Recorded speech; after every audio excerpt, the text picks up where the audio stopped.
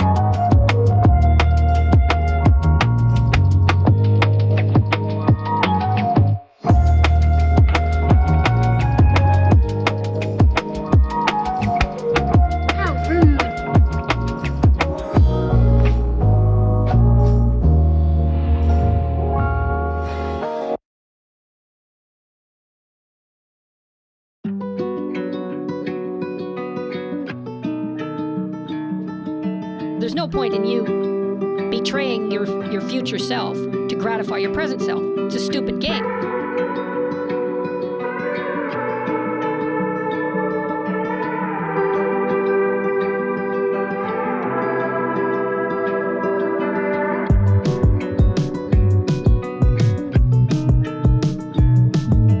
There's no point in you betraying your future self to gratify your present self. It's a stupid game.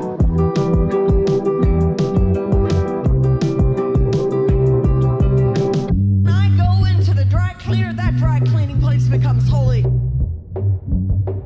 A what now? Jesus, I say that.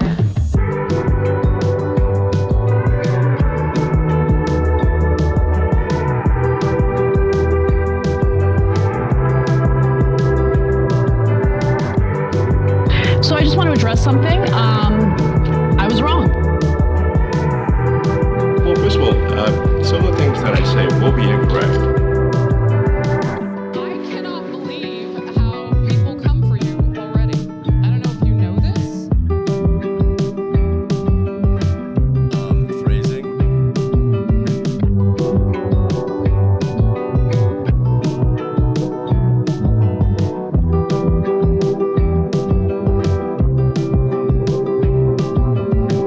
There's an old saying in Tennessee, I know it's in Texas, probably in Tennessee, that says, fool me once, shame on you. Fool me, king, and fool me again.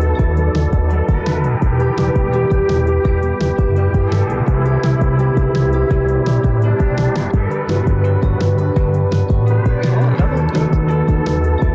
Interest. It's just crazy enough to work, yeah.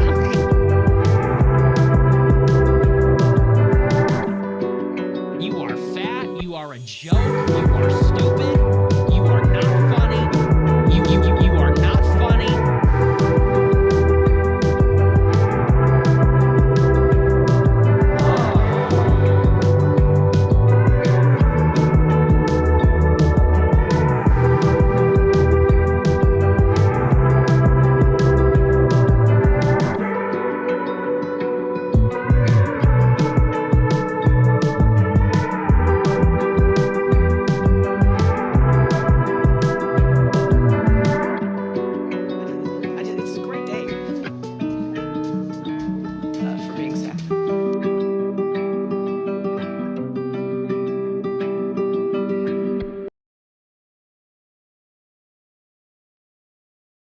This is from 12 Rules for Life.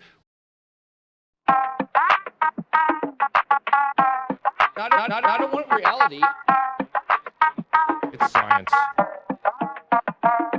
Right now.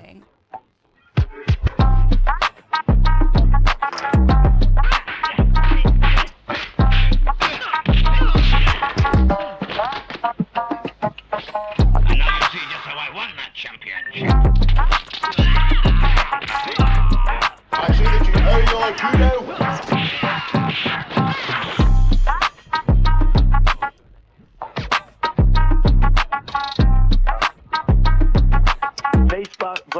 Facebook, Zuckerbucks. China. I have to have my China. China.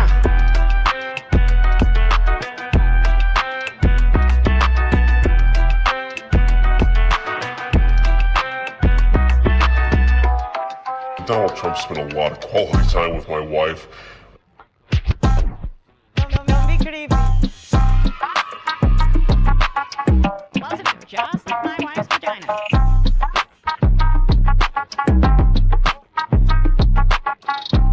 I made a huge, tiny mistake.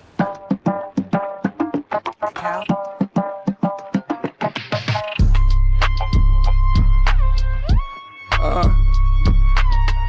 Your name, please? A fucking bitch.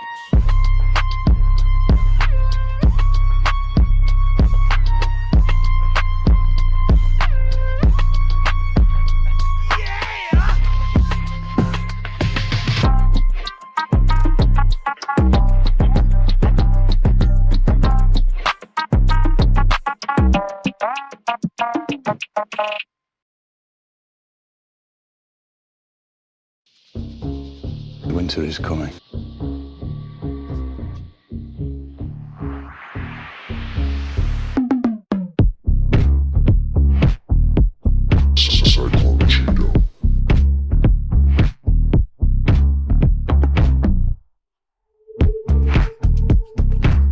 Don't worry about it, little Margot. Gentlemen.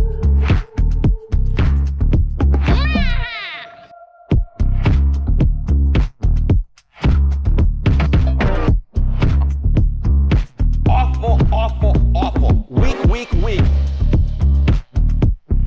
This is ridiculous.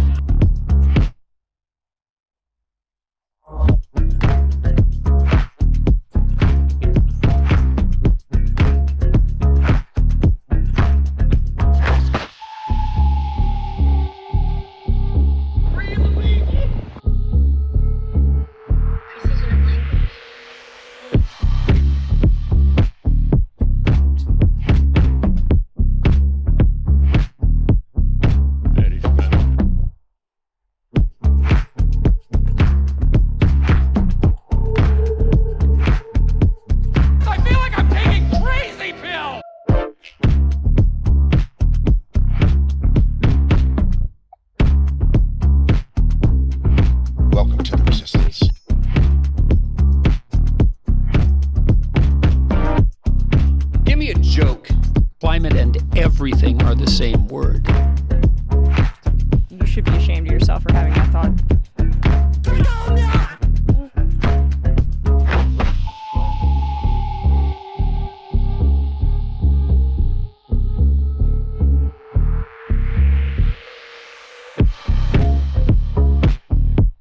He looks good, and he looks hard. Aren't I a good guy?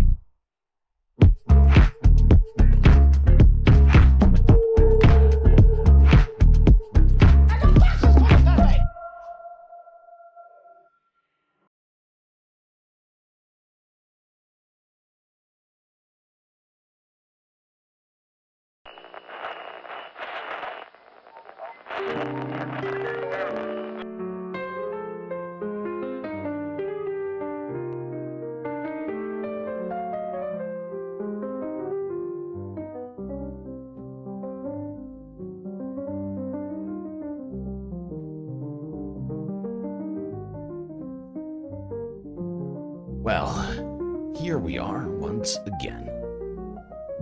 Floating somewhere between Earth and space, just trying to figure it all out. Got a hell of a lot for us to talk about here tonight, Space Fams, so I guess we better get right to it. As always, don't forget to buckle up those seatbelts, otherwise you might go floating off into that deep, dark void of space.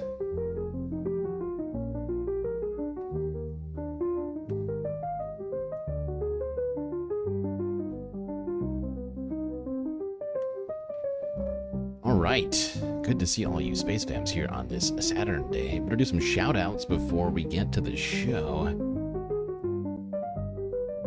Let's see, Hermit Horologist, George Waters, and HBX123 in the YouTube chat. Oh, and Noah, a close fourth. Paige Larson also here, Selena Marie. Excuse me, Bob Carmody. Look Bovine, Carl Schmidt, Tamara Chance, The Lucky Minute, and that's everyone. Okay, good to see you all. Did put the link up kind of late, later than I wanted to. Anyways, starting the show slightly early, but barely early, really. I was hoping to start it like an hour early. Because I've got a lot to talk about, and I want to get this going.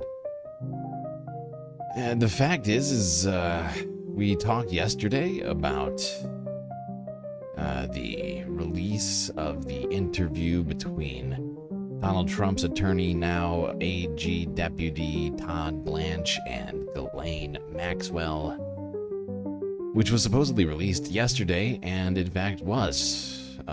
The recording itself is 6 hours long. And we now have access to that recording, as well as a number of excerpts and other things I've peppered in here. We got, what else do we got to talk about? Oh, that's right. Congress receives the Epstein files, and 97%, according to Democrats, are already available to the public. Let's start with those files. Fuck yeah! Go back in time to yesterday, when the initial announcement of the records of the Epstein files were supposedly being transmitted to Congress. Here's CNN. CNN has learned that the DOJ has handed the Epstein files over to the House Oversight Committee. And in addition, the Justice Department has publicly released a transcript and audio of the interview between Deputy AG Todd Blanche, who of course was formerly President Trump's personal attorney, and Ghislaine Maxwell. We have a team of reporters who are following this. We begin with Caitlin Polance. Caitlin, what more are we learning about the release of this audio and this transcript?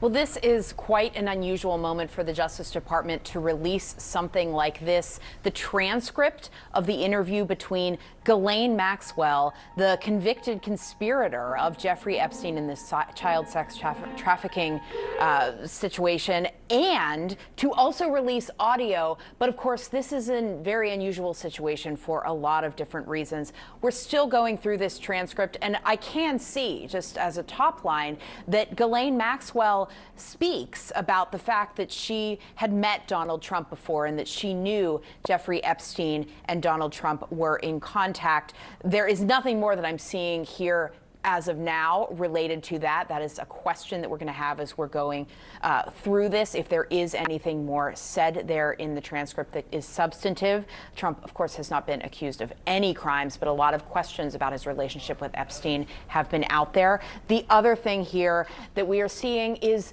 what happened with the Justice Department's handling of Ghislaine Maxwell. We see at the very top of this transcript that Todd Blanche, the Deputy Attorney General, so that's pretty much as far up as you get in the Justice Department, General herself, he's the one that sits down with Maxwell and outlines there's an immunity agreement, that what she says in this interview cannot be used against her in court unless, of course, she lies in some way.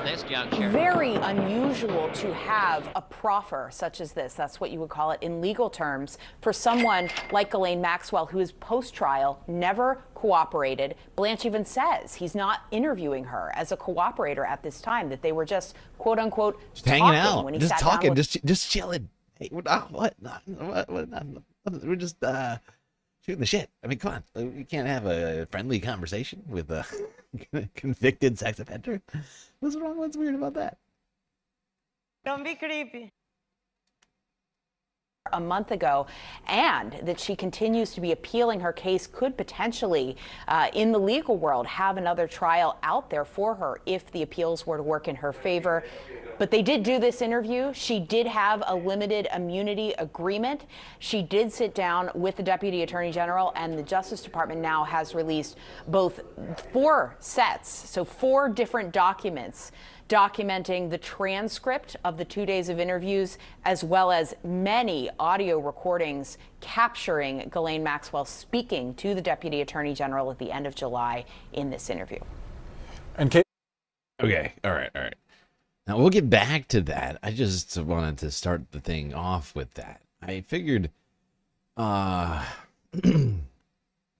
we'd come back to what those files entailed in a little bit. But first, I want to get into this Ghislaine Maxwell interview tape. That's the thing that I want to talk about right now. You know, we're getting those Epstein. And actually, I just realized we were totally talking about that the whole time, and I'm just like, but we get it. The files are going to Congress. We haven't yet. We haven't gotten yet to that point that I want to get to, because it's more important that we focus on this, and that's how I felt about this when. Like, because I do feel this whole situation, this interview tape that we're about to listen to, is intended to distract us in a way from the files that are definitely not actually being released. All right, let's go to these Ghislaine tapes. You're taught that predators are old men in alleys. You're not told that a friend, a socialite, a woman can be a predator too. I mean, this woman is dangerous. When Epstein was first arrested, it's hard to know why Maxwell was not arrested at the same time. I met Maxwell and Epstein when I was just 16 years old through my sister Maria Farmer. We were both abused, and I'm going to be testifying in her trial. Without Ghislaine's help, Jeffrey Epstein could never have abused more than 500 victims. I hope that Maxwell is held accountable for what she's done. She basically played a role of a madame. Class can cloud reality. And Ghislaine capitalized on that. She exhibits characteristics of a narcissist. I believe that she didn't think she was doing anything wrong. She knew she was going to make these high-powered men happy. On a scale of shock, she'd be a great wife. One of the most eagerly anticipated criminal trials. She fed a monster. You had to kind of be a monster to do it. Illegal. I don't know why I felt like watching that. I think it's just I got a recommendation for it while I was searching for information on this situation today. So I don't know if I'm going to get hit with a copyright for that one. Honestly, it's a freaking trailer. And if they do come after me for that, I think that's ridiculous. If anything, it's a great plug for a Netflix documentary that looks fascinating. Okay, let's move on now to the actual tapes themselves. PBS NewsHour with the Post. Very long time. Oh, wait. No, this is where I stopped. Hold on. No, this is not where I want it. Go back. to the beginning. Like I said, it's over 6 hours long.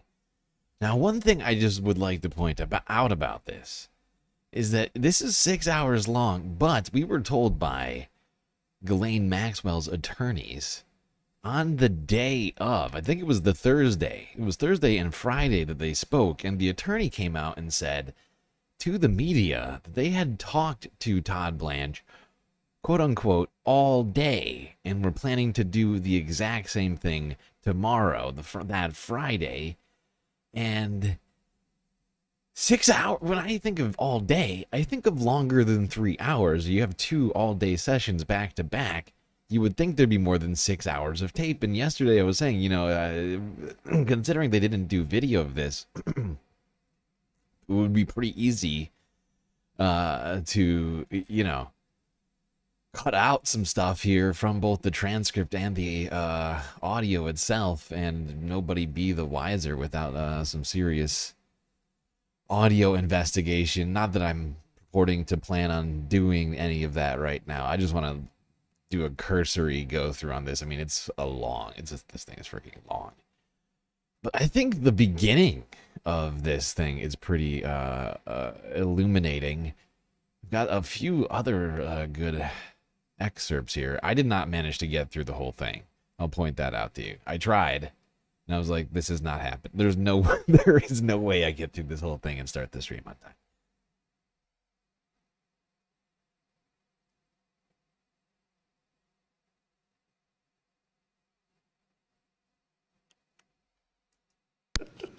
Light to let you know that it works.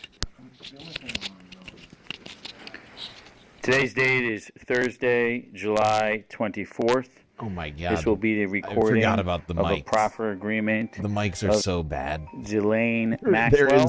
There is so much clipping in this. And like Todd Blanche clips the whole time. His mic is clipping for, I don't know, 50% of the time. And Ghislaine Maxwell's mic sounds far away and fuzzy the whole time. It's a terrible setup. From the Deputy Attorney General, DOJ, and the time is currently 9:16. Maxwell and counsel are arriving to the U.S. Attorney's Office, and we will commence the proffer shortly. I'm going to ask everybody to put their name on the record, of course. Good morning. My name is Assistant Special Agent in Charge Spencer Horn of FBI New York. Today we're doing a proffer of Ms. Maxwell. The date is July 24th, and the time is 10:12 a.m. This interview is being recorded. And my name is Todd Blanche. I'm the Deputy Attorney General. And before we start formally asking questions of Ms. Maxwell, I'm going to put on the record everybody that's in this room in addition to me. Starting with you, Diego. Diego Pastana, Associate Deputy Attorney General. And then you heard from Special Agent in Charge Horn. Mark Beard from the United States Marshal Service is here as well. And then David? Yes, this is David Oscar Marcus, and I'm counsel for Ghislaine Maxwell. My name is Thea Safian, and I'm counsel for Ghislaine Maxwell. My name is Melissa Madrigal, and I'm counsel for Ghislaine Maxwell. Go ahead. And I'm Ghislaine Maxwell. Good morning, Ms. Maxwell. How are you?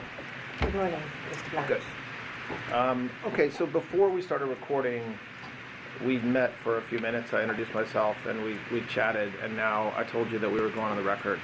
And before we start asking questions, I know that you've been given by your lawyer a copy of what's called a proffer agreement, and I just want to spend 2 minutes making sure that you understand what governs our conversation today. The most important part of this agreement is that this isn't a cooperation agreement, meaning that by you meeting with us today, we're really just meeting. I'm not promising to do anything. I'm not promising to ask Judge Nathan or any of the judges that's been assigned to your case to do anything. We're just talking, and so that's the most important part of this agreement. However, almost as important is the fact that what this agreement does for you is it gives you protection.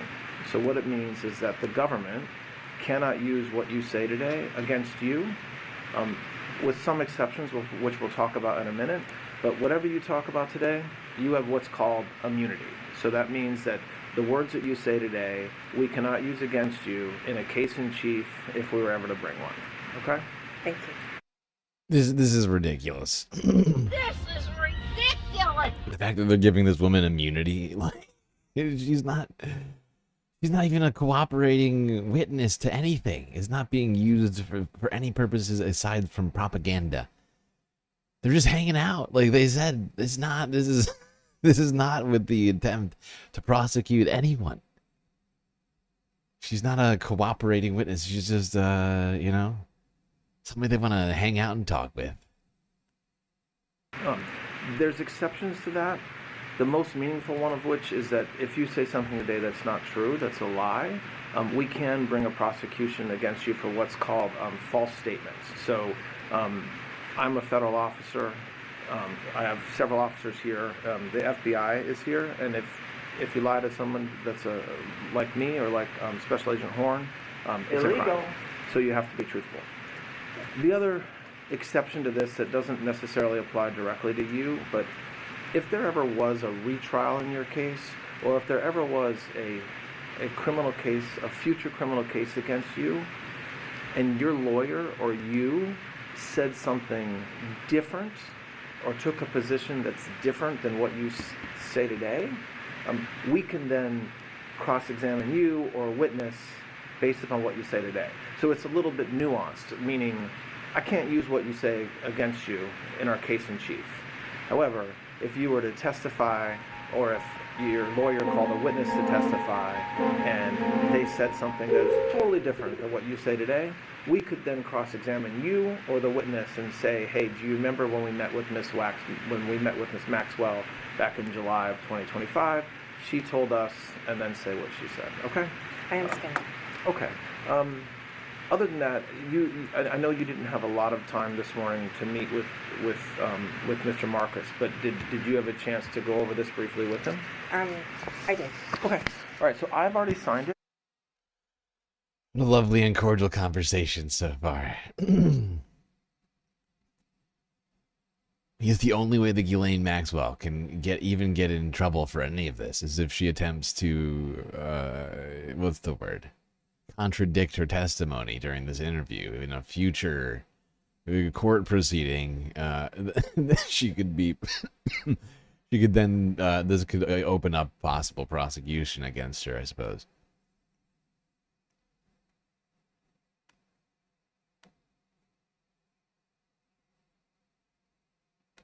As has Special Agent Horn, and Mr. Marcus signed it as well. So you got a pen? Please sign it right where it says clients. Yep. And I will provide a copy of this to your lawyer so you guys have it. Okay.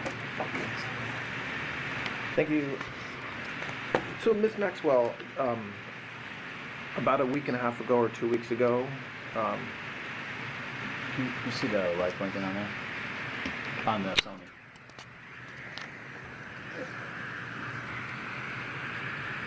Yeah, there it is. Okay, we're just confirming that it works, and it does. Ms. Maxwell, I guess about a week and a half or 2 weeks ago, Mr. Marcus reached out to me and said that you wanted to speak with somebody from the government about not only your case, but about everything that's been in the media. Wow, totally unprompted, huh? About Mr. Epstein in your case. I love that.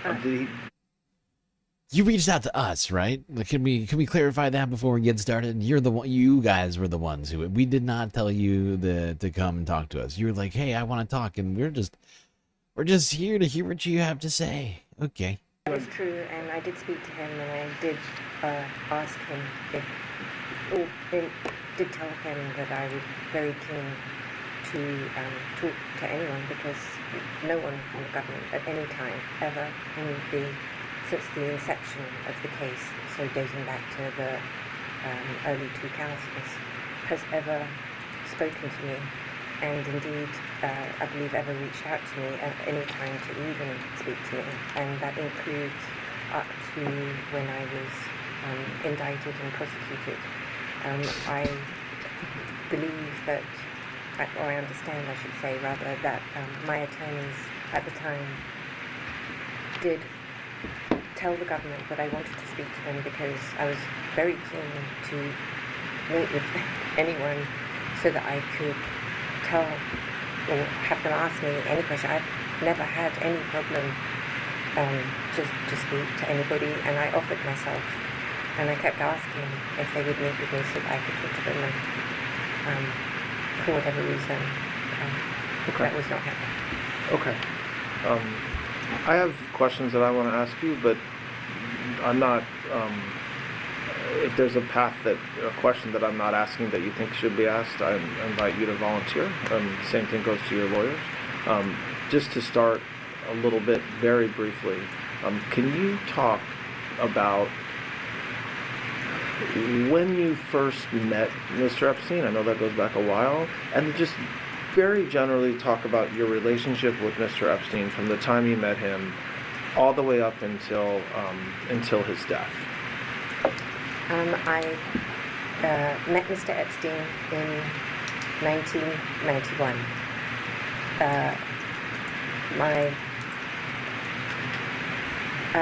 I'd never heard of him or met him before, and no one in my family had ever either. My father never knew him, and I'll explain why that is the case. Where did you meet him? I had a girlfriend who I'd moved to America briefly I'd moved to America in 1990. Okay. Moved, that's a big word. I'd come to visit America in 1990. I had been running my own company up until that time, which was a company called Maxwell's Corporate Gifts. And I had also been working for my father at the time. I had multiple jobs with him. I was, in 1990, I was working with a new company of his, a new newspaper that he was launching called The European. And I was in charge of launching a magazine to go with the European. And I was traveling at that time from England to America because my father was looking to, he'd also bought Macmillan, the publishing house, and he had purchased the New York Daily News. And it's true to say that my father always wanted me to come back full-time and work for him, but that's a much longer story I don't think we need to go into at this time. So, but I was always working with him. Well, there was no escaping, as it were, to work for him. So in 1990, I had come over to New York to help look at some of that. He was having some advertising issues with the New York Daily News, and in fact, I may have met Donald Trump at that time because my father was friendly with him and liked him very much. And I think it should be said that he also very much liked Ivana because she was also from Czechoslovakia, where my dad was from. So Ivana, because she was also from Czechoslovakia, very much liked Ivana, because she was also from Czechoslovakia, where my dad was from. Everybody hearing this right now, if we are to believe Ghislaine Maxwell, and I mean, I generally take everything she says with a grain of salt, but she is claiming that she met with Donald Trump in 1990 before she had ever even met Jeffrey Epstein, because previous to that, for some unspecified period of time, Donald Trump and her father were friends, because her father, Robert Maxwell, had a liking for Donald Trump's first wife, Ivana Trump, the mother of what? The first three: Eric, Donald, and Don Jr. and Ivanka, right? Right. Barron and Tiffany are the second wife, right? Or oh god, I get them confused. But that is a fascinating detail that I was actually unaware of, that somehow Donald Trump, Ivana, and Robert Maxwell all knew each other quite well, it sounds like, actually. I just want to hear that one more time. At the time, I had multiple jobs with him. I was, in 1990, I was working with a new company of his, a new newspaper that he was launching called The European, and I was in charge of launching a magazine to go with the European. And I was traveling at that time from England to America because my father was looking to, well, he'd also bought Macmillan, the publishing house, and he had purchased the New York Daily News. And it's true to say that my father always wanted me to come back, full-time for him, but I was always working with him. Well, there was no escaping, as it were, to come over to New York to help look at some of that. He was having some advertising issues with the New York Daily News, and in fact, I may have met Donald Trump at that time because my father was friendly with him and liked him very much. And I think it should be said that he also very much liked Ivana, because she was also from Czechoslovakia, where my dad was from. So I don't remember if I did meet him or not in 1990 with my dad, but I knew that that's how I knew about Mr. Trump. And this was before you met? This was before I met Mr. Epstein? Yes. Okay. Right. So I was already going backwards and forwards in America, and then in April of 1991, I came to New York. I can't remember for what reason, what business reason, but there was a business reason, something to do with my dad at that time. And a girlfriend of mine, an American,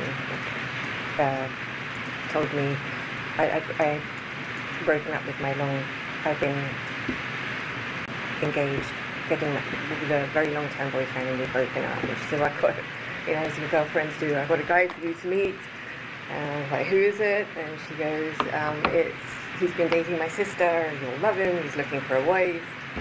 I'm edging towards 30, I don't need to tell you guys that's a very important moment for a girl, just to think about important things. Alright, sure, I'd be happy to meet him. And so sometime in 1991, now, we're in 1991, I met him at his offices on Madison Avenue. And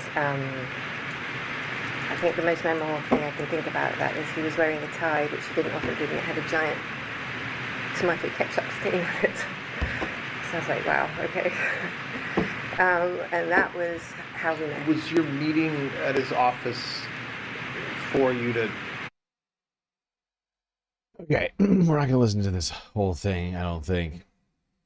Of course I'm not. It's 6 hours long. It's insane. I'm going to try and go through it more later in the future. But there's already people out there who have clipped up some of this stuff. So I just don't think it's necessary for us to try and go through the whole thing.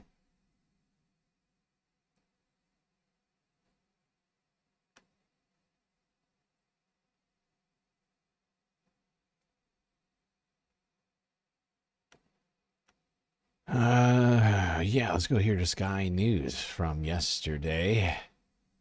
We're going to return now to that breaking news. Within the past hour, the US Justice Department has released transcripts and recordings of interviews an official conducted with Jeffrey Epstein's imprisoned former girlfriend, Ghislaine Maxwell. In them, Maxwell recalls a number of meetings with Donald Trump and Epstein, but she says she never saw Donald Trump do anything inappropriate. I certainly never witnessed the president in any of, I don't recall ever seeing him in his house, for instance. I actually never saw the president in any type of massage setting. I never witnessed the president in any inappropriate setting in any way. The president was never inappropriate with anybody. In the times that I was with him, he was a gentleman in all respects. Donald Trump, he's just a great guy. He's never done anything, according to convicted sex offender Ghislaine Maxwell. What a ringing endorsement from a terrible woman. Trump, what? No. Massages? No, he can't get massages. He's got a condition. Let's bring in our US correspondent Martha Kellner now, who's in Los Angeles. Evening to you, Martha. Look, there's been a clamour for weeks now, months really, for more files on Epstein to be released. So was this expected or a surprise? I think there has been a huge clamour, Matt, for these interviews, this audio to be released. We're still making our way through the transcript at the moment. 6 hours worth of audio recorded over 2 days. But as you say, people calling for more information amid also calls for the release of the entirety of the Epstein files. This is an interview that Ghislaine Maxwell did with Todd Blanche, who is the Deputy Attorney General, the second most senior lawyer in the government. She conducted this interview nearby the prison that she was serving a 20-year sentence for helping Jeffrey Epstein abuse underage girls. She has since been moved to a different prison in Texas. But these files were posted on social media by Todd Blanche. He said they were shared in the interest of transparency. And the Trump administration want to be seen to be being transparent in this case, amid calls for the release of the so-called Jeffrey Epstein files, and also the spotlight that has been placed on the president's relationship with Jeffrey Epstein. They were known to be friendly. On the face of it, as you were hearing there, this seems to be good news for Donald Trump. Ghislaine Maxwell saying she never witnessed... It's good news. That's good news for Donald Trump. That sex offender said that he's actually a great guy. Aren't I a good guy? Hilarious. That's great news for the president. Ghislaine Maxwell says he's a good guy. Now we'll wrap it up, I guess. No further questions. But we're about to get to it in a second. But there's some other people that Ghislaine said are great guys too, which we'll get to in a little bit. Like I said, let's go here. Did you ever observe President Trump receive a massage? Never. Under pressure to release files relating to its investigation of Jeffrey Epstein, the US Department of Justice instead on Friday made public an interview carried out with his imprisoned associate, Ghislaine Maxwell. According to a transcript, Maxwell, serving a 20-year sentence for helping Epstein sexually abuse underage girls, said she never saw US President Donald Trump behave inappropriately. I don't think they were close friends, or I certainly never witnessed the president in any... One thing I've been thinking about this whole time, and it's like, it's a little comical, but every time I listen to this recording, because like I said before, it's like since they didn't have video, all sorts of stuff could be going on, including the editing of the audio files to make it seem like like it's one file, but in fact it was split up. They removed perhaps some information. One thing I keep thinking about is Todd Blanche with two like note cards on the desk. One says no, the other one says yes. And since you can't see anything, he every time he asks a question, he just points to one of the cards. Like, so what do you think? Did you think Donald Trump's a good guy? And then just vehemently pointing to the yes card. Or maybe not the cards. Maybe they got like somebody in the corner, like a mime. Like the mime is like miming out what Ghislaine should be saying at any particular time. I don't recall ever seeing him in his house, for instance. I actually never saw the president in any type of massage setting. I never witnessed the president in any inappropriate setting in any way. The president was never inappropriate with anybody. In the times that I was with him, he was a gentleman in all respects. Maxwell also said she was not aware of any rumoured client list belonging to the late financier. He died in a Manhattan jail cell in 2019 while awaiting trial on sex trafficking charges. New York's chief medical examiner determined that Epstein's death was a suicide by hanging. In the interview, Maxwell said she did not witness any abuse by Epstein, her longtime boyfriend. She also did not implicate any other prominent individuals in wrongdoing. Not gonna do it. Wouldn't During be Maxwell's month-long trial in Manhattan, jurors heard emotional and explicit testimony from 4 women who said Maxwell recruited and groomed them for abuse by Epstein. 3 of the 4 said Maxwell herself touched their bare breasts or took part in the encounters, which often began as massages. Maxwell, a former British socialite, was interviewed last month by Deputy Attorney General Todd Blanche. She was speaking on the condition that she not be prosecuted for any self-incriminating statements, but that she could be prosecuted if she lied. It is rare for a Justice Department official as senior as Blanche, who has also served as Trump's personal lawyer, to directly interview a criminal defendant. The interview also came as Trump sought to fight off criticism from his conservative base of supporters and congressional Democrats over the DOJ's decision not to release the Epstein files, having earlier pledged to do so. Yeah.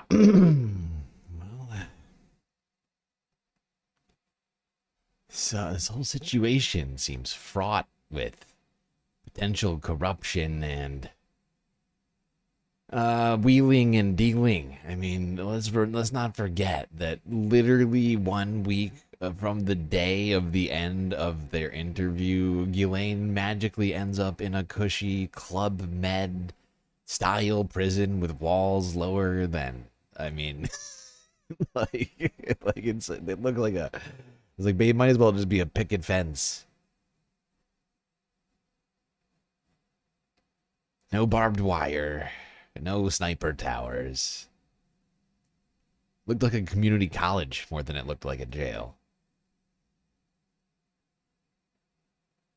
But like Reuters just sort of hinted at, Ghislaine did not incriminate any powerful people, and in fact said that she never witnessed any powerful people do anything bad. Ever.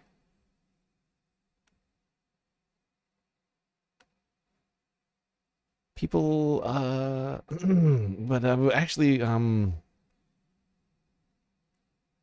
we get to that, let's also go to this one. Where does this one start? Is it, oh God, I can't remember. Ghislaine was asked about that birthday book, which we talked about, which supposedly included all sorts of lovely letters and witticisms, poetry, drawings from people like Donald Trump, and all sorts of other powerful socialite types.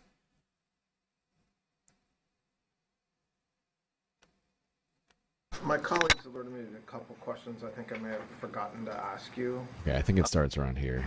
I'm trying to find on the...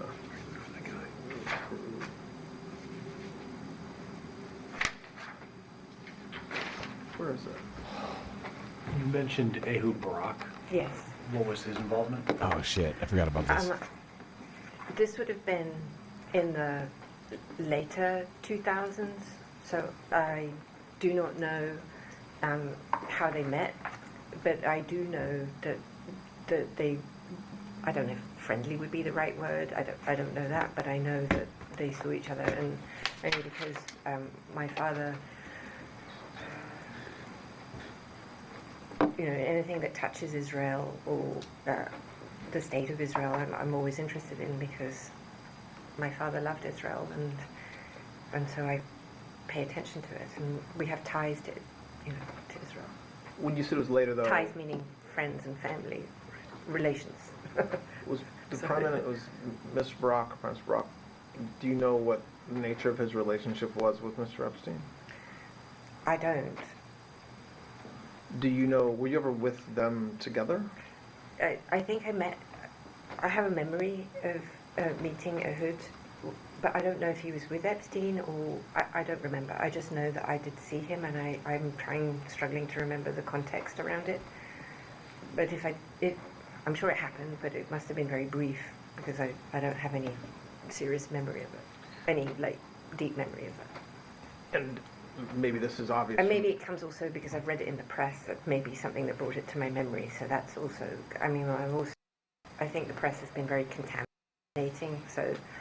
Okay, wait, hold on. I'm sorry. We got to go to the beginning of this. I think they must have started it off with the question about the birthday book. That's my bad. Colleagues alerted me to a couple questions I think I may have forgotten to ask you.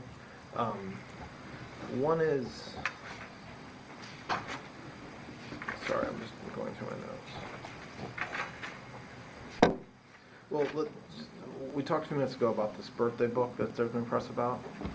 I understand you don't remember anything with President Trump, or a lot about the book anyway. Do you remember asking President Trump to submit a letter for that? I do not. And do you remember, would you have been the one to do that, or would somebody else have done that?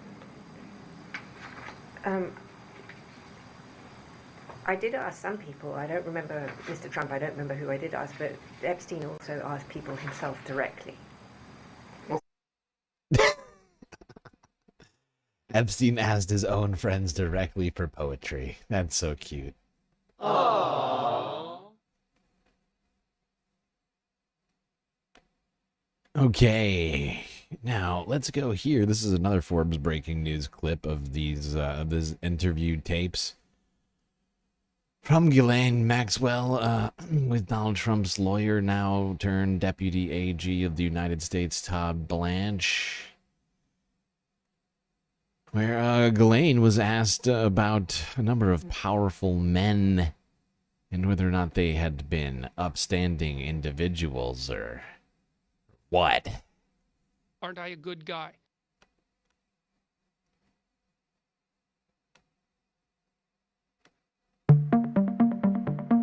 Oh, right. This is not the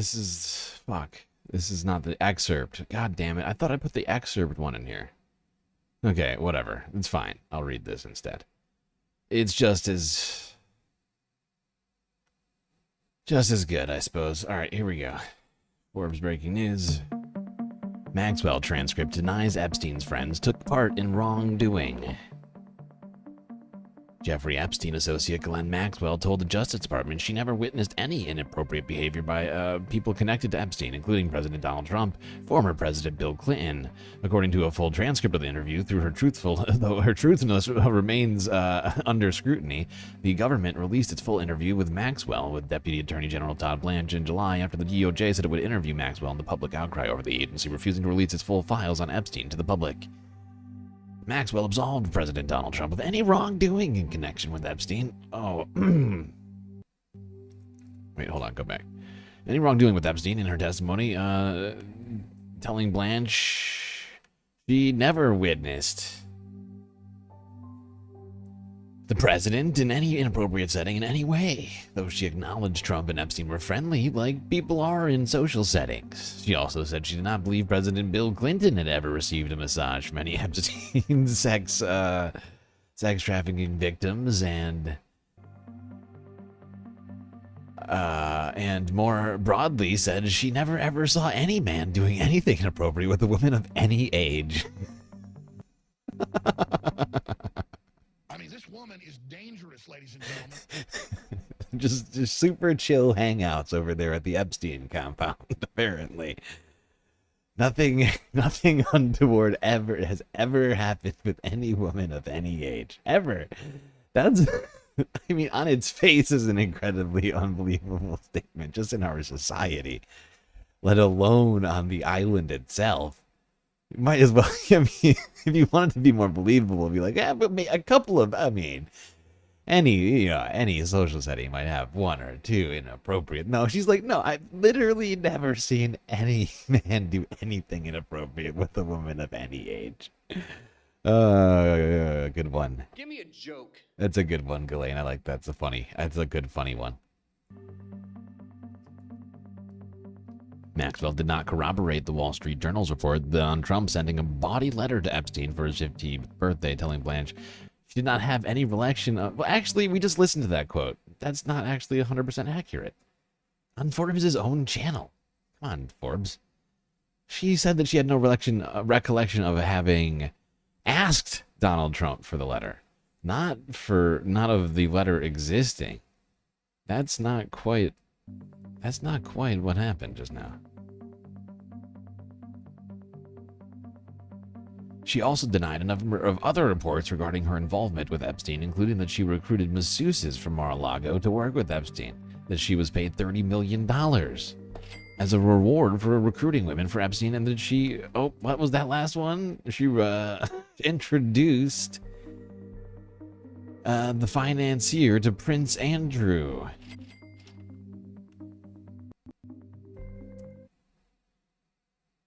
Also, in there at some point, I've heard at least one clip of that where she says that actually Prince Andrew, good guy, did nothing wrong, and that Virginia Giuffre is just making stuff up.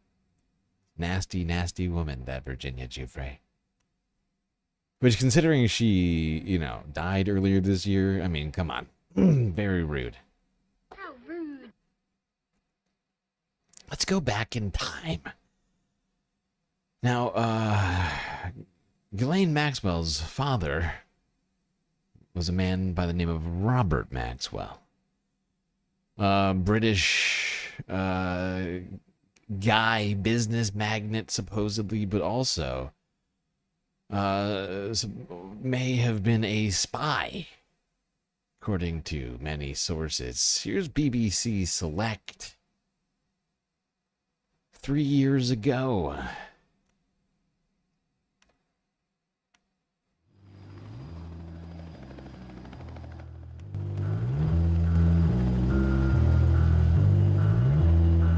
I wanted to find out who Maxwell really was and how he'd built such an empire.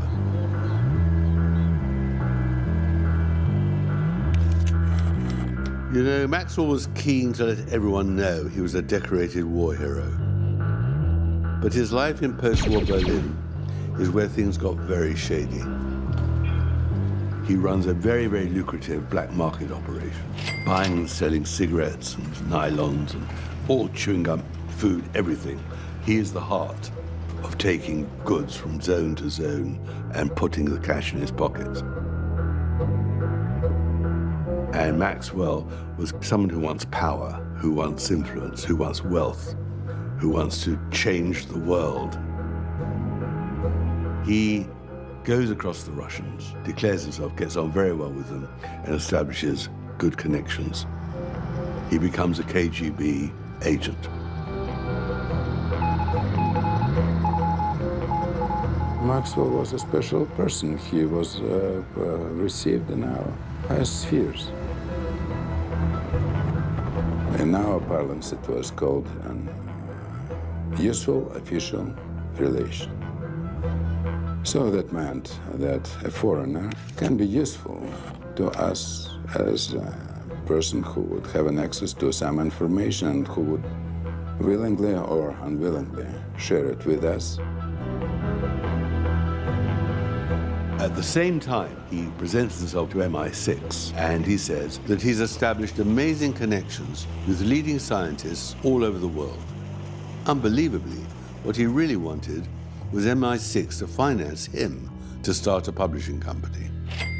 It was obvious that he'd been doing odd things for MI6 in Germany already, and he suggested that we should subsidize him to buy a book business. I don't know of any other case.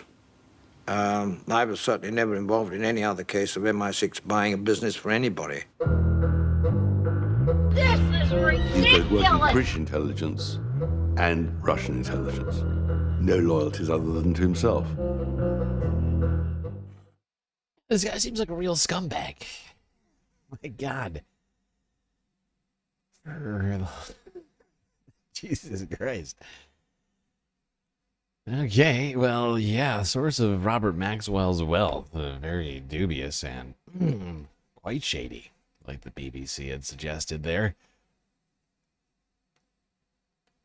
And let's not forget, he was friends with Donald Trump and Ivana Trump, as they were both Czechoslovakian. He had some sort of interest in Ivana, for whatever reason.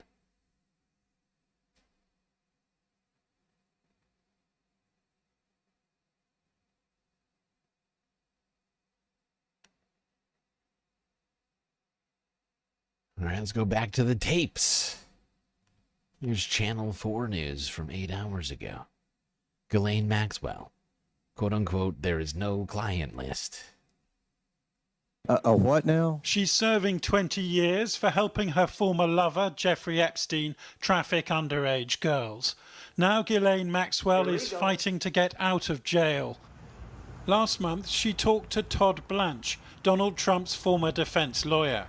He's now America's Deputy Attorney General, and she told him what he definitely wants to hear, that she never saw the president involved in anything improper or illegal. And Blanche has now released the audio of their 9-hour conversation. I actually never saw the president in any type of massage setting. I never witnessed the president in any inappropriate setting in any way. The president was never inappropriate with anybody. In the time that I was with him, he was a gentleman in all respects. Last month, Mr. Trump said pardoning Maxwell hadn't crossed his mind. It's I'm allowed to do it, but it's something I have not thought about. But you wouldn't rule it out, sir? But Mr. Trump's critics believe he's trying to bury the extent of this old friendship, while Maxwell could be emulating world leaders by flattering the president to win him over. President Trump was always very cordial and very kind to me, and I just want to say that I admire his extraordinary achievement in becoming the president now, and I like him, and I've always liked him. Days after her interview, Donald Trump is a great guy. I love him. I like him a lot. Ghislaine Maxwell. I like him very much. Donald Trump, great guy, according to Ghislaine Maxwell. I love that. I love that quote. I like him. Security prison in Texas with no explanation, and lawyers for her and Epstein's victims fear presidential politics are swaying criminal justice. It's very unusual for a deputy attorney general to be meeting with a criminal defendant individually, much less one who is still on appeal. She's still appealing her conviction to the Supreme Court. So I'm not certain why the meeting was held or what they were looking for, but the concern is that, once again, there's going to be an uneven level of justice being administered. Jeffrey Epstein was found dead in this prison in 2019. Ghislaine Maxwell says she doesn't believe he was deliberately killed to silence him, but nor does she believe the official verdict that he took his own life. I do not believe he died by suicide, no. In prison, where I am,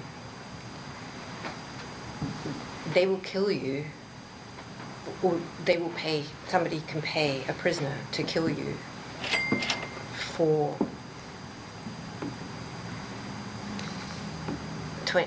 $25 worth of commissary. The way, do you hear what I'm saying? In some of these excerpts, it genuinely sounds like she pauses so long between kill you for and the word $25 that it just feels like there's a mime in the corner somewhere. And Todd Blanche is like pointing furiously at the mime. Like, look at the mime. $25.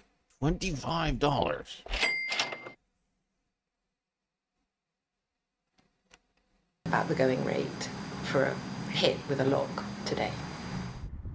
Maxwell denies visiting Mar-a-Lago, Donald Trump's Florida resort, to recruit 16-year-old Virginia Giuffre. She's always said this photo of Giuffre, apparently with Prince Andrew, is a fake, as is the allegation that she was forced to have sex with the prince in Maxwell's London home. Prince Andrew, the idea of him doing anything of that nature in my house that's the size of this room is so mind-blowingly not conceivable to me. It's just a hoax. The whole Epstein thing is a Democrat hoax. Yesterday, America's president pledged to be open in assisting a congressional investigation. The release... There you go. A lot of bold claims coming from Ghislaine Maxwell during this 6-hour interview. I still have to listen to the whole thing myself. I've only gotten through like 20, 30 minutes of it. And it's over 6 hours long. All right, let's go here to ITV News 7 hours ago. What's in the Ghislaine Maxwell tapes? You all want to know. Only a month ago, a team of US justice officials interviewed Ghislaine Maxwell in prison in Florida. She's Jeffrey Epstein's former girlfriend and is serving 20 years for sex trafficking offences. Now, recordings from those conversations have been released. In them, Maxwell says she never introduced Epstein to Prince Andrew.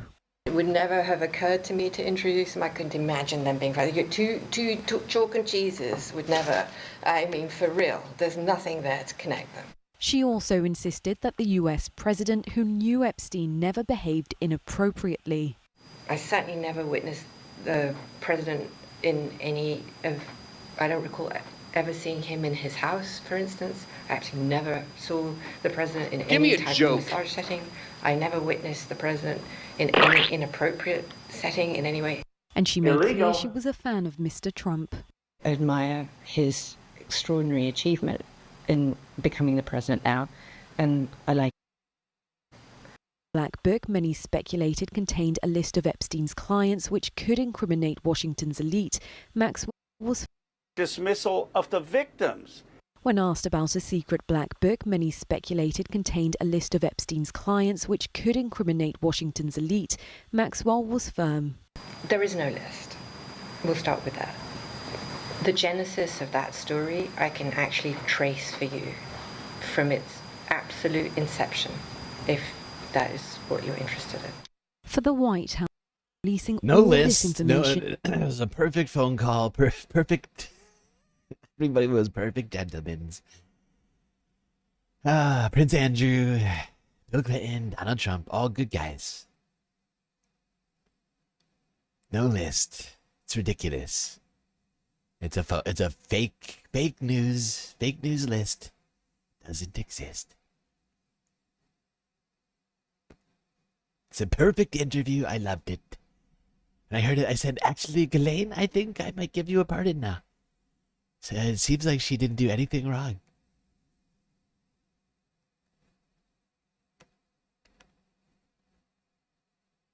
Let's go back in time once again.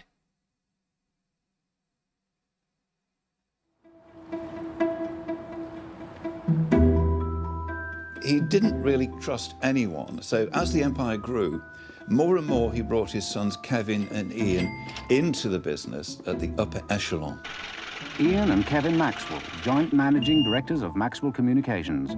I look forward to working with my colleagues at reaping the benefits of bringing together the excellent acquisitions made in the last year or two, together with the original publishing, communication, and information businesses of Maxwell Communication.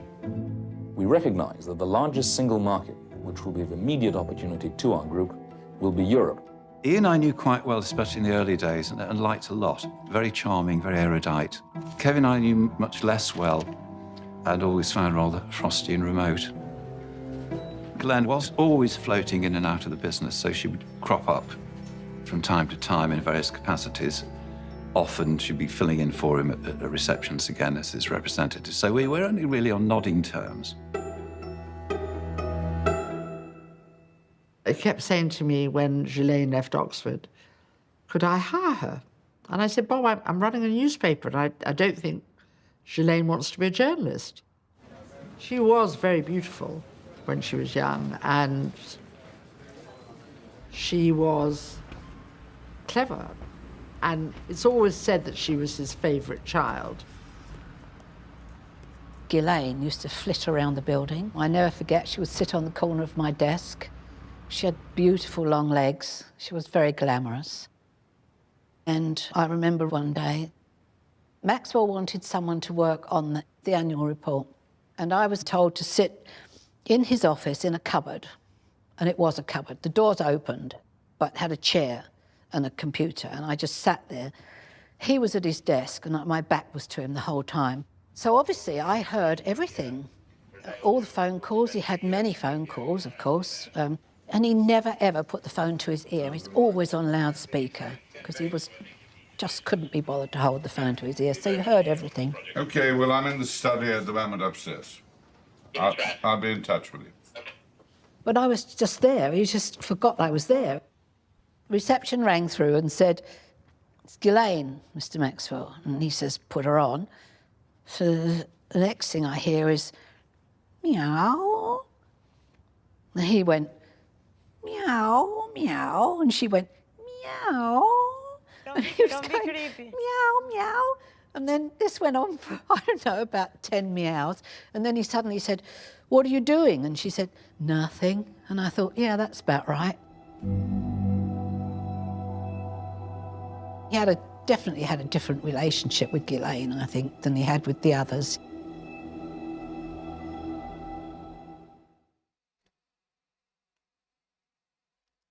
There we go. A look into the past of Ghislaine Maxwell and her relationship with her father, Robert Maxwell.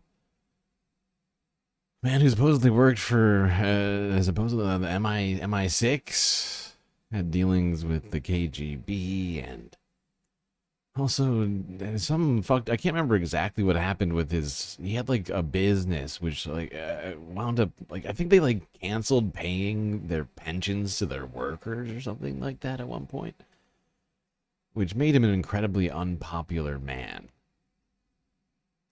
when he was alive. I think it was towards the end of his life.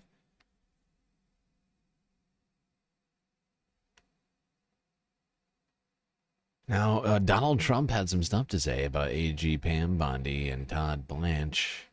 What they're getting they've been getting done over at the DOJ. Let's see what he had to say here. This is actually in DC. You can see what's his name? I'm always forgetting this idiot's name right here. I always want to call him Gavin Newsom, but he's not. He's obviously not Gavin Newsom. He's just a very forgettable man. He's just very forgettable.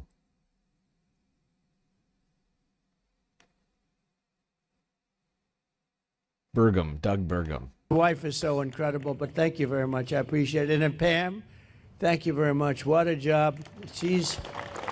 People don't realize, they're going to see, she'll go down as the greatest Attorney General we've had. I really mean it, too. And where's my Christy? You dear. Thank you very much. Christy? She's been incredible. And she can ride a horse like nobody. She gets on those horses. She rips those horses around. But I want to thank you very much. And Steve Miller, so fantastic. Everybody's so great. Todd Blanche, who's been with me so long, and he's one of the best lawyers you'll ever find. And we're having a lot of victories. I had a victory today. You know? Big victory. They stole $550 million from me with a fake case, and it was overturned. They said this was a fake case. It's a terrible thing.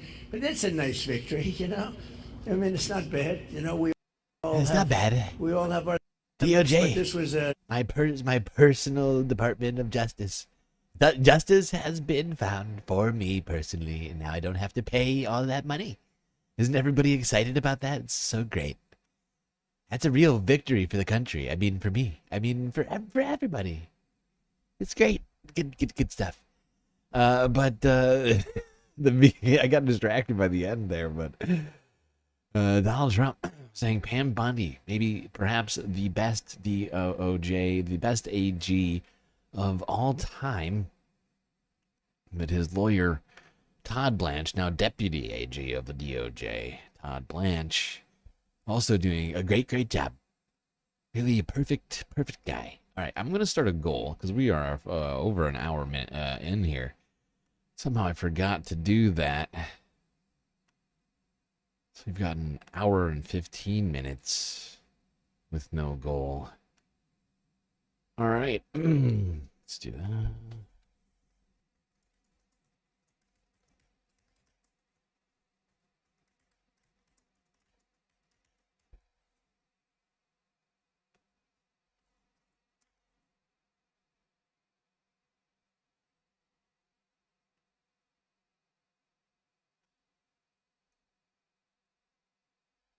All right, I've started a goal, and by the way, of course, many of you probably know this, but you can contribute both to the YouTube content goal in the galactic deficit financing goal, which you can see in the bottom left-hand corner of your screen right now, which we are at 145 of 375, as September rolls around here ever nearer.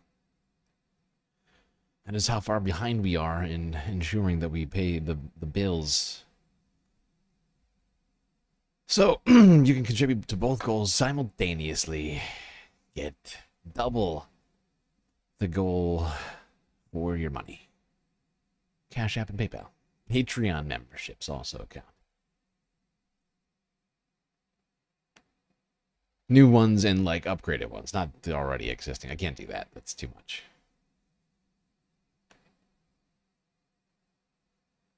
Okay, goal is started. Let's go here now. Move on from the Ghislaine Maxwell interview to the Epstein files, which were supposedly released on Friday. But latest reports as of earlier on Saturday, Democrats scouring these files in the last 24 hours and have determined that 97% of what has been released to Congress was already in the public domain, and they had already had access to. This is the set. Now, what I love about this is a repeat already from Trump 2.0 administration, right? Like, because he already did a head fake to his supporters earlier. You know, he got, what was it, Laura Loomer? Not Laura, there was Chaya Raichik and that Jack Posobiec guy, and they all went to the White House, and Pam Bondi trotted out the binders and gave them the binders, and they were like, oh, yay. They were triumphantly walking out of the White House, touting these binders in front of everybody, and oh, they were so excited. And then it turned out that actually everything that was in the binder already existed and was even more redacted than the original releases. It was very awkward for all these people that had gotten incredibly excited about that. So this is really just a repeat. Except this time it's Congress instead of a bunch of YouTubers. Or Rumble? Whatever platform they're on. Democrats say 97% of the Epstein files given to Congress were already public. Democrats on the House Oversight Committee said 97% of the Jeffrey Epstein files released by the Department of Justice. Sorry, this is moving way too fast. Hold on. Hold on. I hate it. Like these move like slightly too fast all the time. It's very annoying. Hold on. I'm just going to reduce the playback speed by like a tiny fraction. There we go. Perfect.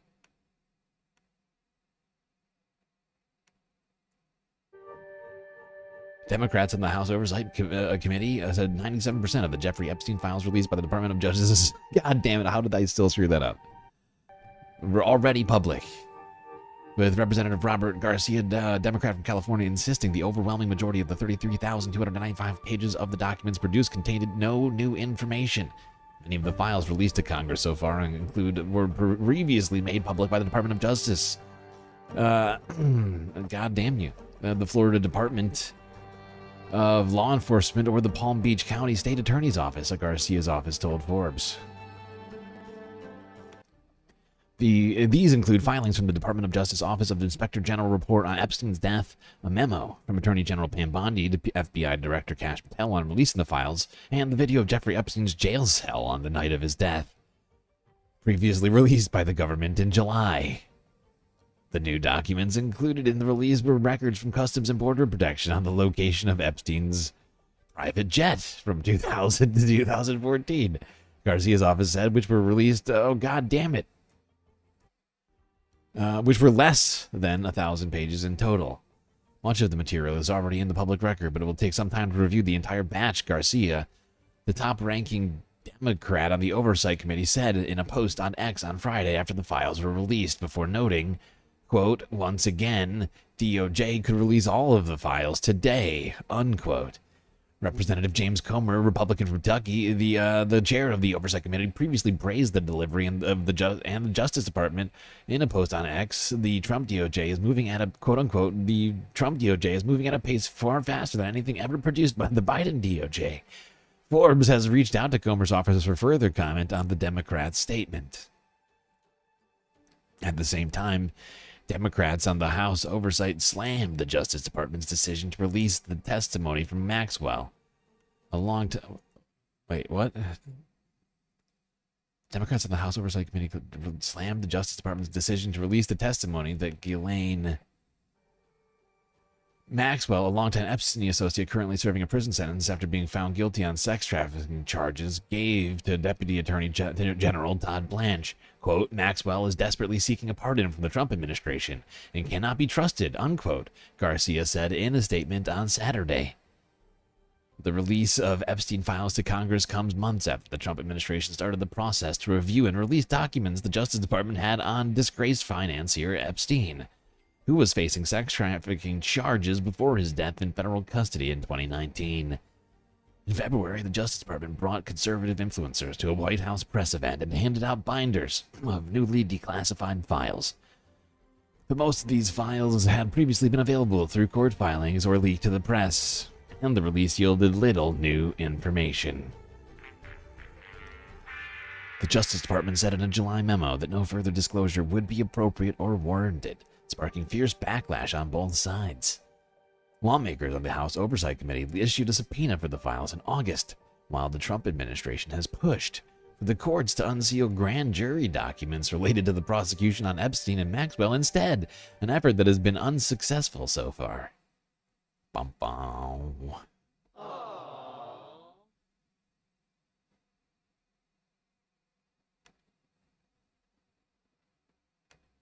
Very sad. It's a very, very sad week. Awful and weak. Awful, awful, awful. Weak, weak, weak. All right, let's see what Ro Khanna had to say about these files on MSNBC earlier today.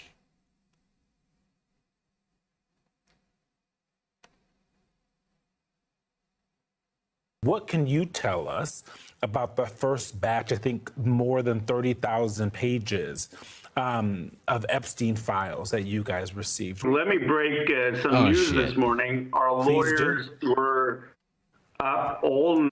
I just realized that this is still at 85%. Hold on.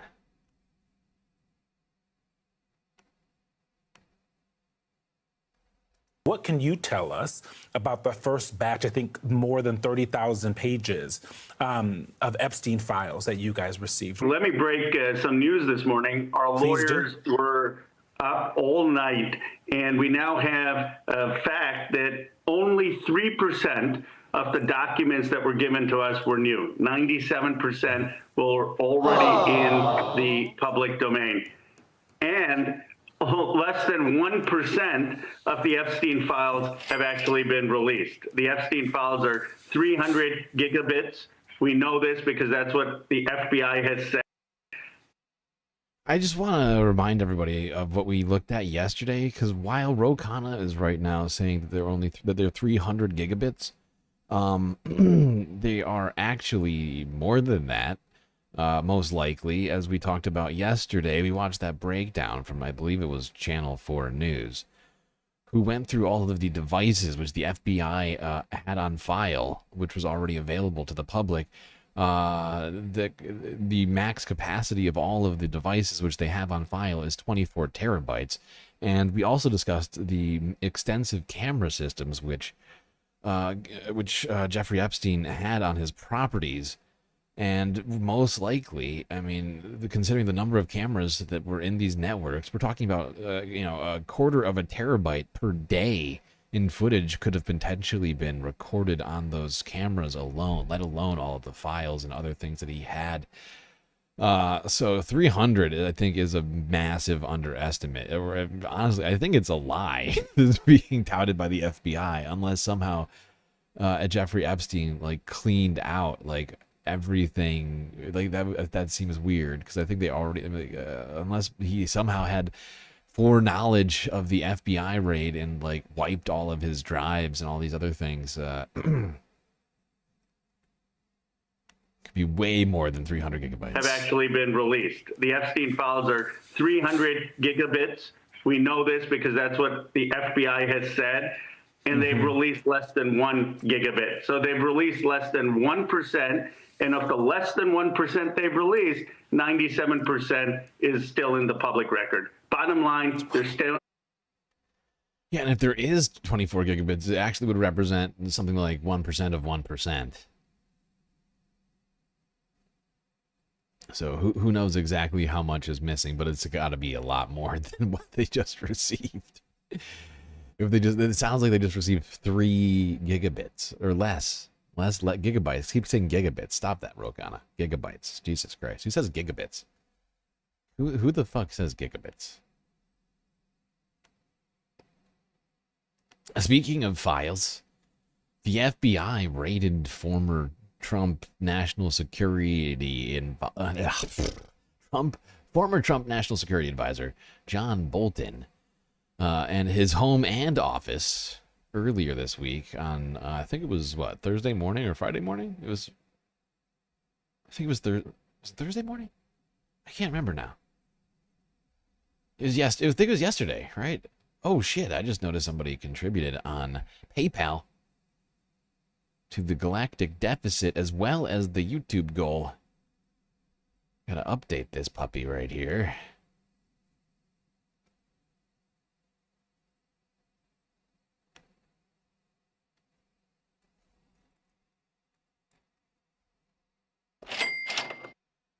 Thank you, Bob. You are greatly appreciated. That gets us to 5 of 10 on the YouTube content goal, halfway done already. Only 10 or 15 minutes into it all, so you're headed in the right direction, people. Remember, of course, Cash App, PayPal. Those contributions count towards the goal. So do YouTube super chats, super stickers, memberships, all of those things.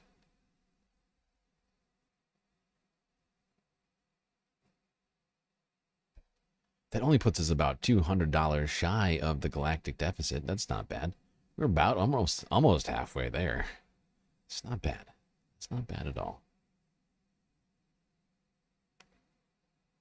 All right, what was I saying? Oh, files. That's right, files. Let's talk about those files that the FBI was looking for at John Bolton's home and office. I still find this to be an incredibly comical situation.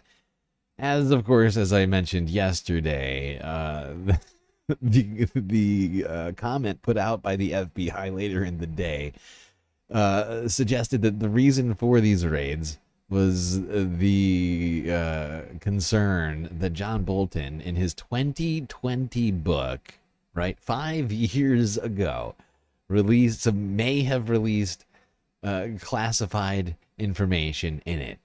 And like I've been saying since yesterday, I think the most cost-effective way of doing an investigation into that would have just been to read the book, buy a few copies, hand them around the office. But, whatever. This administration isn't known for its efficiency. Morbius giving a sweet, sweet galactic membership to Homer Code 213. Enjoy that sweet, sweet galactic membership. All right. To the John Bolton files.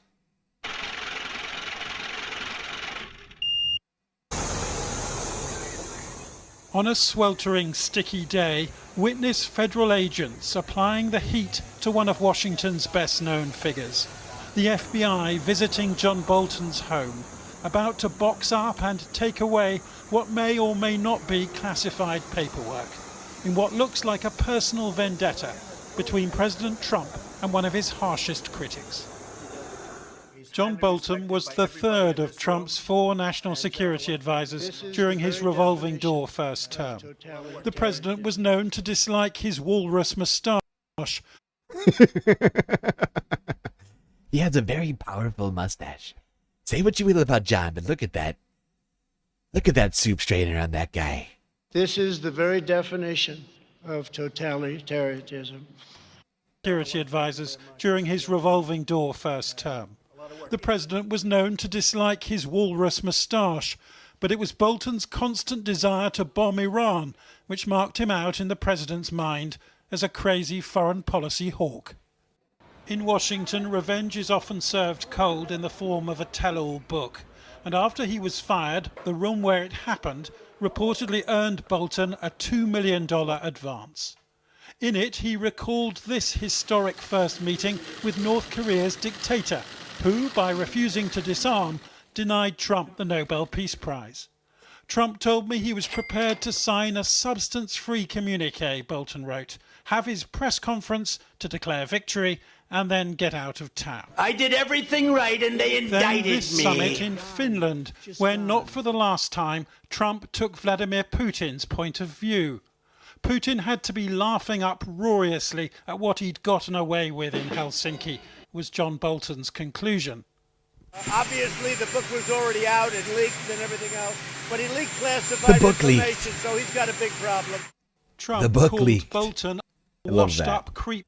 He leaked his book.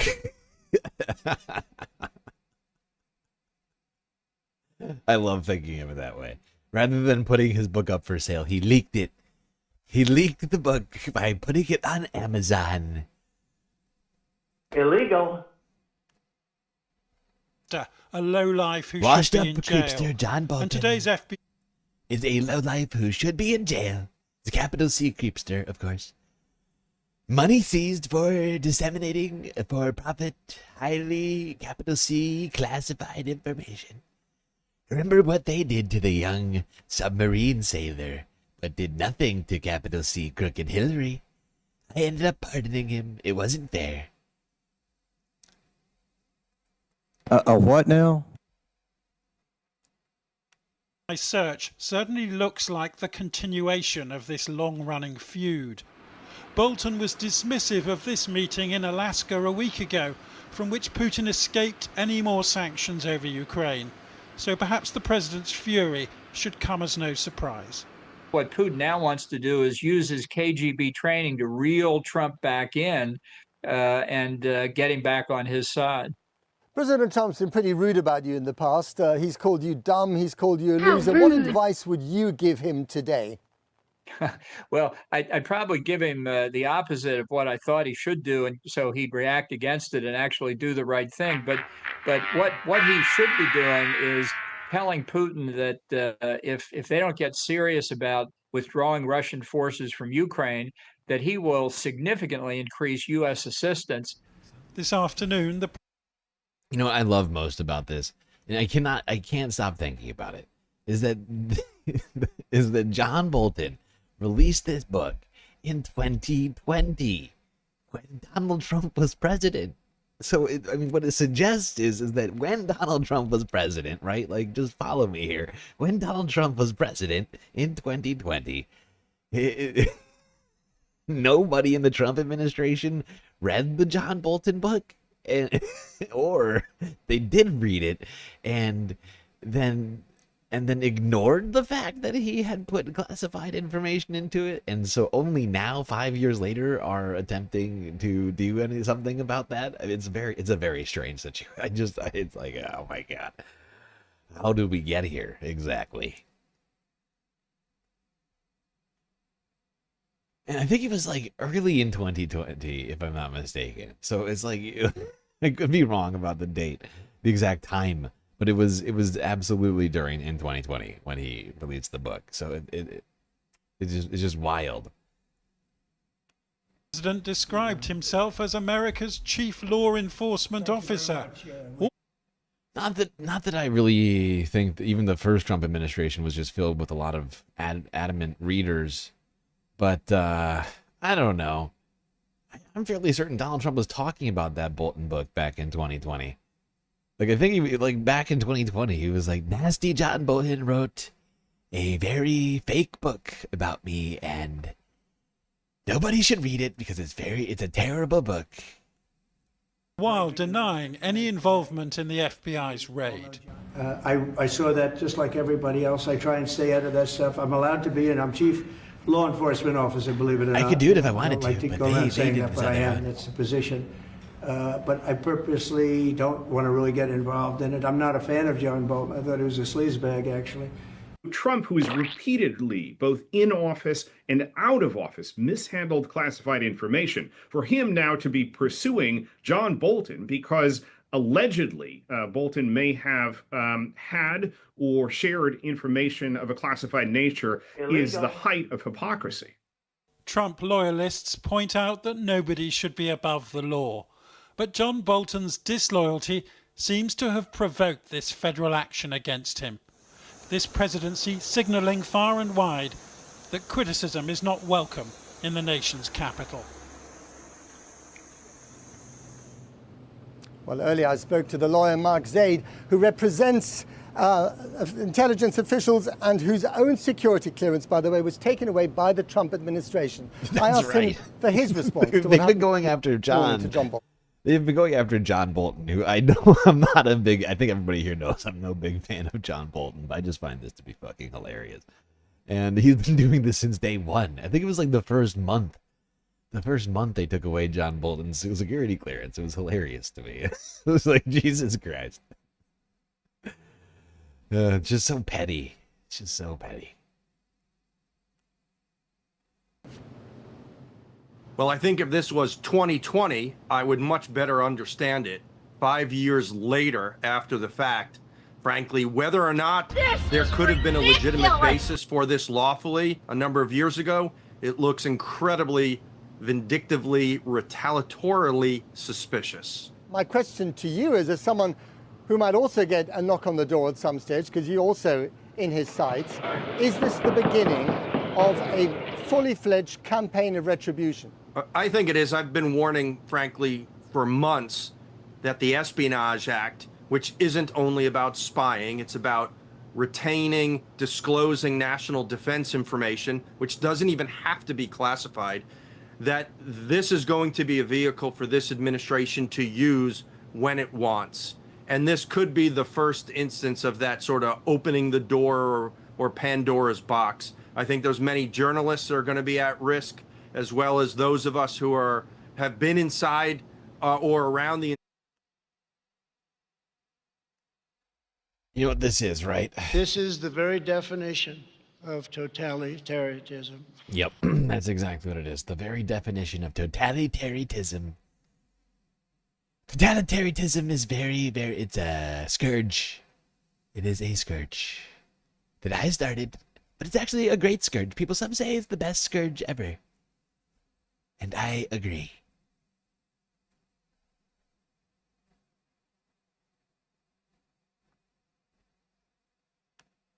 Seriously though, it really is feeling like we've officially slipped into a dictatorship in a little over 6 months.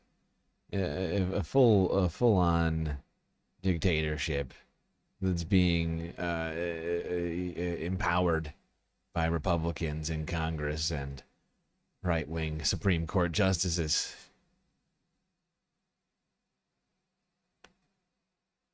All right, let's move on from John Bolton and talk about what's happening in D.C. Start with the Majority Report. This was posted 6 hours ago. Resisting Trump's invasion of D.C. Help! Help! I'm being repressed! Sam Cedar, Emma Vigeland on the Majority Report. Pleasure to welcome to the program Lisa Gilbert, co-president of Public Citizen, founder of the Not Above the Law Coalition. Lisa, let's just start with this. Like, give us a slight timeline or brief timeline of what's happened in D.C. and what authority the president is using to essentially, invade D.C. I think in the way that the word invasion is thrown around, I think this is pretty appropriate. Just lay that out for us. Yeah, I too think that the word invade is appropriate. So what we've seen is a manufactured crisis. They have claimed that there is out of control crime in the district. As someone who lives here, I can tell you that that is not accurate, that violent crime is actually at a 30-year low. And there was a explicit incident that they used to tee off of, calling up a fake state of emergency in DC, which allowed Trump to move forward with trying to federalize our police under the Home Rule Act, which gives them the ability for 30 days in this fake state of emergency to take over the police. And then beyond that, they are using an authority they do have, which is to call up the National Guard. And then in addition, over the last couple of days, we've seen a request go out to friendly states where, allies, Republican allies, are choosing to send additional state guard to DC. So, we've seen that happening, South Carolina, West Virginia, Ohio, announcing that they're going to be deploying hundreds of National Guard members to Washington, all in support of this power grab, which, again, is completely unnecessary. All right, so let's just start with the home rule. That's unique, obviously, to Washington, D.C. That's right. There was an attempt to take over, to replace the police commissioner. And just walk us through how that was stopped and like where that leaves us, and what happens and then I guess the follow-up would be what happens after the 30 days. But that's a separate, is that part of the home rule, or what is the constraint on that 30 days? And that is that unique to DC as well? That is unique to DC. That is all part of the Home Rule Act. So as you know, DC is unfortunately not a state, so we have less prerogatives, privileges than those that are. However, the Home Rule Act is what gives us the ability to function, in a lot of ways, as something that is more relevant than just a city. We have powers, we have our own police force.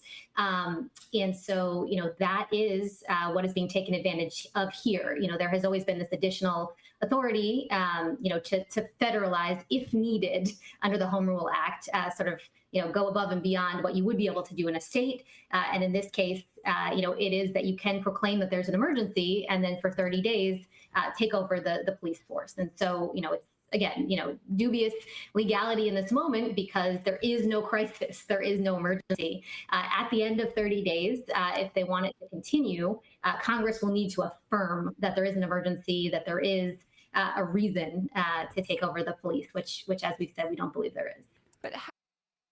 Well, we'll talk more about what it is that Donald Trump is planning to do, because there has been some movement on that. He made a statement earlier today about what he intends to do once that 30 days is up, which is over in about 3 weeks, a little bit less. Right, is it less? How many days has it been? We went over this yesterday and I've already forgotten. Jesus Christ. Okay. Okay, let's... Actually, I want to listen to more of this. Let's let Emma go for a second. We'll let Emma cook.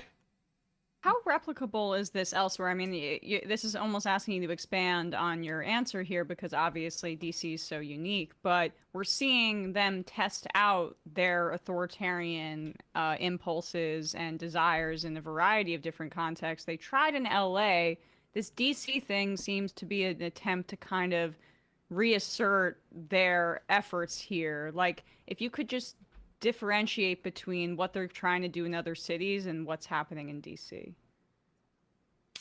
Yes, you're right to say that DC is unique. The Home Rule Act is something that's present here, and special conditions of an emergency nature need to exist for the administration to be able to force federal purposes on top of our metropolitan police force. A crime emergency allows them to do that if there truly is one, but again, limited to no more than 30 days without congressional approval. Lisa, can I stop you? Can I just introduce, because is there a standard for what constitutes an emergency? I mean, or is there basically that a gray area where there's a grace period where you have the 30?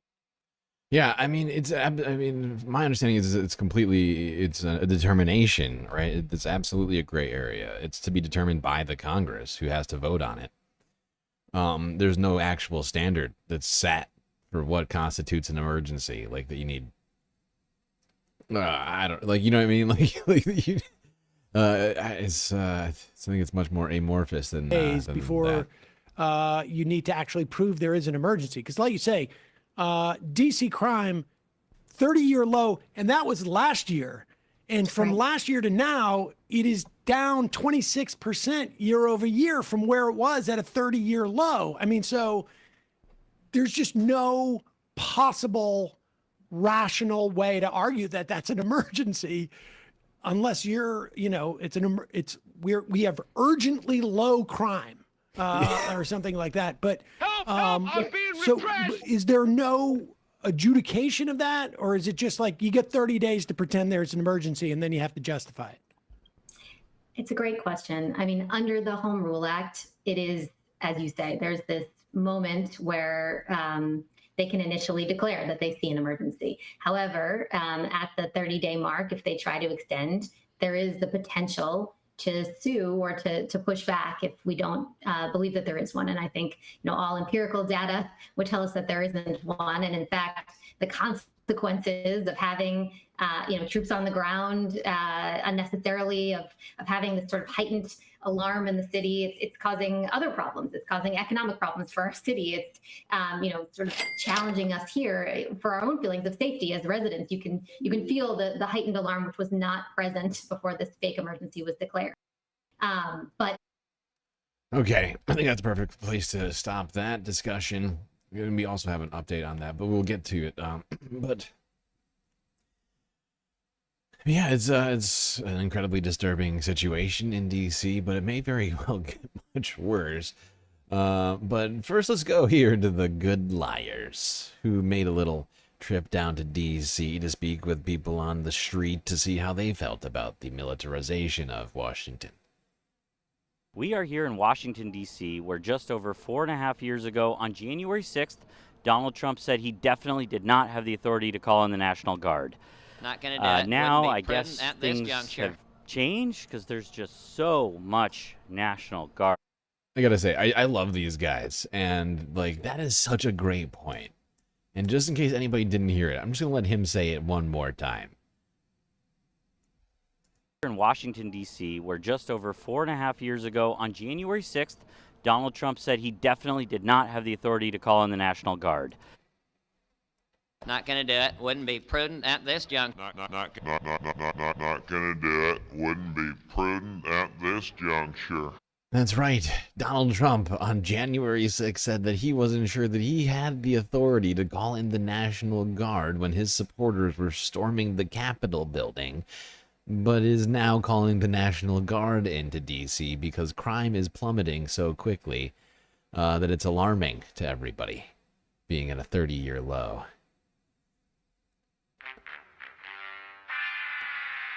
Now, I guess things have changed because there's just so much National Guard here. So I'm wondering if you might have been lying about that. Oh, well. Trump's federal policing efforts in the district are growing. Hundreds of National Guard troops from West Virginia, Ohio, and South Carolina will be deployed here to D.C. It is hot as hell here in Washington, D.C. I have sweat dripping down my body, gathering around one of my nipples, I think. I've been living in this since 1988. Riding my bike since I was a kid, literally. He is Nothing sweating happens around profusely. here. How are you going to have these soldiers? They're tourists around here. Who's around? Who are they protecting? On January 6th, Donald Trump said he couldn't call the National Guard in. Now they're here. Why do you think that is? Well, if the sentence begins with Trump said, you lost me.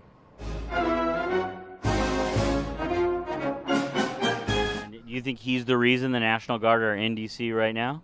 100%. It's all a scam. It's a made-up crisis. There's no crime here. The crime is you might pair Chardonnay with a red piece of meat. That's the crime. Illegal. They're in Georgetown. I mean, give me a break. Yeah.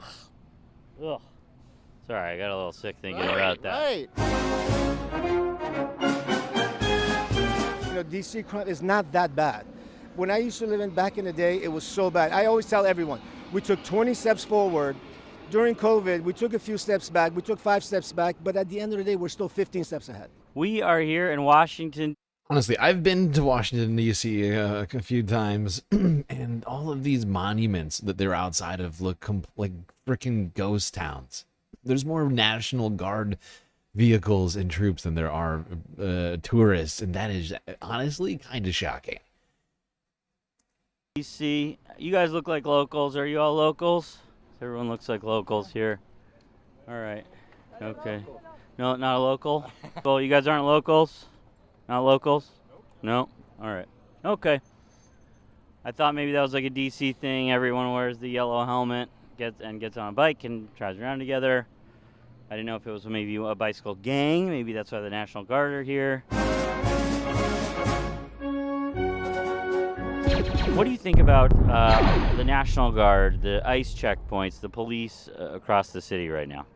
Unnecessary. Why do you think it's unnecessary? When's the last time you heard about a crime here at Lincoln Memorial? And as those heavily armed troops patrol a variety of locations across D.C., the White House saying the move is not meant to scare away tourists. DC feels dead as shit to me. It's a Sunday. I'm always hearing, I mean, as a person who's constantly focused on the news, I'm constantly, every single day, I am talking every minute of every day. I'm seeing new posts about all the crimes happening at the Lincoln Memorial, the Washington Monument, and all these other places. They're just filled with crime. People just, so many crimes. Illegal. Give me a joke. I know it's hot, it's super hot, but usually around here, so many people are not going to come here anymore. When there's ICE checkpoints and there's military walking, people are just like freaked out. Like, you know what, forget it. They're not going to come here. I hope tourists still come here. Okay. Do you think that all the militarization could scare away tourists a little bit? Take a look around you. Depend on tourism here. Yeah. I got the sense in this interview that guy works in tourism. I don't know why. He's like, look, tourism, we need it. I don't know. It looks like they're standing around talking. I saw some of them laughing a little bit. One of them was sitting in the car to get some air conditioning because it's hot.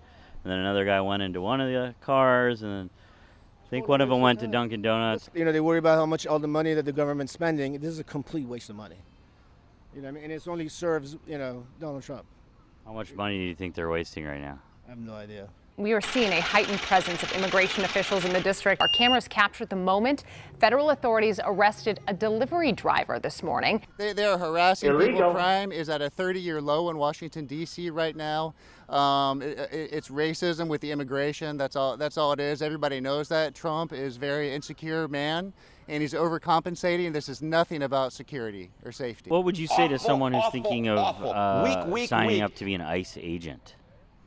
It's like SS, what is those in the 30s, Hitler guys? They're doing it for a job too. Next thing you know, they're doing some other crazy stuff that, it starts out with, pulling people over and asking for their ID, and God knows where it's going to end. Interesting. You feel there's some authoritarianism going on right now? Absolutely. Every American should be against this. Every American should be against this. This is a disgrace. To the ICE agents at the checkpoints who are here in D.C., what would you want them to know? I want them to know that we understand that you're doing your job, but at some point you're going to have to look at yourself in the mirror. On January 6, 2021, people broke through those barricades and went into the Capitol, which feels a lot more dangerous than it does here today. But for some reason today, there's a bunch of National Guard. So go figure me that, or however you say that. I don't know what the latest is, but they're filing charges against this poor guy, and he lost his job because you threw a sandwich. Meanwhile, he's hiring people like the January 6th to run the government now. And he pardoned all of them. These guys that beat up that one guy. One of these guys, I don't even know what his name is, but he was like literally telling, the chanting to the crowd to beat up that one police officer, and now he got a job somewhere in the government. On January 6th, someone threw a fire extinguisher at a police officer. Which one's worse? Fire extinguisher. Then worse than a Subway sandwich? Yes. Maxine, what do you think about the military being unleashed across Washington, D.C.? Do you think Donald Trump is the reason that they are here right now? Well, obviously. Why do you think he said on January 6th, 2021, that he wasn't allowed to call them in, that was Nancy Pelosi's job? You got me there. It's a good question. So, okay. Well, do you have any ideas as to why? Well, it would have been useful if they were called out on January 6th, obviously. But do you know why he would say one thing and then say another later? I had no idea. That's the way he does things. No speculation. Like lies or whatever. Call what you want to call it. Yeah. What would you call it? I'm not disagreeing with you. Anything you'd want to say in parting? I mean, I know we've had a good time. Oh my God. All right, there you go. Good liars on the ground in DC, which looks like a freaking ghost town right now. Just doing some hard-hitting reporting on the state of the Capitol. All right, now, before we go to break, I just wanted to hit this one up. This was Donald Trump earlier today. Forbes Breaking News posted this an hour before the stream started on what he plans to do when the 30 days are up. Vote for that one. Is the plan to get it before the September 30 standing deadline on the Hill? Well, I don't know if there is a deadline, because if I declare a national emergency, which this was, that ends the deadline. What? So, I mean, I keep seeing about a 30-day deadline, of which we have 22 days left or something. But if I think we're in great shape here, that's one thing. But if I don't, I'm going to just say it's a national emergency. And if I have a national emergency, I can keep the troops there as long as I want. The people are not going to want to have the troops in 30 days. You know, it's one thing to get them out. It's another thing to keep them out for a long period of time. You've got to train people. You can't do this. You can't bop people over the head. And a lot of those people are in courts right now, going to court. They're going to go to jail for a long time. So that's going to take more than 30 days. But if I have to, I'll declare it. It'll take more than 30 days to get it all done. So we're going to be at the end of it. In like 20 days, we're going to be declaring a national emergency. There we go. National martial law. I mean, this is the context of these. I mean, this is the precedent that he's using to try. And he's like, look, I need to do it. I need to declare a national emergency. And the National Guard will become the American police force. We'll have a National Guard member on every corner in every city.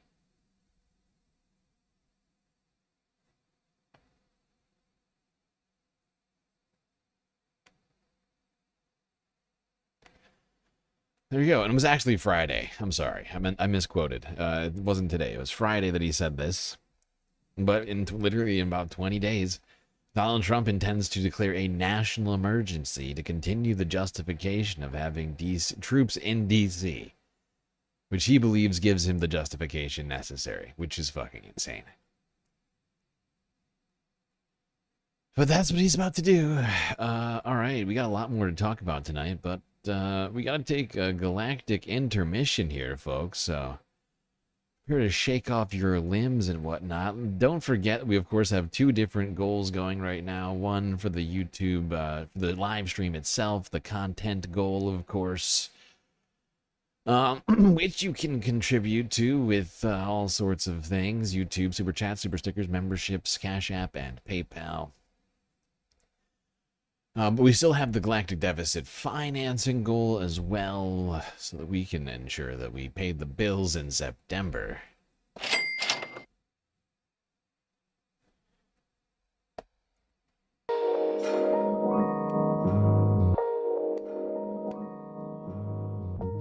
All right, I hope everybody's been enjoying the show so far. If you haven't already, hit the like button and don't forget to subscribe. Hit the bell icon too so you get the latest notifications from GNN. While you're at it, do also consider contributing to the Galactic News Network, as we are completely funded by individuals like you. A lot of great ways, of course, for you to show your support. YouTube, Super Chat, Super Stickers, memberships, Cash App, and PayPal. But of course, the very best way to get the most space benefits for your Earth dollars is to go on to Patreon and become a galactic patron. For the low price of 10 cents a day, you get access to a myriad of space benefits unseen by the rest of the goddamn Milky Way galaxy. Things like an avatar on one of the break screens. That's right. You tell me what to put on the screen and I'll make it happen within reason. Yeah, not just the pool. Of course, if you want to sit poolside with us, totally cool. But we also got the bar, the lake, and the street available for all patron avatars. But that's not all. We got the shout outs at the end of every stream. And much, much more. Anyway, chat, enjoy the break. Grab yourselves a drink, maybe a snack. And I will be right back.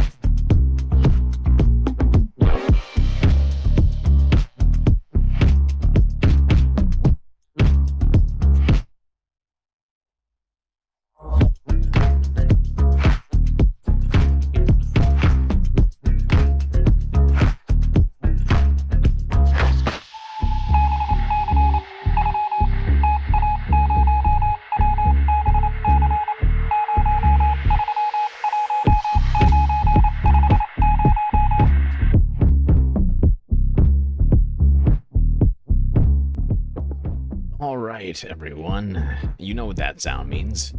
It means it's time for us to get back to the stream. The second half is about to begin.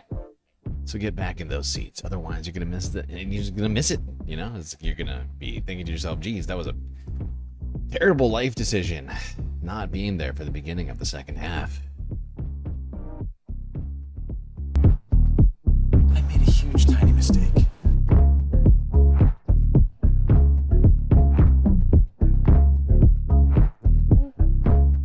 Just going to remind people once again that we still have a chat goal going. We are technically at 5 of 10, even though it says 0 of 10. Any contribution over there on YouTube counts towards that goal. YouTube super chat, super stickers, and memberships both started for yourself and gifted to others. And of course, one of the best ways of contributing to the stream is by gifting the gift of a Galactic membership to others. All right, let's get back to the United States, where we've got a bunch of stuff to talk about when it comes to immigration. Let's start off with this story. For any of those who missed it yesterday, here's an opportunity for you to see this tragedy. One man, a father of 3, has chosen to self-deport for fear of being disappeared by the Donald Trump government. Let's listen to him explain why. It was a painful goodbye between Michigan man Samuel Kangete and his 3 children Sunday. Leaving his family behind in the United States, he took a one-way trip back to Kenya, a country he hasn't called home in well over a decade. Kangete is among tens of thousands who have now self-deported from the US. It comes in the wake of increasingly volatile immigration and customs enforcement, or ICE raids, throughout the country, which have resulted in thousands of arrests since President Donald Trump's orders to crack down on undocumented migrants. 39-year-old Kangete first came to Michigan in 2009 on a student visa. Since then, he has earned 5 academic degrees, bought a house, got married, and is now the father of 3 children, ages 13, 11, and 5. And up until May 2025, he worked as an accountant for the Michigan Department of Transportation. His immigration case stems from a first marriage that granted him conditional U.S. residency. In 2014, immigration officials accused that first marriage of being fraudulent, which a judge has yet to rule on. But Kangete believes it leaves him vulnerable to deportation. You know, you open, we go on news, social media, whatever, you see all these news of people like just getting rounded up and being taken to El Salvador, or just being even detained and all that kind of stuff. Where I'm self-deporting myself to Kenya, it's for safety purposes, because I want to be safe. I want to be in a place like, even if I know I'm not here physically with them, I'm in a place that they know where I am, how to get a hold of me. Kangete's wife, Latavia, says raising their children alone will be hard on her financially, but the toughest part may be the emotional toll. I think we're going to have to do lots of family therapy. A lot of kids are resilient, but I don't think that they cope overnight. Nobody copes with things like this. This is surreal, dude. This is I don't know. Now back in Kenya, Kangete is surrounded by family, his sister and brother-in-law, who he grew up with before he moved to the United States. But he says he still hopes and prays for a way to legally return to the US someday to reunite with his wife and children. If I was to talk to President Trump personally, I would tell President Trump, hey, I seriously, even if I have to plead with you, please hear the cries of these kids. Please have mercy on people like me. Please have mercy on people like me. You know what that sounds like? That's dictatorship talk. This man is, whether or not he recognizes it, lives under a king. This is the very definition of totalitarianism. People afraid for their lives, for fear of not being able to contact their family, of being put into a country that they are unfamiliar with, of being put into detention without due process.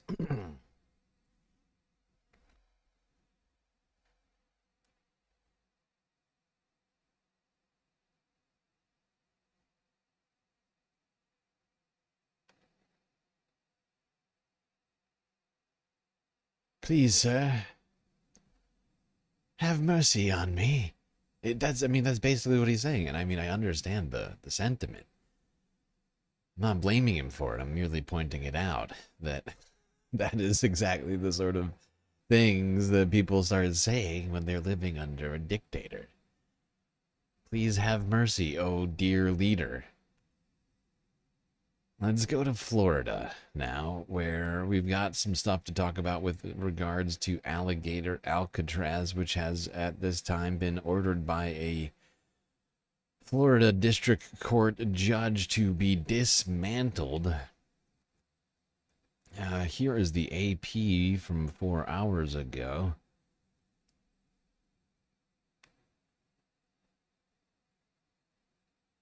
A federal judge in Florida has ruled that no more detainees can be sent to a immigration detention center in the middle of the Florida Everglades that has been dubbed Alligator Alcatraz. The judge also said that detainees need to be transferred out of this facility within the next 60 days and sent to other detention centers. And she said that the facility can no longer be expanded, and that after the last detainee leaves in 60 days, that state officials need to start taking down fences. People are debating how you spell totalitarianism. This is the very definition of totalitarianism. The way that I spell totalitarianism is this: TOETALLY TARRYTISM. Totalitarianism. That's official. Write it down so you don't forget. This is the very definition of totalitarianism.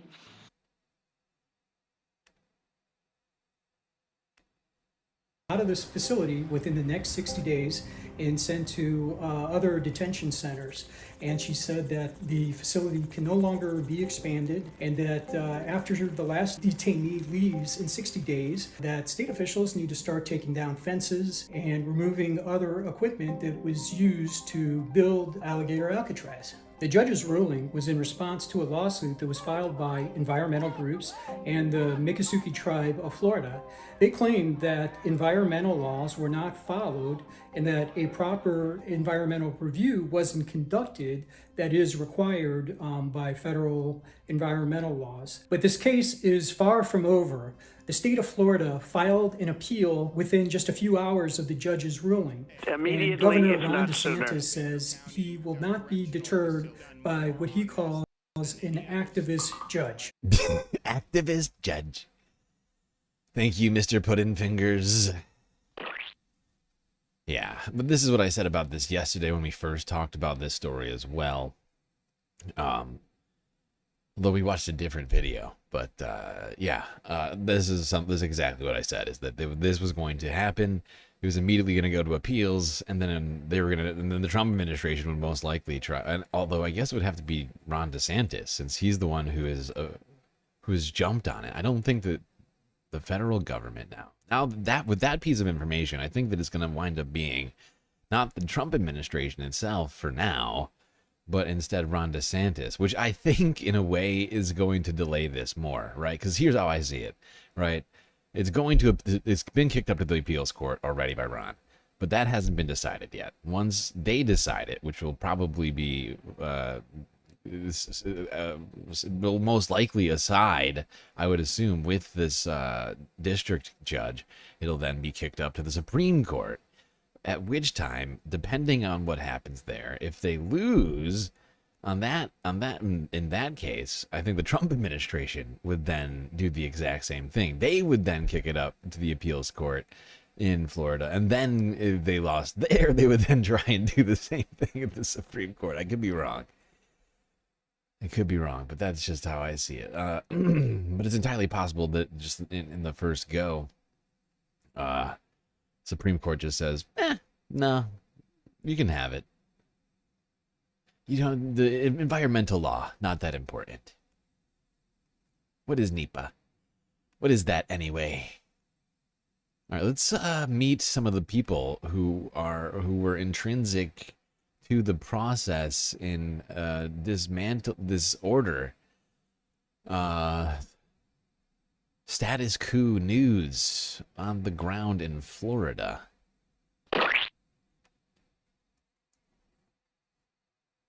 That's the sound that comes to mind when I think Florida. Just gross, like sticky and wet. Especially considering this video. It's literally raining and they're in the middle of the Everglades, which is a freaking swamp.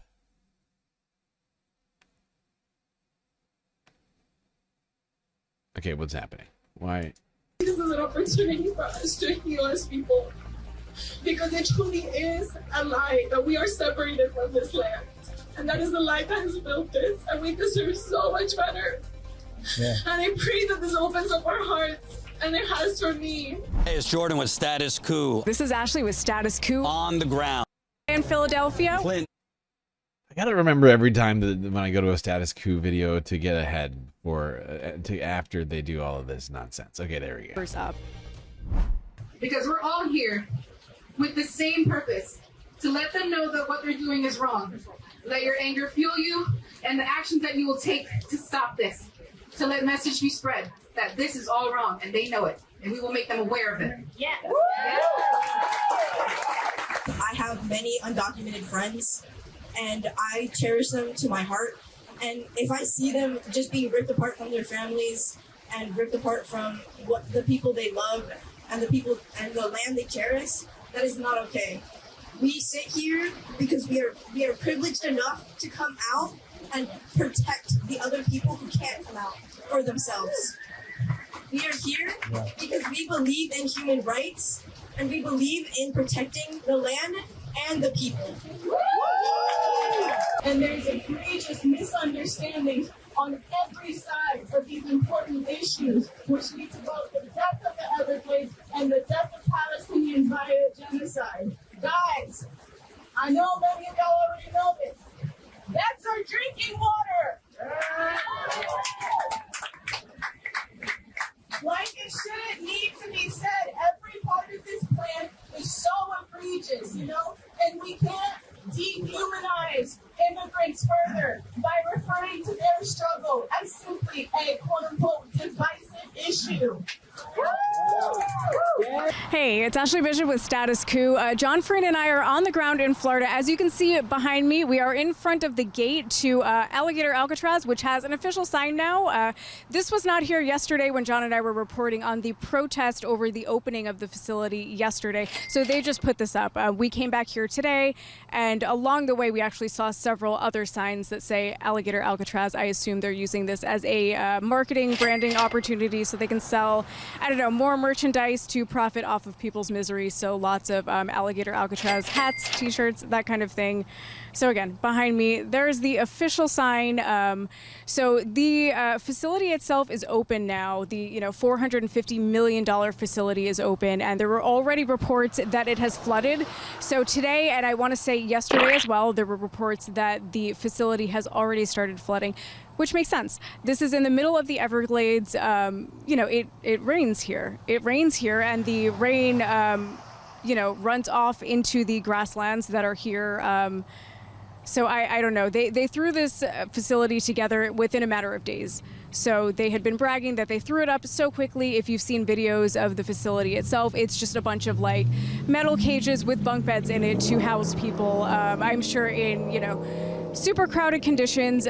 We have talked to people who have been, outside of the facility watching the trucks as they go past. There have been contractors going in and out of the facility that have their names and logos covered up with tape or otherwise like somehow covered up so people can't actually see that their company is helping to facilitate this. So we've seen that. Someone that we've been talking to who's been outside of the facility was also saying and showed us pictures of these like human waste tanks essentially that they saw going in. So, that is apparently how they are dealing with the issue of like human waste here, because the facility itself, again, there are reports it does not have running water yet.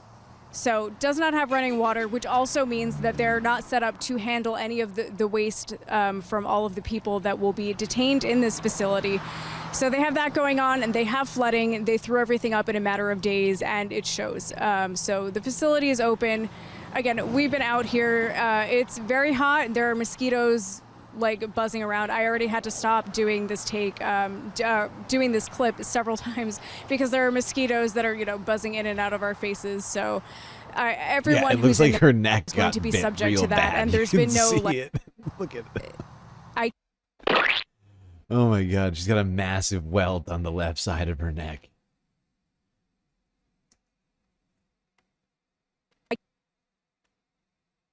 cannot imagine that there's any kind of actual legitimate planning because this went up in a matter of days, and we've been kind of watching that in real time as we've been here since Tuesday. You can help us to be able to do this more frequently by becoming a member.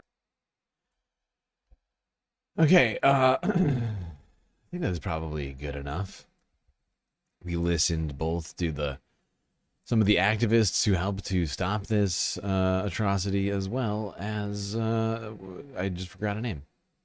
That woman who works at Status Quo News is giving us an update. Okay, that's probably good enough for that situation. We have other things to talk about right now as well. With Abraao Garcia, yesterday I told you that he was being released according to multiple sources. And that, in fact, did happen, shockingly. But let's go back to the announcement of his release here. This was News Channel 5. Well, this morning, an update in the case of Abraao Garcia. A federal judge is expected to order Abraao Garcia's release today as he awaits trial for human smuggling charges here in Tennessee. Our Eric Pointer joins us now live from the federal courthouse where Abraao Garcia's criminal trial will take place. Eric, we know there's been a whole lot of back and forth in this case, so where do things stand this morning? So both sides appear to be in agreement that it's okay for him to be released to go to Maryland, where he lives under supervision. Now, a U.S. magistrate judge is expecting to order the release of Abraao Garcia from a Tennessee jail as early as today. He'll be released while he awaits trial on 2 federal human smuggling charges. He pleaded not guilty to the charges that came out of a THP traffic stop on I-40 in Putnam County back in 2022. Prosecutors want him to go to trial on those charges, so they don't want ICE to interfere and deport him before trial. Yesterday, prosecutors filed paperwork saying that they don't object to his being released and having 48 hours to get to Maryland. Now, everyone is waiting on that judge to issue the order to release him. Okay, now, Abraao Garcia, like I said, was in fact released, and we have a video of the first moment that he and his family were reunited. Here's Forbes breaking news from 8 hours ago.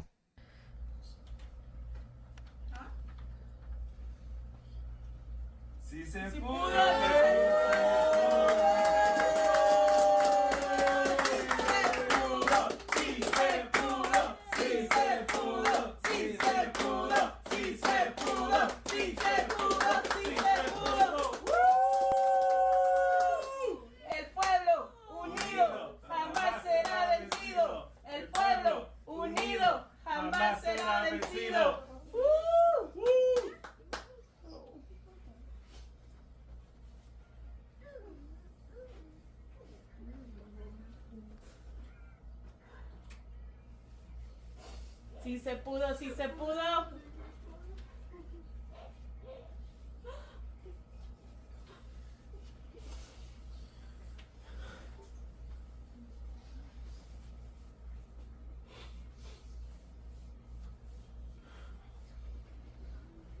Gracias por todo.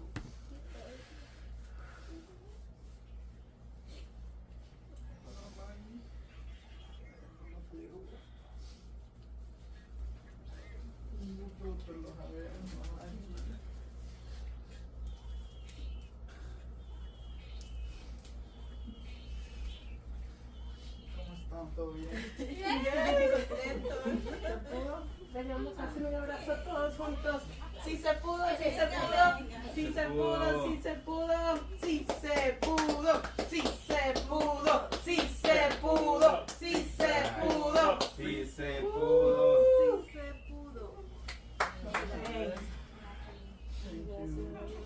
Venga familia, vamos a hacer el cantito aquí juntos, la fotita juntos. ¿Se puede? Alex. Venga, venga. Alex, venga. Venga. Gilbert, te vamos a poner aquí mismo.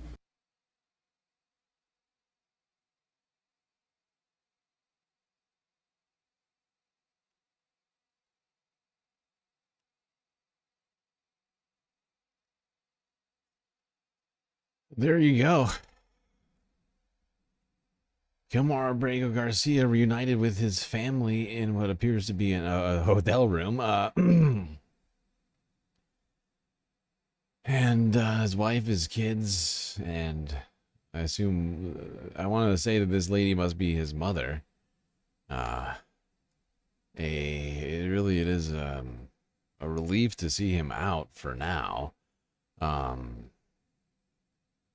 After months and months in prison, in a detention center, and finally allowed to be out. It's quite a moment. Now, shortly after that, he gave a statement.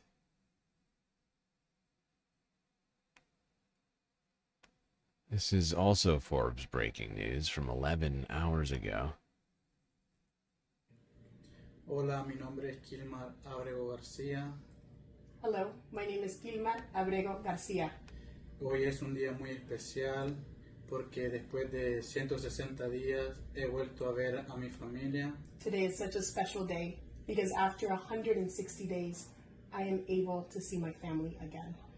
Estoy muy agradecido con toda la gente que me ha estado apoyando desde el día 1. I am so grateful for everybody who has been supporting me since day 1. Porque ahora después de tanto tiempo me estoy dando cuenta que mucha gente ha estado en esta noticia mundialmente. Because for the very first time today, I am seeing how so many people have been supporting my case, not just here, but internationally. Estoy agradecido con toda la gente que ha marchado, todos los pastores, pastoras, grupo de casa, el grupo de Smart. I'm so grateful.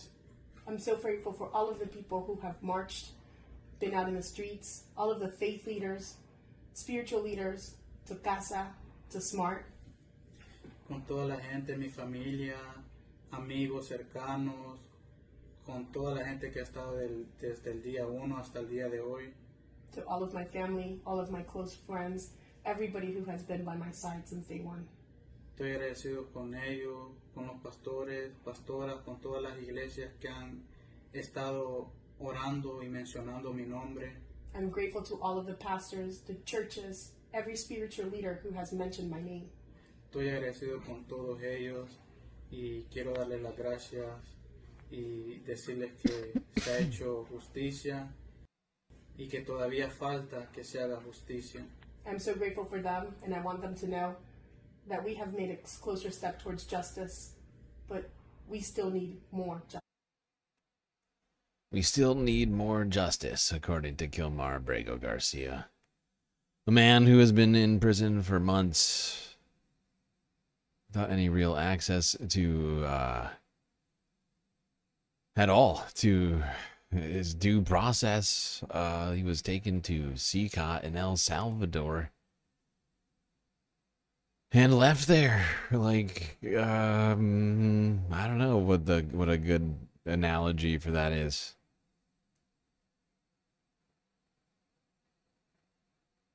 Like a bag of trash or something. Just whatever. Yeah, they just didn't treat him like a human being. They didn't give him his rights. He didn't give him human rights that he was owed. Both according to the U.S. Constitution and international law. They ignored judges' orders to move this man across the borders.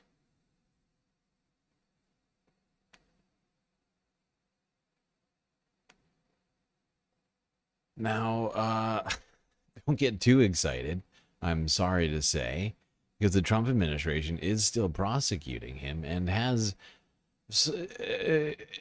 made clear a horrifying, what to call this? I mean,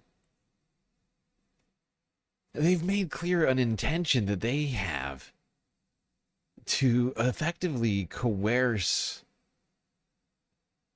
Abraao Garcia into a guilty plea in the trial, which he is currently facing with regards to the charges vis-a-vis human trafficking, right? That's what the government's alleging right now, right? Is that he is a human trafficker. So they are telling him, you need to plead guilty. Otherwise, we are going to deport you to Uganda. Would you drum up? The man the U.S. government says was deported to El Salvador by mistake was reunited with his family in Maryland after being released from custody. As Christian Benavides reports, his reunion may be temporary as the Trump administration is now vowing to deport him to East Africa. Overnight, Abraao Garcia, the man who was mistakenly deported to El Salvador in March, was reunited with his family after being detained for 160 days. Including nearly 3 months at one of the most notorious prisons in the world, El Salvador's Cocot prison. Que todavía falta que se haga justicia. I'm so grateful for them, and I want them to know that we have made a closer step towards justice, but we still need more justice. In a video released by an advocacy group and through a translator, Abraao Garcia thanked supporters and those who prayed for him. He was released from criminal custody on pre-trial detention ahead of a federal trial on charges he smuggled immigrants into the U.S., something he denies. But now the Trump administration is vowing to redeport him to the East African country of Uganda, which has agreed to accept some U.S. deportees. He does still face arrest and deportation by immigration officials. Why? Jesus Christ. I mean, that's coercion, right? I mean, threatening to send him to a country he's never been, on a continent I assume he's never been, where he doesn't speak the language, or plead guilty to crimes that he didn't commit, or is at least attested to not having committed in open court, right? He's fighting it. And so, you know, it seems like illegal coercion to me. Illegal?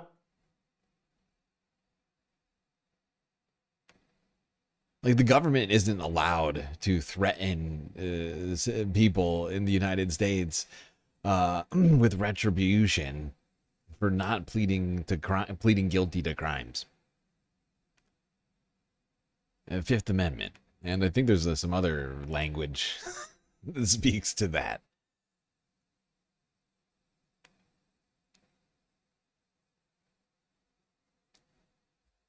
It's a massive constitutional violation, if you ask me, but I'm no constitutional lawyer. Let's go to two other guys who aren't constitutional lawyers, but they are good with the questions. The good liars, once again. It almost feels like it's Sunday fun day up in here, people. I felt like we needed it. It's been a rough week, rough month. So I figured I would put a little, try to inject some amount of comedy into this Saturday stream.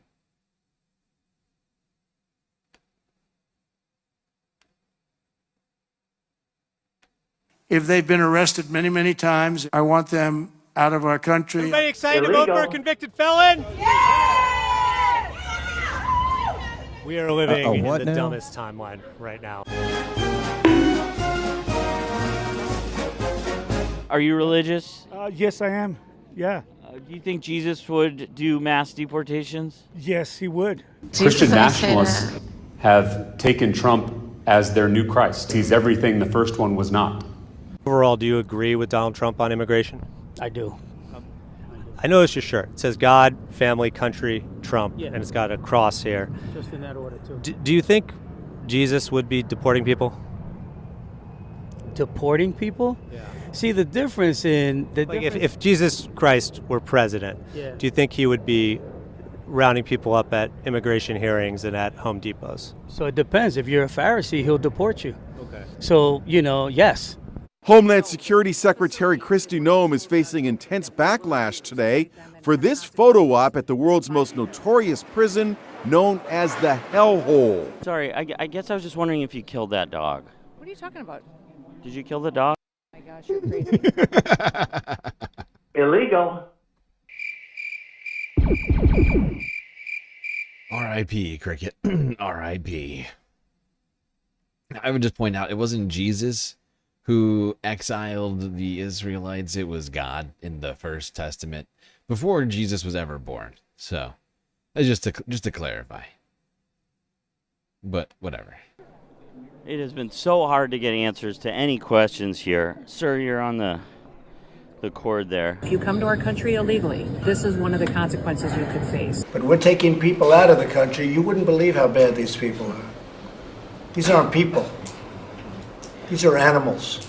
And we're taking them out of the country at a level and at a rate that's never happened before. Immigrants with legal status or no criminal history are also being detained and deported. A due process for anyone on U.S. soil to at least try and, prove that they're here legally, or at least have due process before they're sent away, say, to an El Salvadoran prison. Well, all they got to do, that can be quick. The way I like to think of the Old and the New Testament is, of course, Jesus said that. But the Old Testament is... Jesus ain't say that. Jesus ain't say that. That's right. Write that down. Done. You go before the judge. What if you're deported first?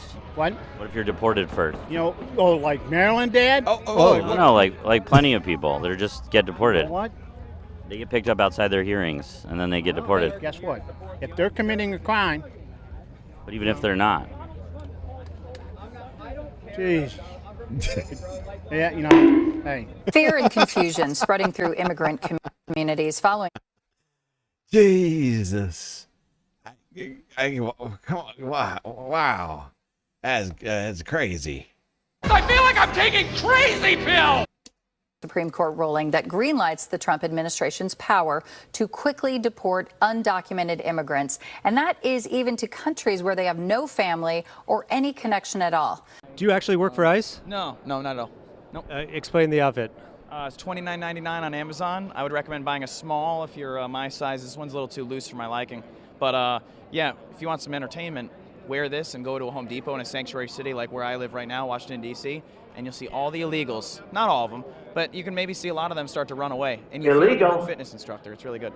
And you actually think that's funny? I think it's hilarious. Absolutely. What's not funny is them illegally... There you have it, everybody. You are not one of the funny. Worst people I've seen here at CPAC. Absolutely. He's one of the worst people on the planet, I think. That's also a crime. And I really do think we need to somehow look into this guy. I'm not sure if that's happened yet, but this is in fact a crime. Impersonating an ICE officer or any law enforcement officer of any kind is, of course, illegal. Illegal. Saying something.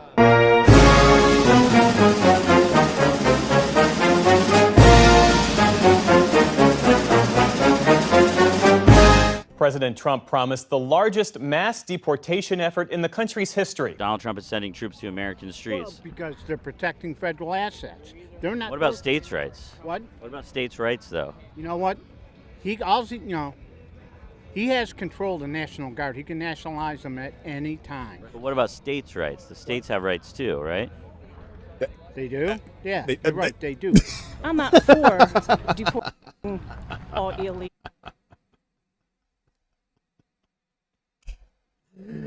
Oh my god, the tone shift from that guy is hilarious.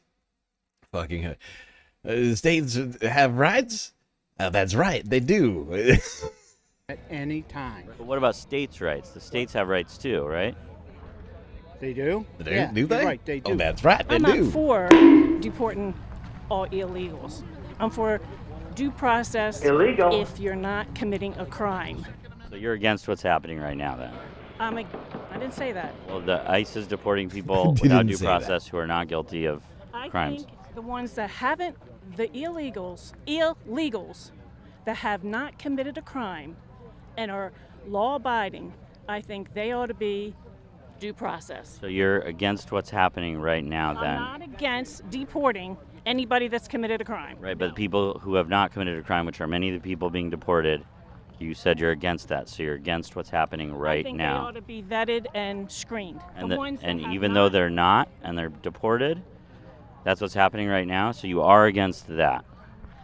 I think, again, and that's all I'm going to say, is the ones that haven't committed a crime, I think they ought to be vetted and see if they can stay. So you don't agree with Donald Trump about that particular issue then? That one issue. 99% of this city has been terrorized by 1% of this city. And the voices that you hear out there, those crazy communists, they have no roots, they have no connections to the city, they have no families they're raising in this city. What they now? have no one that they're sending to school in this city, they have no jobs in this city, they have no connections to this community at all. What are your thoughts on Democrats saying that Republicans are weird? It was a tremendous victory for President Trump. It was an incredible night. Victory on. What do you say to people saying you're weird? It was an incredible night. Donald Trump is great. It's like that. That's definitely not. That's not it. Are you feeling okay, Stephen? Have you been doing drugs, sir? Can you can you breathe into this device for me? It was a tremendous victory for President Trump. It was an incredible night. Victory on immigration, victory on the economy, victory on inflation, victory on Afghanistan, victory on Ukraine. Really an incredible night for President Trump, where he laid out his vision to the American people. I want to harp on the weird thing because a lot of people have called you weird before, and harping on it right now. He does make people very uncomfortable, and I was very uncomfortable when I talked to him. Now, the ones who have committed a crime, get their asses out. So the ones who haven't committed a crime, would you be protesting in LA if you lived there? No. On behalf of those people who haven't committed a crime and are being deported? There. It's too violent. Could you see me in LA with this hat? I mean, come on. 40% of crop farm workers in the U.S. are undocumented. Do they have a carve-out in terms of the president's mass deportation program? If you are in the country illegally, you are subject to deportation. A bunch of people like work on a farm and are harvesting things and just are rounded up and deported. Is that okay? If they're working, fine. If they go out and get drunk and drive without a license and kill somebody, send them back. Right, but people are being taken from, like, say, a farm situation, 10 people rounded up and deported. How do you feel about it? Well, shit happens, I guess.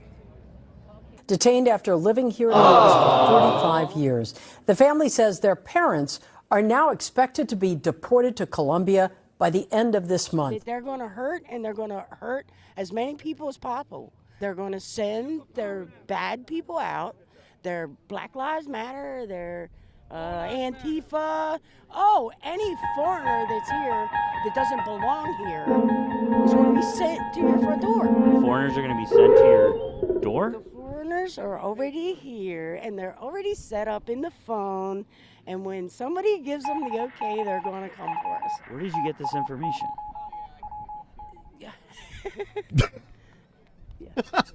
They're poisoning the blood of our country. That's what they've done. But all over. When he asks her the question, where'd you get this information? And her response is to look with literally the craziest eyes on the planet right back at to him and just laugh, maniacally laugh and say, yeah, uh-huh. Oh, I'm sorry, what? What now? They're poisoning the blood of our country. That's what they've done. But all over the world, they're coming into our country from Africa, from Asia, all over the world. They're pouring into our country. Nobody's even looking at them. They just come in. People are going to come and live in your home? I think so. That people are going to come live in your home, for example? That people would come and live in your house? Yeah, because you have all these immigrants. They're just going to move in. They're going to walk right in the front door and say, hey, we're here to move in. Start living in your house? I don't know how they do that because they already do it in other states, like in New York. And then the people have to leave? No, people still stay there if they want. So it's their house. Immigrants come and live, and then they all live together after that? I guess so. I don't know how it works.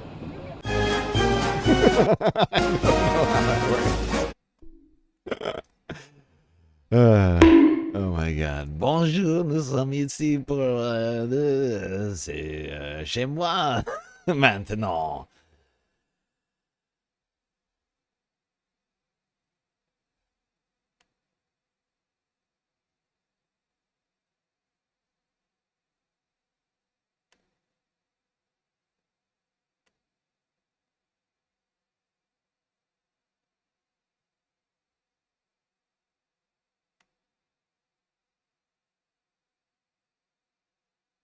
Okay, let's move on from immigration to stuff that the states have been up to. States like Oklahoma, they are planning to do something very strange, very Orwellian.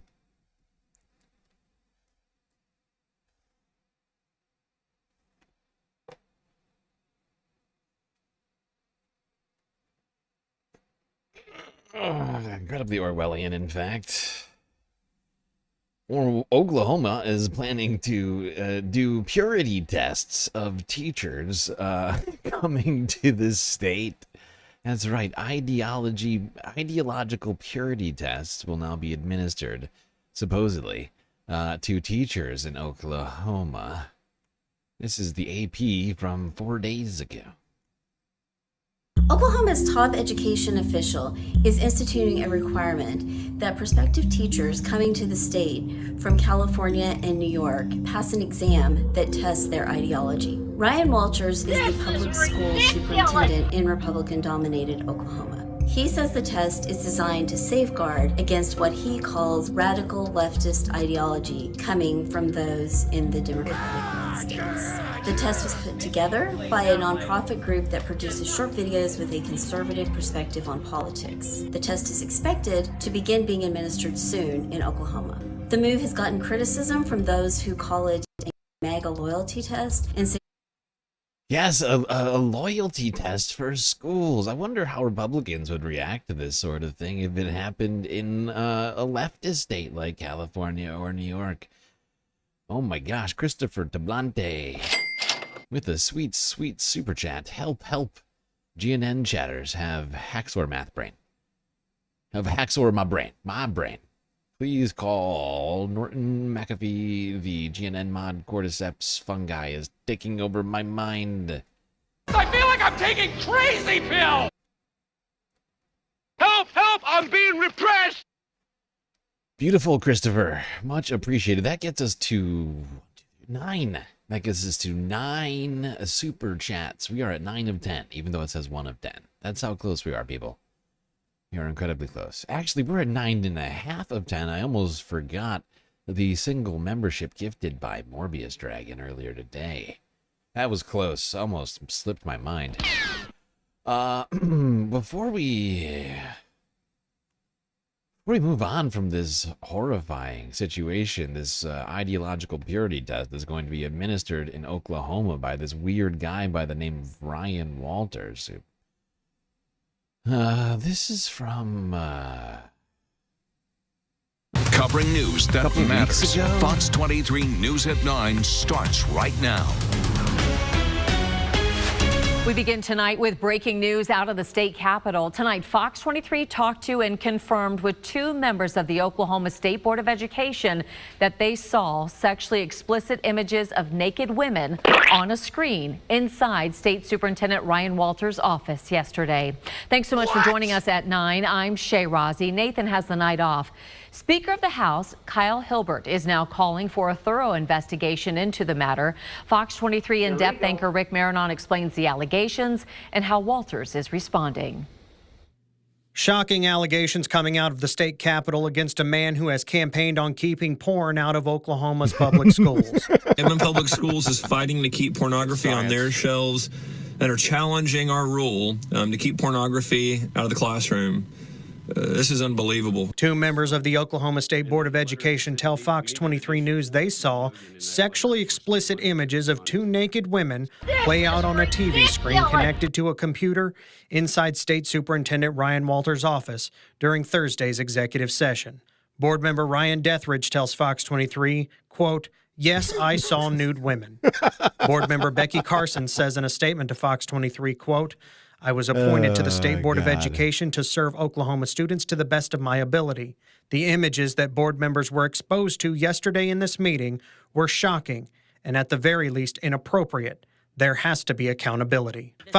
My God, a man who is trying to supposedly de-wokeify schools, remove quote-unquote pornography from libraries, like, you know, things that talk about sexual identity, gender identity, that counts as porn.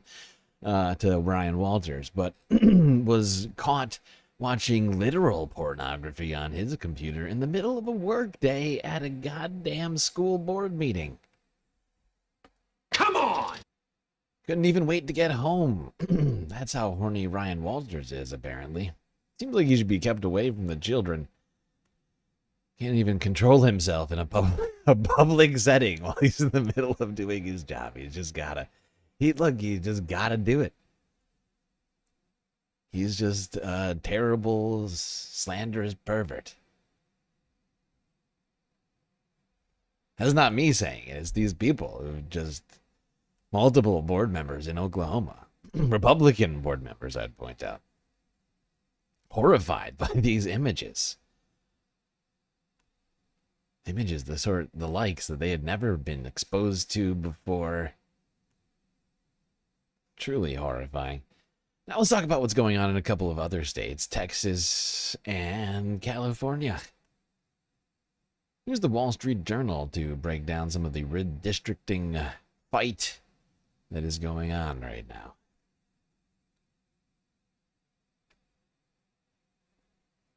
Big D Democratic, not small D Democratic, because of course what's happening here in Texas is incredibly undemocratic. And in fact, some would argue, like I did yesterday, that it's unconstitutional for the federal government to tell a state what to do with its districting efforts and or otherwise anything else to do with their elections. As it relates to the Latino trends, I think that this could be a blunderous mistake for them. They may be overplaying their hand, counting on that vote to remain still in 2026 after what's been happening recently. We've seen those numbers shifting drastically the short time that Donald Trump has been president since the election, when those numbers were in fact pretty good for him in Texas, but now they are terrible nationwide.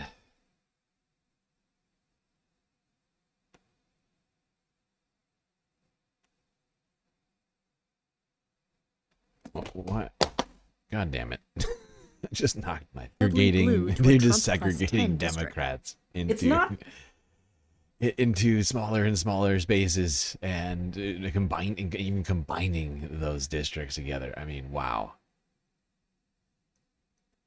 And I'll bet you that population represents just well over, like if you go back, I mean, this they're looking really granularly right now, but if you were to zoom out, I'll bet you that, like, you look at some of these areas and I'll bet you that's representative of a much larger portion of the population than like whole blocks of these districts all combined.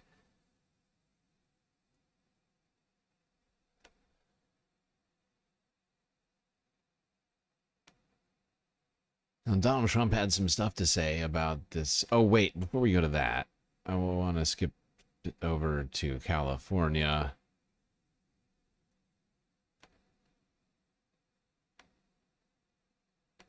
That's right, because rather instead of just unilaterally deciding for voters, California is in fact asking voters whether or not they would like these new maps to be implemented, unlike in Texas, where Republicans just decided for the voters, these maps are what they want. Help! Help! I'm being repressed! And we'll have to see how that all plays out in the referendum later this year. I think November?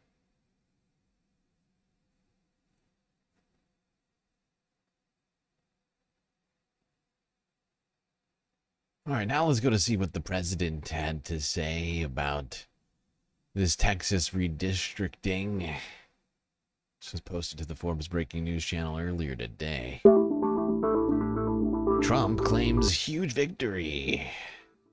President Donald Trump celebrated a huge victory after the Texas Senate passed a bill creating new congressional districts that could boost Republicans' chances of midterm victory after a weeks-long battle and a retaliatory effort by California Governor Gavin Newsom to redraw districts in favor of Democrats. The Texas Senate voted 18-11 along party lines to approve the bill around 12:30 a.m. on Saturday morning. This just days after the Texas House of Representatives approved the map on a similar split. The bill will now go to Governor Greg Abbott's desk to sign into law, and the governor has previously expressed support for the redistricting effort. The one big beautiful map has passed the Senate, Abbott said in a statement posted on social media. Jesus Christ, the big beautiful map. My God. Come on! At least it's on brand.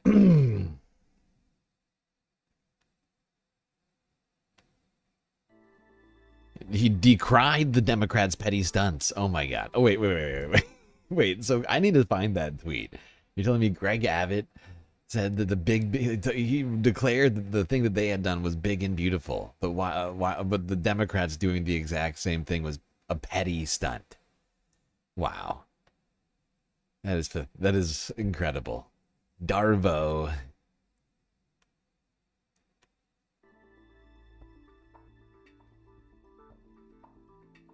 The redrawn districts could help Republicans pick up as many as 5 more House seats in the 2026 elections. State Senator Phil King, a Republican who sponsored the bill, has repeatedly defended the new map as a means to improve political performance for his party and claimed that they had no reason not to do it. Democrats are promising to further challenge the new map, with Representative Gene Wu, the chair of the Texas House Democratic Caucus, insisting they are not done fighting, that the next step is in the courts. The quick passage comes only days after California's legislature passed a bill that would seek approval for a new congressional map from voters in November, the first state leading to the Democrats' effort to combat the Republicans' redistricting. Trump praised Texas Lieutenant Governor Dan Patrick for a role in passing the legislation, calling him a quote-unquote terrific and powerful lieutenant governor of the great state of Texas, a place I truly love, and crediting him with helping win the state in the past presidential elections. Dan's leadership was pivotal in the passage of the new, fair, and much improved congressional map that will give the wonderful people of Texas the tremendous opportunity to elect 5 new mega Republicans in the 2026 midterm elections and a huge victory for our America First agenda, Trump wrote in a post on Truth Social. State Senator Gerald Alvarado, a Democrat representing a district in Houston, planned to filibuster the bill and speak to its passage. Wait, speak to what? Wait, did I read that right? Speak for hours to delay its passage. Republicans used a procedural maneuver, however, to block the filibuster. State Senator Charles Perry accused Alvarado of violating the rules by sending a fundraising email before the filibuster. The Washington Post reported. Republicans then quickly called for a vote, passing the bill around 12:30 a.m. They created an excuse to shut it down, Alvarado said in a video posted to social media. What we have seen in this redistricting process has been maneuvers and mechanisms to shut down the people's voices. I'm being repressed.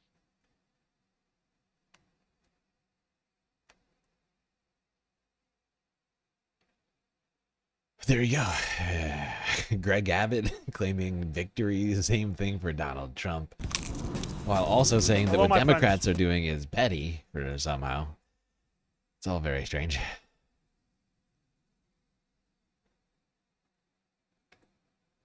All right, now let's get even more granular.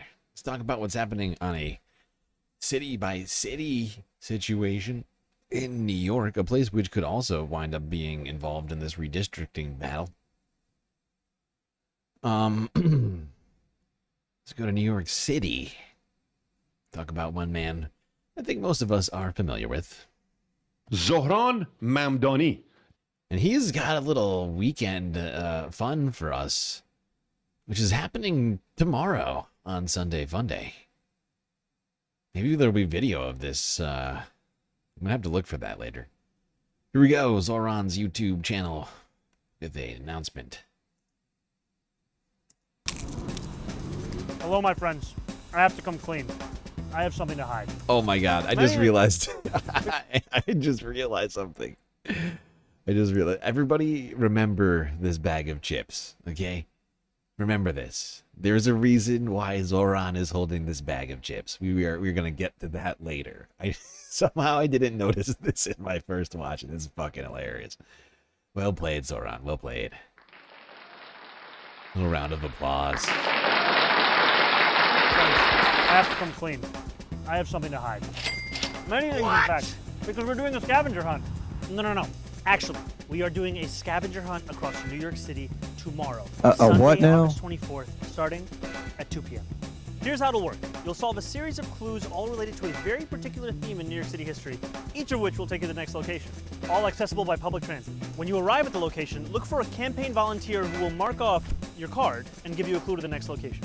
At the first stop, you'll get this card. At the final stop, you'll find a special surprise, not a wad of cash. So make sure you go all the way to the end. But don't take too long. You need to get to the final location between 5:30 and 7 p.m. Stay tuned for the first clue in a video tomorrow morning. Figure out the location and meet us there at 2 p.m. on Sunday to get your card and start the hunt. I'll see you tomorrow with the first clue. Immediately, if not sooner. There we go, Zohran Mamdani, or as we like to call him, Zohran Mamdani. Mamdani, as PBD said it. Zohran Mamdani, announcing a sweet, sweet scavenger hunt with historical relevance in the city this Sunday. So if you happen to be in the area, you could participate.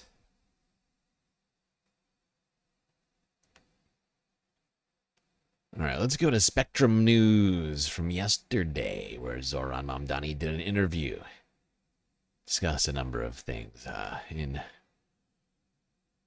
regards to his mayoral race campaign. One of Mayor Adams' longtime allies and former top aides pleaded not guilty yesterday to new corruption charges. Prosecutors say Ingrid Lewis-Martin peddled her influence at City Hall in exchange for $75,000 in bribes and other gifts. She and 6 others have pled not guilty to the allegations. And this isn't the only scandal plaguing the mayor's inner circle. Another former aide accused this week of giving a reporter cash stuffed into a potato chip bag.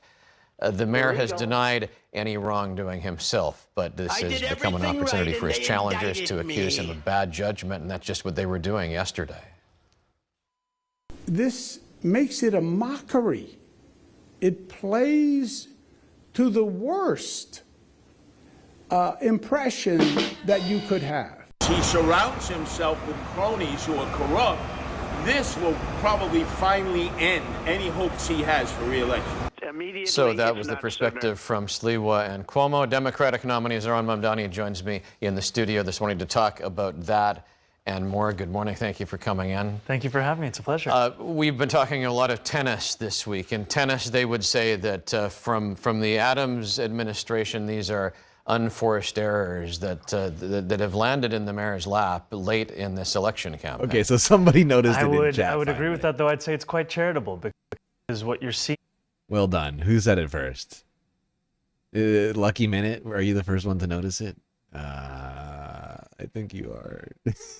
Yeah, well, oh wait, no, Bob Carmody. Bob Carmody. Yes, Bob was the first one to notice it. Well played, Bob. Well played. That's right. One of Eric Addison's assistants attempted to bribe a reporter with a Hers sour cream potato chips bag stuffed full with money. Well, not quite full. It was actually, I think it was like a couple $100. And that's been all over the news recently. Is a mayor who has surrounded himself with people who've made these kinds of decisions again and again and again.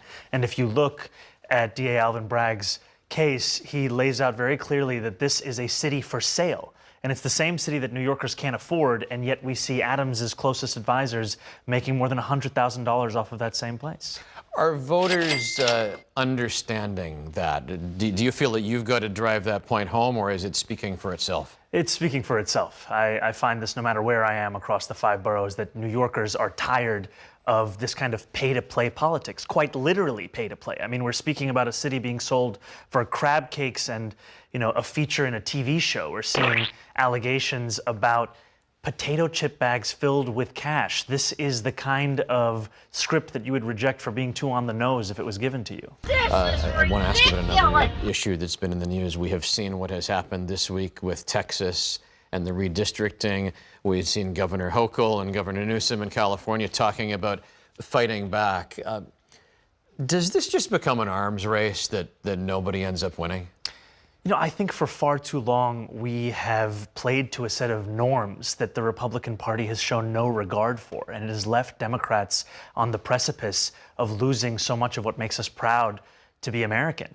And I have been thankful to see the leadership, whether in California or also here in New York, understanding that Republicans are not going to come back to an era where voters get to actually pick their representatives, and we need to ensure that we can protect this Constitution. You know, I know you found yourself having to weigh in on the national political stage in a way that you didn't when you were a primary candidate. I want to talk about that. Last time you were in this studio was before the primary.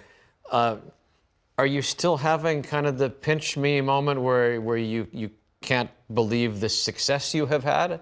It is hard to come to terms with the scale of what these last few months have looked like, where I can walk down the street and New Yorkers will come up to me and mention one of our 3 policy platforms. And it's also exciting, though, because I know that for so many New Yorkers, they have not seen themselves in our politics for so long, and especially for young people. You know, there are so many who this was the first time they registered to vote, and this to them is what the promise of politics can be. It can be actually affording the most expensive city in America. The criticism that your opponents, particularly Andrew Cuomo, have been hammering on is your newness to government, to administration, to being in a management role.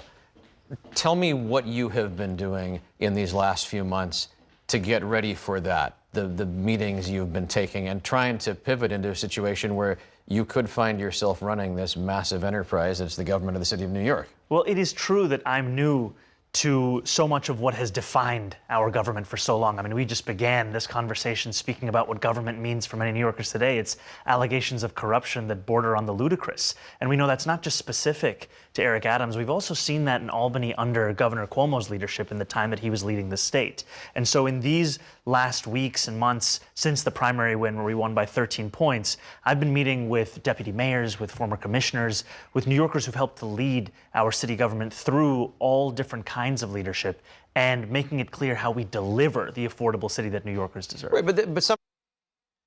Well, there we go. We're not going to watch the whole interview, but I figured it was worth a good couple of minutes of viewing there. Zohran Mamdani on Spectrum News talking about his plans and what he's been doing since having been nominated the Democratic primary, the winner of the Democratic primary, now the official Democratic nominee for mayor of New York. And it sounds like he's been staying very busy. And we certainly have been keeping up with what he's been up to, and so that checks out. Now, let's go on to other aspects of the mayoral race. Now, let's remind you of just how much corruption has been linked to Eric Adams, not in like a long historical sense, but in like recent days, right? So 3 days ago, we actually talked about this on the day that it was announced.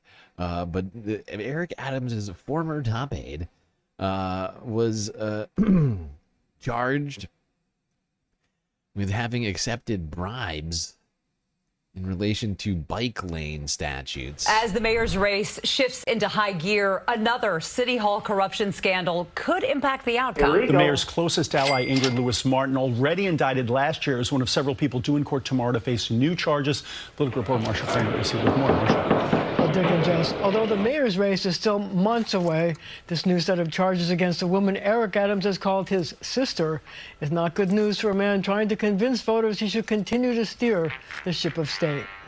4 more years! 4 more years! Mayor Adams opening a new campaign office in Harlem as news surfaced that Ingrid Lewis-Martin, one of his close... His sister. Eric Adams' sister, quote unquote. Now, she's not his biological or even legal sister. But seems that he certainly has a strong connection to his former aide. She's still a big Adams advocate out in the streets. political associates, will return to court tomorrow to face new corruption charges.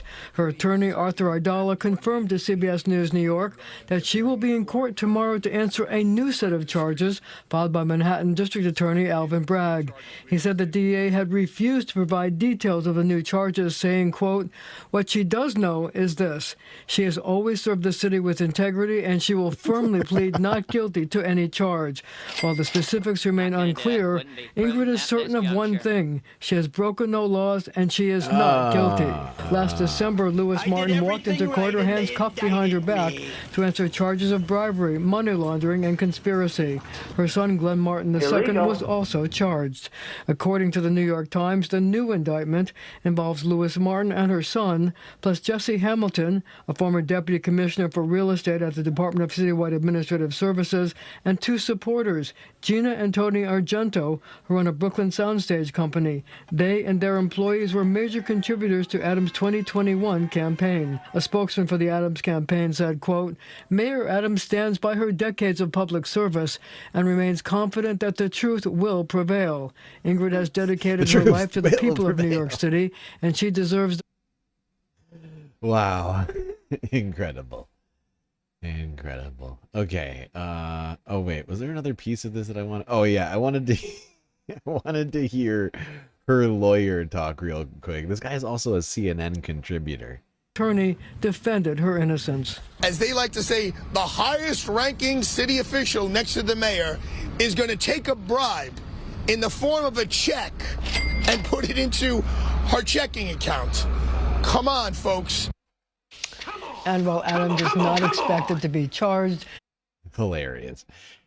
So the defense's story is she couldn't be that stupid. Come on. She's not that incompetent. She wouldn't just take a check and put it into her bank account like an idiot. That's ridiculous. What kind of public official would be so stupid as to do such a thing? Well, I would like to point you in the direction of another story now. Let's talk about that bag of chips. Oh, we have to get to this Eric Adams story. I mean, or is that self-indulgent? Oh, God. It's Friday. Okay. I know. I don't want to be too New York focused, but it's just too freaking hilarious. Can you get that article up? Because even the image is amazing. You guys sent this to me on air. Yeah, let's just show the photo first. So this was the thumbnail. Like we have our chat for the show, and yesterday we got this news. I saw this picture in like the image for the article, and I was like, "What is this?" Okay, we got other stuff to worry about. We'll deal with this tomorrow. You see it. Then I read it this morning. Eric Adams' advisor Winnie Greco. Hold on. Look at this. See, there you can see it. Hers is the green color of a telltale green of the Hers sour cream and onions. You can see a little red envelope in there that seems to have some portion of green papery rectangles. Then I read it this morning. Eric Adams' advisor Winnie Greco handed a city reporter cash stuffed in a bag of potato chips. So that's the image. I didn't understand what it meant. I don't think the reporter who got the bribe understood what it meant either. She didn't. She was like, oh, you're giving me a snack. They do a play-by-play. Yeah. So this is just amazing. As a reminder, Eric Adams was, until Trump got in office, under investigation and was charged for corruption involving payments from the foreign government of Turkey. This is a new wrinkle into it. A new wave. Wavy chips. Oh. A former top City Hall advisor and current campaign confidant to Mayor Eric Adams attempted to give money to a reporter from The City, which is the paper, following a campaign event in Harlem on Wednesday. The failed payoff, a wad of cash in a red envelope stuffed inside an opened bag of Hers sour cream and onion ripple potato chips. They were rippled, Brian. was made by Winnie Greco, a longtime Adams ally who resigned last year from her position as the mayor's liaison to the Asian community after she was targeted in multiple investigations. She resurfaced recently as a consistent presence in his re-election campaign. So the woman resigned when Eric Adams knew he was To like duck investigation. trying to stay in power, and now he's just like becoming a meme lord or whatever and trying to have fun and maybe make some money on his way out. Because like even Mamdani is focusing his attacks on Cuomo. Zohran Seems Mamdani. Like, Eric is basically screwed regardless. The most dead in the water incumbent I've ever seen Ever in my seen. life. On Wednesday, City Hall reporter Katie Honan spotted Greco near the announcement of the opening of Adams' newest campaign office in Harlem. Greco later texted Honan after the event when she spotted her again and asked her to meet across the street from the campaign office next to a TD Bank. Greco and Honan walked to the Whole Foods next door. While inside the store, Greco handed Honan the open bag of chips with the top crumple closed. Honan, thinking it was an offer of a light snack, told Greco more than once that she could not accept the chips, but Greco insisted that she keep them. So this is also funny because she's trying. That's nice, but I'm not hungry. Thanks for the chips. No, I insist. You gotta. These are great chips. You've never had chips like this before. Reporter Honan here is rejecting the chips as a bribe, just thinking that they are a bag of what, $2.50 potato chips. Instead, there was a different surprise inside. The two parted ways. Before entering a nearby subway station, Honan opened the bag and discovered a red envelope inside stuffed with cash, at least one $100 bill and several 20 bills. Are you joking? So like $220 inside a freaking potato chip bag? I mean, she says at least 100, but I don't know. That seems like a very, very small attempt. Is this what they're insane? Like, that's the thing. It's like, what kind of corruption is this? I know.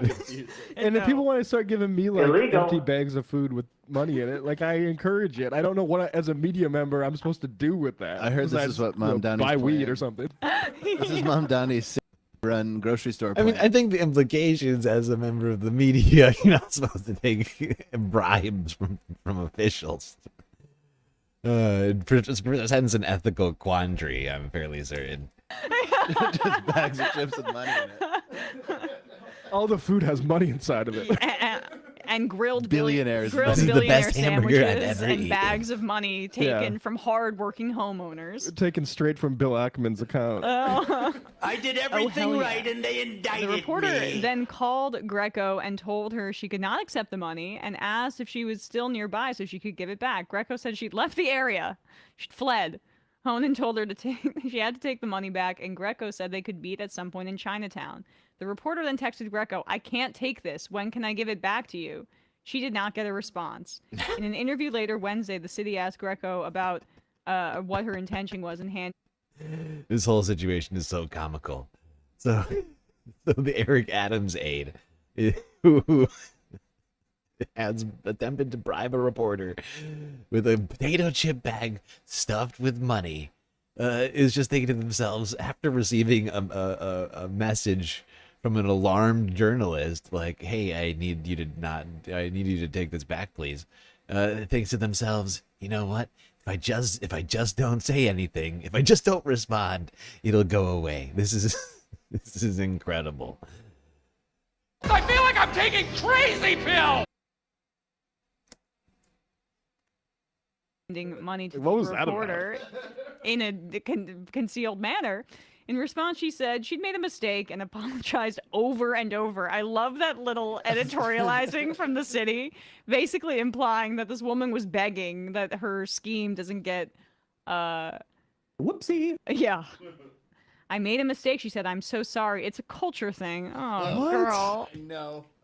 I don't know. What a weasel. I don't understand. I'm so sorry. What culture? I feel so bad right I now. think I'm New York so politician sorry. is Honey. the culture. I'm so sorry, honey. She called her honey. She then called the city back, advising be that we creepy. call her attorney, Stephen Brill, and adding, "Can we forget about this? I try to be a good person. Please, please, I please tried to don't be a do good in the person." news nothing about me." I just wanted to be her friend. I Greco was just added. trying I to just be wanted to have nice. one good. Is this a leave sketch? I just tried. What did it get me? Like, look, I don't even get why you're asking me about this, but like, you know, like I was just trying to be nice. What is the deal? Hey, you don't like free money? Oh, God, what is your deal? How rude. Have one good. Is this a think you should leave sketch? I just wanted a friend. It's nothing. Why don't you want to be my friend? Brill denied that his client's payment to the city reporter was nefarious in any way. I can see how this looks strange. This is her attorney. But I assure you that Winnie's intent was purely innocent. In the Chinese culture, can you guys give an arrest? Money is often given to others in a gesture of friendship and gratitude. And sympathetic reporter. Aren't I a good guy? Which is why she was so ashamed of her friendship and gratitude that she had to put it in a plastic bag. It was purely innocent and gesture of gratitude. Winnie is apologetic and embarrassed by any negative impression or confusion that it may have caused. Let's just we're good. Yes, there, but this is AI overview. So Yeah. take it for what it's worth. Any negative impression or confusion that this may have caused. Yes, this is confusing to me for so many reasons. I don't think it's been assuaged, unfortunately. I still feel very confused. And I feel like I do have a negative impression of this clearly corrupt act. But hey, I mean, hers is getting some serious publicity here. Free marketing for hers, at least. I mean, my God. If you want to do bribes, do it the hers way. If anything, it's making people think about buying a bag of hers potato chips, like myself.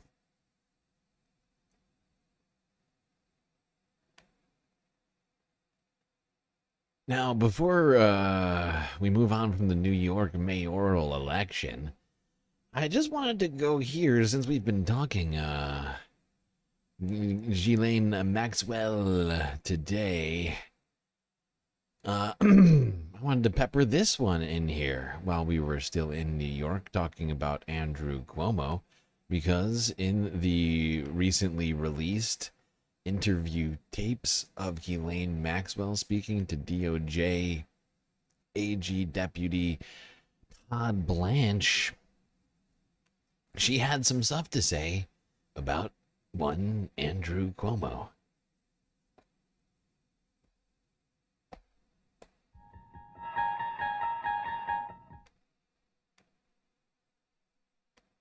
So what? Philip Levine. There's some names that have been publicly associated with Mr. Epstein that I just want to ask you if you know about. Piers Morgan. Is friendly with who? With Mr. Epstein. I forgot about the Piers thing. Yeah, there's no trick question. I forgot about Piers. Okay, all right, I'm gonna listen to this. This is worth it. And Piers, you know that guy? You know Piers Morgan? You know about Piers Morgan. Is friendly with who? With Mr. Epstein. I have no idea. Never. I doubt it. Yeah, there's no trick question. I'm not I'm not suggesting that I know the answer to it. I'm genuinely just asking. Well, I would be astonished. I can't imagine they'd have anything in common either. How about Are you friends with Piers Morgan? I've met him. I met him at an event in Manhattan. I can't remember what. More recently, so probably in 2012, 30 something in that, and we had a very nice conversation. So I remember that. I remember thinking I don't remember if I'd ever met him before, but I remember thinking how nice he was and how I was surprised. So I liked him. What can I tell you? So just like Donald Trump, Bill Clinton, Prince Andrew, among others, in this Ghislaine tape, Ghislaine also suggests that she thinks that Piers Morgan is a great guy and that she really likes him too. He looks good, and he looks hard. So that's the only one. That's the only memory I have of that. I'm not sure if that's correct, but that's what I think. I don't have a correct or incorrect. No, I just don't know. I just want to try and. No, but I want you to believe me, because I mean this. There is so much information in the public sphere about you and Mr. Epstein and others around, and some of it is definitely true, and some of it is definitely false. Okay, all right. So when I ask a question, if I think that you're not being honest or that you're missing something, I'm not. This isn't got you. I'll say that to you. Did you ever meet JFK Jr.? I'm sorry? Did you ever meet JFK Jr.? Yes. When was that? I met him at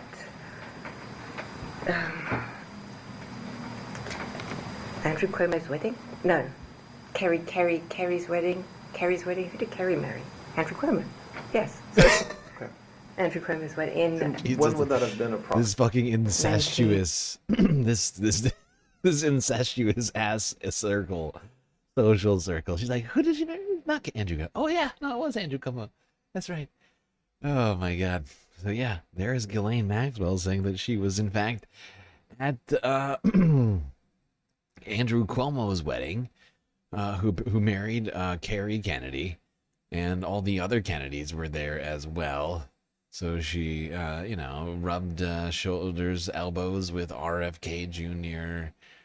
And actually, I think she talks about RFK Jr. later. Hold on, let's just listen to the rest of this for fun. 90? So before 1999? Something like that. But would that have been before you met maybe. Mr. Epstein? Yes. Did you have any sort of professional or social relationship with John F. Kennedy Jr.? I fancied him. You what? I thought he was very attractive. Oh, you fancied him? Sorry. Aside from finding him attractive and fancying him, did you have any sort of, social relationship with him? I mean, we knew each other, and I thought he was wonderful and fun, and I enjoyed meeting him. But we went out. I wanted to say we had a dinner or two, but I was He's just everybody that Ghislaine meets is just wonderful and fun and great. excited, but that was it. But I don't. Like I said, my memory is not it's not as good as I would like it to be, and I just want to say that. Do you mentioned, I think yesterday in passing, or not in passing, but as part of another answer, Andrew Cuomo? Yes. Did you know Mr. Cuomo? Well, only because he was married to Kerry. Yes, okay. And I think I knew his brother as well. He has a brother, right? He's on TV. What's his name? I was unaware of her being close friends with Kerry Kennedy. That's an interesting development.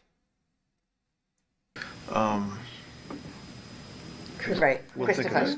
Yeah, Chris. Yeah. You mean the former TV anchor, or yes. the TV anchor? Yeah. So apparently, she knew Andrew and Chris Cuomo through Kerry Kennedy. Although, yeah, I mean, this is, wow, a lot of details coming out of here. Some things sound more believable than others, not gonna lie. Like, I don't know, an example of one of the unbelievable things that Ghislaine has said during all this is that she never once witnessed any man ever do anything inappropriate with any woman in the presence of Jeffrey Epstein. Give me a joke. All right, let's get back on track. I just figured I would leave that in there while we were still talking the New York City mayoral race, finding out that Andrew Cuomo was friends with Ghislaine Maxwell. Fascinating development. Now, let's talk about someone who left Reckoning, a channel many of you may be familiar with. Matt Leck of The Majority Report and Dave Grissom, or whatever his name is. I think Dave is the one who did this whole interview. But they had on a woman who they are calling perhaps Atlanta's Zohran. Zohran Mamdani. Let's go here. Left Reckoning from 2 days ago. Columbia Rican. Columbia Rican with the sweet, sweet super chat. We live in a dark time when pedos get away with it. Illegal. It is dark times, indeed. That completes the goal, everyone.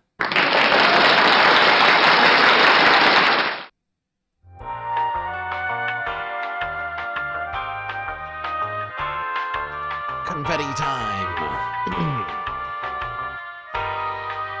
There you go, everybody. Bask in the great gloriousness that is this confetti party, which you and other chatters like yourself have helped to bring to fruition. That's right, this confetti is brought to you by viewers like you, people who have helped contribute to this goal. That's right, that was number 9 and 10. 10 out of 10. It's beautiful. It's glorious. It's incredible. Epic.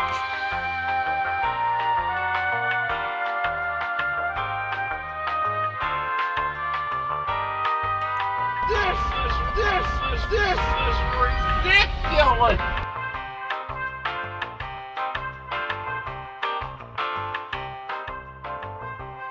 Alrighty, everybody. Well, there you go. A confetti party. To signify that we now have completed the goal. And that ensures that we will get all of the sweet, sweet content this Saturn Day stream, regardless of how many gifts, super chats, super stickers, memberships, or otherwise donations of any kind. That's right. I mean, don't let it stop you from donating, but just know that future content is not contingent upon your donations. And that I appreciate all of you who contributed up to this point.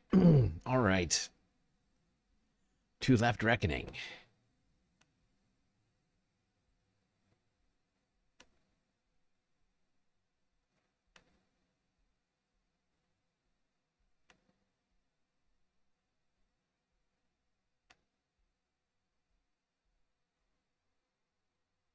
Oh, right. There's like 10 seconds of dead air on this. Who's doing the editing over here at Left Reckoning, huh? All right. Well, we're here to talk about one of my favorite things, which is Southern socialism. And I'm very excited to be joined by our guest, Kelsey. Kelsey, could you introduce yourself? Yeah, hey y'all. My name is Kelsey Bond. I use they, them pronouns, and I'm running for Atlanta City Council District 2. Well, it's really exciting, and you know, it's really important, I think, to kind of continue on the momentum after the Mamdani campaign. And I'm just curious about, you know, for people who might not be as familiar with Atlanta, you know, what are the major issues, and specifically, what got you into running here? Sure. So I've been an organizer on the ground in Atlanta for over 5 years now. I joined during the COVID-19 pandemic, shortly after Bernie dropped out of the race and Black Lives Matter protests exploded across the country. And I kind of had this realization how all these issues intersect, and an understanding that I had to get involved on the day-to-day level in order to change the society that we live in and take our country in a new trajectory. And so I have been a labor organizer in Atlanta for several years, been an active member of the Democratic Socialists of America. And, you know, we've seen so many different fights in Atlanta over these last few years, including Stop Cop City, the fight to build light rail on the Beltline in Atlanta. We've seen an unprecedented amount of lack of respect for democracy in Atlanta politics. And I think this has really fired up the progressive left to, you know, elect people who are ready to fight the status quo, refuse corporate money, and, you know, find a new way to do politics in Atlanta. Yeah, well, I mean, I'm curious, you know, to hear your thoughts on this, because Atlanta has been a kind of like national news story with its, you know, grassroots organizing, particularly in the fight around Cop City, right, which is a very important fight, obviously. But there's been a lot of really exciting things happening on the political front, right? right, with getting candidates elected, correct? Yeah, so this last November, our DSA chapter had our first success electing Gabriel Sanchez to the Georgia State House District 42. He will be the first DSA endorsed elected in the state legislature. Technically, you could argue Julian Bond was the first socialist in the state legislature back in the day. But this was a big victory for us. It was an entirely grassroots campaign. He also refused corporate money. We beat a 7-year incumbent who took loads of corporate money. We were outraised, I think, ×2, but we ended up knocking 17,000 doors up in Smyrna, Cobb County, Georgia, which is historically one of the more red-leaning suburbs of Atlanta. And there's been demographic change in recent years, and we just tapped into that and talked to people about the issues that mattered to them. Yeah, I mean, it's been very exciting kind of watching what's been happening in Georgia and across the South. And I'm curious on that. I mean, you know, that's not your stump speech. What are you talking to when you're talking to folks about? Yeah, so so I'm running in District 2, which is the smallest, densest district in Atlanta. It's half renter, it's very young, very progressive district. A lot of people there signed the petition to put Cop City on the ballot. And all right, well, there you go. That was Kelsey Bond, a person running for city council in Atlanta, using a similar strategy to Zohran Mamdani, as well as having a similar message. I went through the whole video myself, and she speaks a lot about working people's issues and things of that nature. But, I'm sorry, they. That's my bad. Yeah, I found their take to be incredibly refreshing and certainly reminiscent of a Zohran Mamdani. Zohran Mamdani. Okay.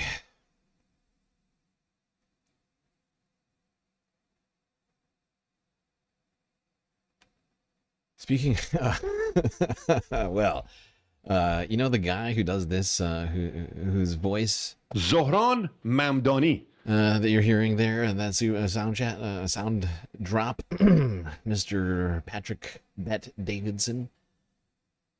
I mean, Patrick Bet David. No, I'm doing it. Paul Bet Davidson.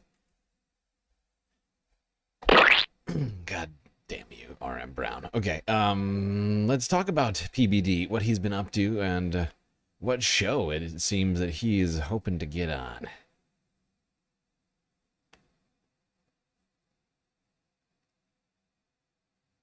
Folks, are you feeling emotionally untethered? Perhaps a little bit like I feel like I'm taking crazy pills lost in some fashion. Mm-hmm. Yes. Well, Patrick Bet David is here for you. Oh, okay. Let's check in. Bill, because I think he's played a very important role the last couple of years. Watch this clip here. Go. He's talking about Bill Maher. No. Oh, this is the other thing we should say. You keep him up there. Patrick Bet David desperately wants to be on a Bill Maher show. He desperately wants to be on there. He is on a full court press to get on the Bill Maher show. Watch it with that in mind. Know that Bill Maher is one of the pettiest Fs in the country. And to get on his show, you have to, A, have a mostly conservative perspective on things, and B, you have to really kiss his ass. And so Patrick Bet David, Project Get Me on Bill Maher. Ford. Look, I'll say this for Trump. He's got this idea that America is still the biggest swinging dick in the world, and we have not used our power as much as we should. That's what the tariffs are about. We have the power to change these people's, other nations' trading practices with us, some of which were out of line. I'm surprised that people went along with it as much as they did. So he wasn't completely wrong about that. He said, look, NATO hasn't been paying their fair share. I'm going to make them do that. He wasn't wrong about that. And I'll tell you this, one thing about him that I know, I'm not going to tell you how I know, but a lot of people have seen the same thing. He really does hate war. He really does not like it when people die in war. There's 4 different wars.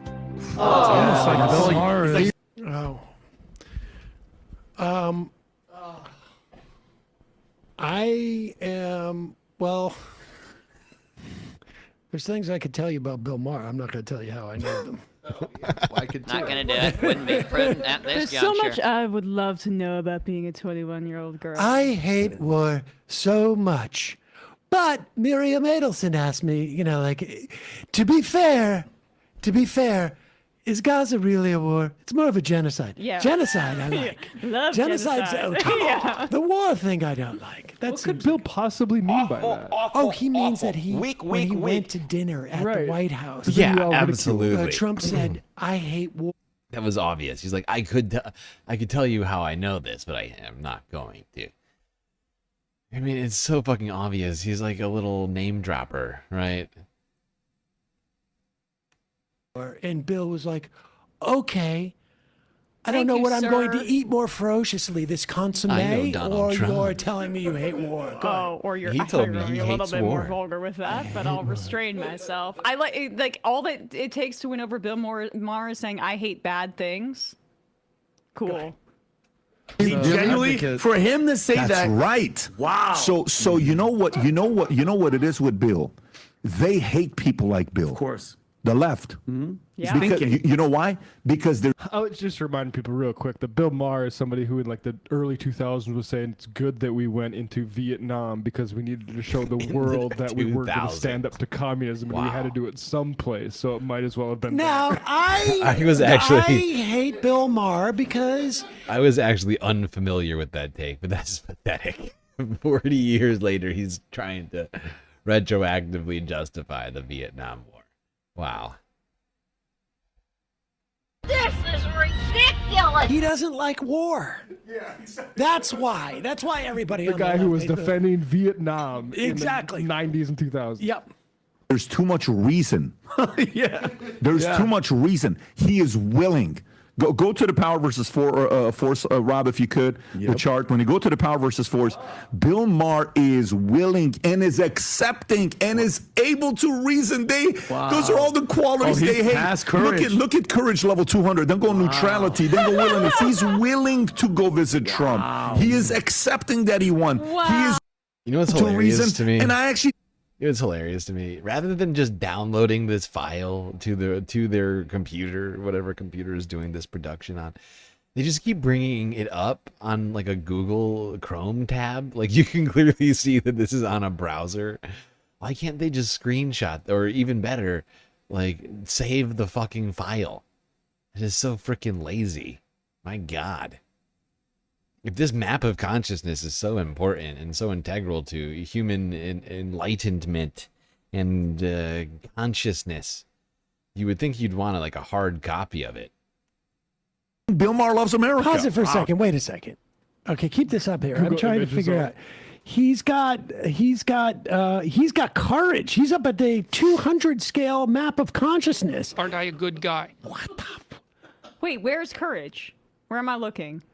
Right in the middle, the yellow. Okay, well, I mean, I don't understand why Patrick Bet David is bothering himself dealing with somebody who's not even in the green zone. Like, I mean, I get it, okay, green zone people, they're on their way to truly loving America, but the blue zone people are the only folks that I would associate with. I'm starting to be convinced by this because courage and pride are just separated by a thin line there, and I think that might be some of the problem. Is Oh my God. delineating between those two. That is so beautiful. I just don't get. Is he not disdain? Yeah, I mean, honestly, this map of consciousness, which PBD and crew seem to be living their lives by, it's very peculiar. A lot of stuff on here. God, and there's like columns and rows. It's all very interesting. God view, life view, level, scale, emotion, process. All on the x-axis, and then power, force. There's actually multiple axes here. Power and force, up or down, strong or weak. It's I guess it's like an X, a Y, and a Z axis here. It's three-dimensional, the map of consciousness, when you think about it. And condemning? It seems to me to be down around Although like I would point this or out, 75. it's not His so whole much show. like it is three-dimensional. It's also not, because of course strong, weak, power, force are in fact both just going up and down the columns. So, pretend like there's 3 axes, okay? Sure, are you living in a flat plane? Yes, but you could pretend that you're living in a 3D universe. Is disdainful and condemning and vindictive. Is vindictive down there? Because Bill Maher is widely known as the most vindictive person, one of the most vindictive persons in show business, and that is a business full of vindictiveness. It's hard to be known for that. But okay, all right. I hate to argue with Patrick Bet-David about where to place people on the map of consciousness. But go ahead. Then go neutrality, then go willingness. He's willing to go visit Trump. He is accepting that he won. He is willing to reason. And I actually think Bill Maher loves America. Wow, he's up there. I actually think Bill Maher loves America. I wouldn't go that far. I believe reason. I believe Bill loves America. Of course, I believe Bill loves America. I believe he's. So what's the point of where it's going to today? Yeah, what is the point? With Bill. What is the point? Oh, I need an opportunity to compliment Bill. He loves America. You guys heard of this guy, Bill Maher, on before? real time over the summer? Because I'm going to make a bet if that's the case that Patrick Bet-David is on within the next month. Oh, he desperately wants to be. Patrick has been on Club Random, but he hasn't got the Bill Maher. as far as I can tell. You heard of Bill Maher? He's a great guy. Real time. Was he on the episode where... He looks good, and he looks hard. Don't be creepy. Okay, that's a perfect spot for us to take a quick galactic intermission. Shake out those arms and legs, folks. Quick space break, but don't worry, we'll be right back after these brief messages.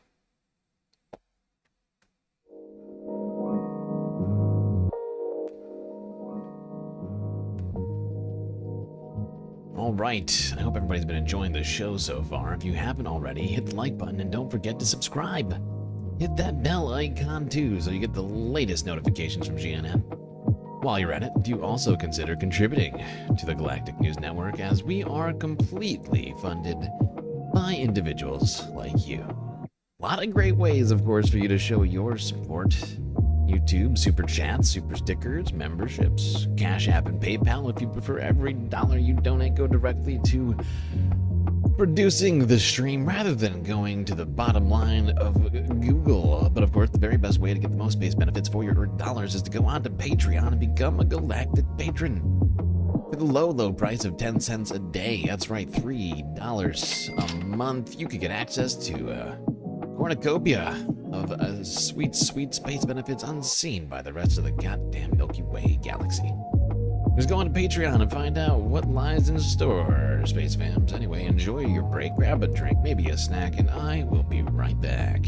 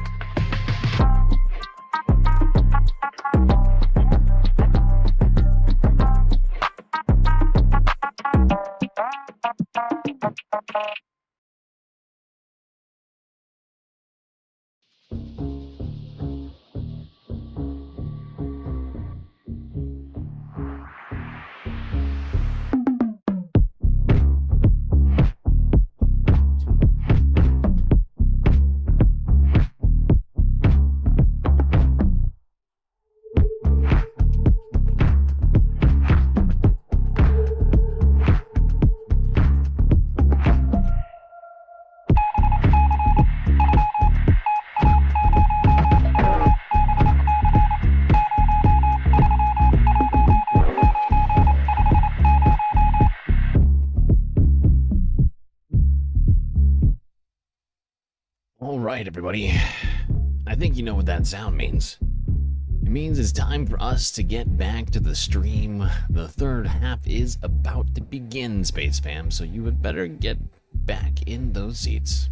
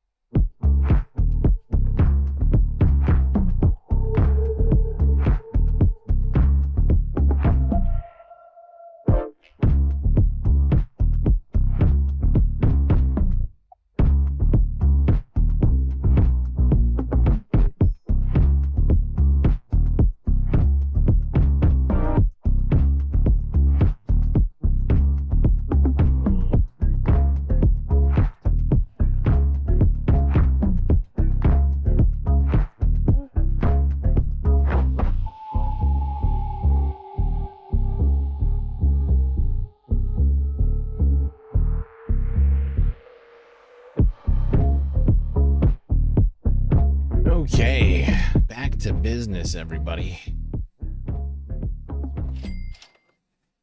Let's talk about how much money Donald Trump is making and profiting off of his presidency.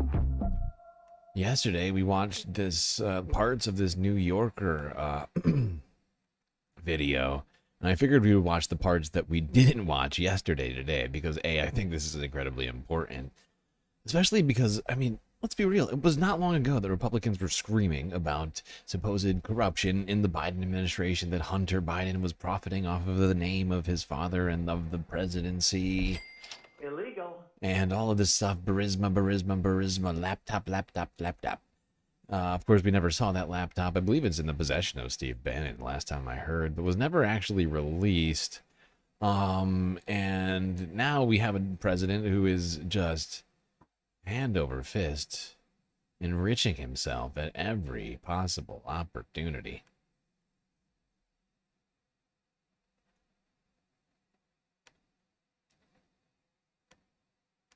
Against media companies. It seems like an unfair use of power. Nonetheless, President Trump, who had really a very dismal record at suing media companies in the past, throughout his career, he's filed about a dozen lawsuits that have either been dismissed or withdrawn against media companies of one kind or another. Because when somebody says something, I think you have to refute it, right? $15 million from ABC News, a payment of $22 million from Meta, the parent company that owns Facebook, a payment of $10 million from X, formerly known as Twitter, and a payment of $16 million from CBS News, a unit of Paramount. Boy, look at all the cameras back there. That's amazing. It's the fake news. On top of that, he and his wife have also sold to Amazon.com the rights to make a movie of her life. Amazon agreed to pay her $40 million to make that movie. Her cut comes out to about $28 million. That's money that he can use to support his post-presidential lifestyle. So all in all, I added up these payments from various corporations, and that comes out to another $91 million. Now, Truth Social. Arguably, Truth Social, his social media platform, would not exist without his tenure in the White House. And he continues to use presidential statements made over Truth Social to draw customers to the platform. Its user base is basically his MAGA supporters. So definitely that's in the column of presidential profits. But how much is it worth? It lost more than $400 million last year. A lot of institutional investors consider it a meme stock. That is, the parent company that owns Truth Social has a stock that goes up and down based primarily on how people feel about President Trump. Exactly. Like right now, the stock, the market cap of Donald Trump's social media, Truth Social, Trump Media, and Trump Technology Group Corp was nearly $5 billion. I'm just looking at the stock ticker right now. And so, and yet, like you just said, the company itself actually lost money in the last fiscal year. To the tune of hundreds of millions of dollars, but investors and supporters of Donald Trump are pumped up the value to billions of dollars, even though it's completely unprofitable. Although I am fairly certain that this year you're going to see a change in Truth Social. I think you're going to start seeing Truth Social being much more profitable, right? And I've talked about this in the past. This social media company is an enrichment vehicle for Donald Trump, an enrichment vehicle which comes along with it a caveat that if you want to know what the president is saying at any given time, you need to be on that app and you need to be monitoring it. You know, if you feel it necessary to know what the president is thinking on a regular basis, it is the way to go. And so you have reporters all over the planet now on his platform, you know, as well as Americans all over the country, all on this platform now, or at least some using it to some degree. Like, for instance, I don't actually have the app or an account, but I search it on Google all the time. I go to the freaking website host of the app to read through Donald Trump's feed. And you know what is like you go and look at Donald Trump's feed right now. I invite anybody here who's listening to go look at Donald Trump's feed. Just search it in your browser, Truth Social, Donald Trump. Click that. Even if you don't sign up, what you do, you just scroll through it and you will see. And granted, you're giving fractions of a penny to somebody, Donald Trump specifically, and other stockholders, but you'll see it ad. Tweet or truth, whatever you want to call it, and then tweet, ad. Like, there are tons of ads. People are paying money for people to see those ads.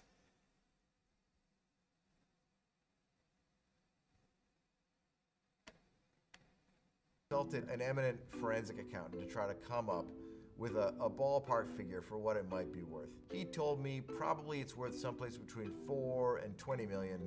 To be generous, he suggested tacking on another 5 million, so we'll put that at 25 million in personal profit. Donald Trump Jr., the president's oldest son, recently made news by circulating plans to create a new private club in Washington, D.C. to be called Executive Branch. The most notable thing about this club is that its members include Donald Trump Jr. and a number of other people. This is fucking ridiculous. Donald Trump Jr. is starting up a social club called Executive Branch. Holy fuck. It's like selling access to the presidency and just saying it out loud. Holy fuck, dude.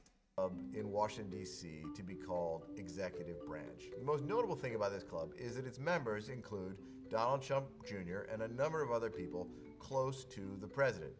At an opening party in June, they drew at least 7 cabinet members. The club made a lot of headlines by asking for initiation fees that range as high as $500,000 a person. 20 founding members paid that high initiation fee. Oh my. 180 or so initial members paid a much lower initiation fee of about $100,000. Oh, that's very generous. Probably they don't really expect to make money, that their operating costs will pretty quickly burn through all of that. I'm not going to add that money to the Trump's personal profits. At the same time, Donald Trump Jr., who's setting up that club, is also in business with another one. If he doesn't have to, but we're gonna count that money. That's count that money yourself. But if I did the math right, that's $28 million that Donald Trump Jr.'s little club has collected in fees in just 8 months. That is insane. And actually, it's probably a shorter period of time. I don't know when he created this fucking thing. It was ostensibly after January 20th. Founders, Omid Malik, a financier. And that relationship is much more lucrative for him. Omid Malik also runs a venture capital firm called 1789 Capital. Last fall, Malik brought Donald Trump Jr. into the firm as a partner. I talked to consultants in the business who guessed that he's probably making about $200,000 a year. On top of that, the fund has raised about $1 billion. The partners split about 20% of the profits. I calculated that the present value of the money that Donald Trump Jr. stands to make from Ridiculous! comes out to $19.6 million. Much of the money that the Trump family has made in recent months has come in the form of crypto, which is something that the president himself used to be quite skeptical of. The United States will be the crypto capital of the planet and the Bitcoin superpower of the world, and we'll get it done. He got into releasing NFTs, non-fungible tokens. America needs a superhero. I'm doing my first official Donald J. Trump NFT collection right here and right now. They're called Trump Digital Trading Cards. Trump got into this business in 2022 and began selling a variety Gotta of catch cartoons 'em of all. himself, you know, as a biker with a guitar. I'm glad we have basically Trump Pokemon cards in the form of NFTs. That's what this timeline needed. And selling a variety of cartoons of himself. Trump, you know, as a biker with a guitar. Trump as a muscly superhero. We calculate that with another NFT sold by his wife, that comes to $14.4 million. The next Trump family crypto business is called World Liberty Financial. This was announced last fall during the campaign. Trump took time out to participate in a desultory 2-hour live stream. It involves his sons and Zach Witkoff, the son of his diplomatic envoy Steve Witkoff. The first thing that it did was begin selling a special crypto token which would entitle the owner to vote on whatever its future plans would be. The company said that the Trump family or entities related to the Trump family would get about 75% of the proceeds of those token sales. That came to about $550 million by around the time of the inauguration. The Trump family's cut of that is $412.5 million. Another way that the Trump family has made money off of crypto has actually taken them back to the Persian Gulf. Zach Witkoff announced a few months ago at a conference in Dubai that a company owned by the royal family of the United Arab Emirates was going to buy $2 billion of what's known as stablecoin. The amount of corruption and self-dealing here within the Trump circle, like the close, intimate, like circle, right? His sons, the sons of his envoy to the Middle East, who's been doing a heavy, some real heavy lifting. Old Steve Witkoff over there. I mean, my God, he's been visiting he's been in the news practically every single freaking day. It's just wild. From World Liberty Financial. Now, stablecoin is a special kind of crypto that's supposed to basically replicate the value of a dollar. Between the time when they sell the stablecoin and take your dollar, they can invest it and earn a little bit of interest on that money. Who could have predicted, says Bob Carmody. Yeah, who could have predicted that? I mean, the fact is, even I don't think I was predicting in my head. I wasn't like doing any predictions on exactly how much this was out loud or on paper or in any other form, but I think in my head, I wasn't expecting it to be quite this corrupt. Like, and so brazenly so. Like, I knew it was going to be corrupt. Don't get me wrong. But the number on the end of this thing, I mean, let's go to the end because we already watched the rest of this. But the number on this thing is insane. Like, the actual number is fucking wild. And remember that we watched this before and we forgot to go with the initial caveat that he had had integrated into this study of his on how much Donald Trump and his family are enriching themselves. But one thing that this New Yorker reporter did was exclude all of Donald Trump's legacy businesses that preceded him before the presidency. So things like the golf courses and the hotels and other properties and investments that he had, all excluded from this. That's Jesus Christ. That's too much, man! Form. What they've sold is known as a meme coin. That is a form of crypto, a form of cryptocurrency that doesn't even really purport to be anything more than a novelty or a gimmick or a kind of online joke. It's just sold as a bit of fun. In this case, the fun of paying money to President Donald Trump. After introducing the meme coin shortly before the inauguration, Trump came forward again in April and announced that in fact he was going to host a private dinner for the top 220 holders of his meme coin, re-incentivizing people to go out and buy as much as they can. And I was there to try to watch the attendees come and go. By that time, we estimate that the revenue that he brought in through sales of the meme coin, some trading fees, and another meme coin sold by his wife had come to at least $385 million. I've tried to give the president the benefit of the doubt at every turn. I've used present value calculations so that I'm not counting money he's going to earn in 30 years as money he's earned today. And I've tried to come up with a baseline. So in all likelihood, he's actually going to earn a lot more than this. I asked myself, why does it matter? You know, a lot of this stuff is publicly disclosed. He doesn't make any secret of his money making. In some ways, the people that he's squeezing the most out of are his own supporters. Adding it all up, I come to about $3.4 billion. The thing that stands I feel like I'm taking crazy pills! There you go, $3.4 billion. According to this New Yorker journalist. Pretty astounding. Especially when you think about the fact that it's only been 6.5 months.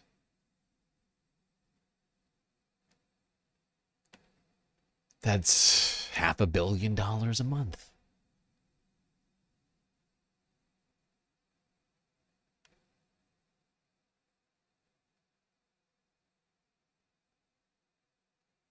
And while Donald Trump has been actively enriching himself, he is in fact making things more difficult for everybody else.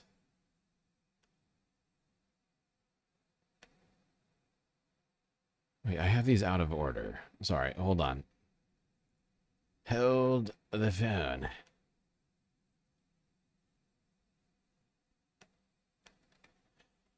Yeah, like I was saying, Donald Trump, while he and his family enriched themselves to the tune of billions and billions of dollars, hundreds of millions per month since he's taken office, causing havoc across the planet with his terror war, and really, I mean, it's been very busy.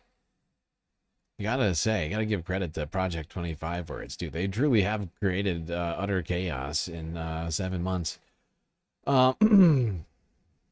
He's also waging fiscal financial war against the city of New York.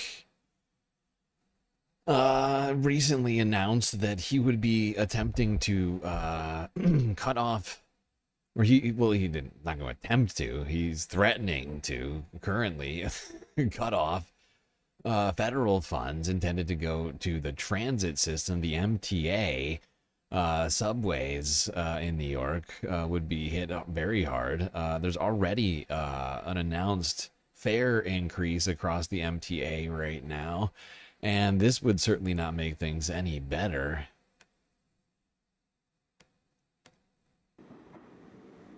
The U.S. warned Tuesday it could slash 25% of New York's Metropolitan Transportation Authority funding if subway worker safety doesn't improve. The Federal Transit Administration had directed MTA's New York City Transit to improve safety in August last year, after a worker's death in 2023 and a serious injury in June 2024. Oh. In a post on X, Mark Molinaro of the MTA said, quote, "A death and an injury on a subway that sees billions, that's with a B, billions, of riders per year." Wow. So 1/1 billionth accident rate is what they're worried about. Or I guess 2 billionths. 2 billionths. I am disturbed by MTA's failure to reinforce safety measures following serious accidents, one resulting in the death of a transit worker. Secretary at Sec Duffy has said time and time again, safety is U.S. DOT's top priority, and we will not accept anything less than full accountability. Now, of course, crime on the subway has been going down at the same rate, if not faster, than the rest of crime in New York. And it's quite a laughable claim that somehow that this is all based upon danger on the subway. It's the same way that it is ridiculous and nonsensical to suggest that the National Guard should be walking the streets of D.C. because of crime there, even though statistics are down 30% on crime in D.C. Of course, Donald Trump and his cronies have instituted this regardless of how stupid it is. Anywhere. The Transportation Department added that the MTA has 30 days to submit a new worker safety plan. However, the MTA said on Tuesday it had answered the rail safety questions months ago, calling the threat of withheld funding as part of a pattern of attacks tied to New York's congestion pricing program. That Biden-approved program charges drivers a fee to enter Manhattan below 60th Street. The goal is to reduce traffic and fund New York City's transit upgrades. But in this administration, Transportation Secretary Sean Duffy threatened to withhold project approvals and billions in funding if... So it's a two-pronged approach, or concern, I guess, from the Trump administration. It's crime, even though there's not a lot of crime. And that goddamn congestion, that congestion pricing, which everybody has, all polls taken since the institution of congestion pricing in the lower portion of Manhattan, there's been a wide and broad approval from all New Yorkers on that. It's terrible. It's terrible. Even though people like it, I say it's illegal. Illegal. This is the very definition of totalitarianism.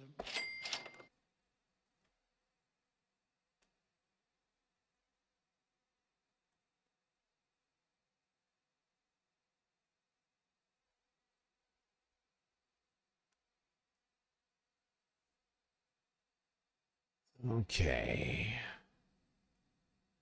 Let's go here to Ziteo. This was posted right before the stream started. Mehdi Hasan had a debate with a British politician. I think it was earlier this month. Posted to the channel, like I said, right before the stream started.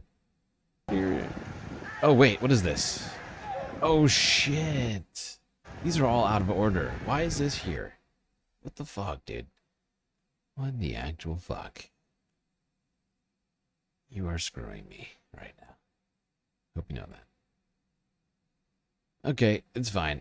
Let's go to the next video. It's fine. We'll hit this one after. Mehdi.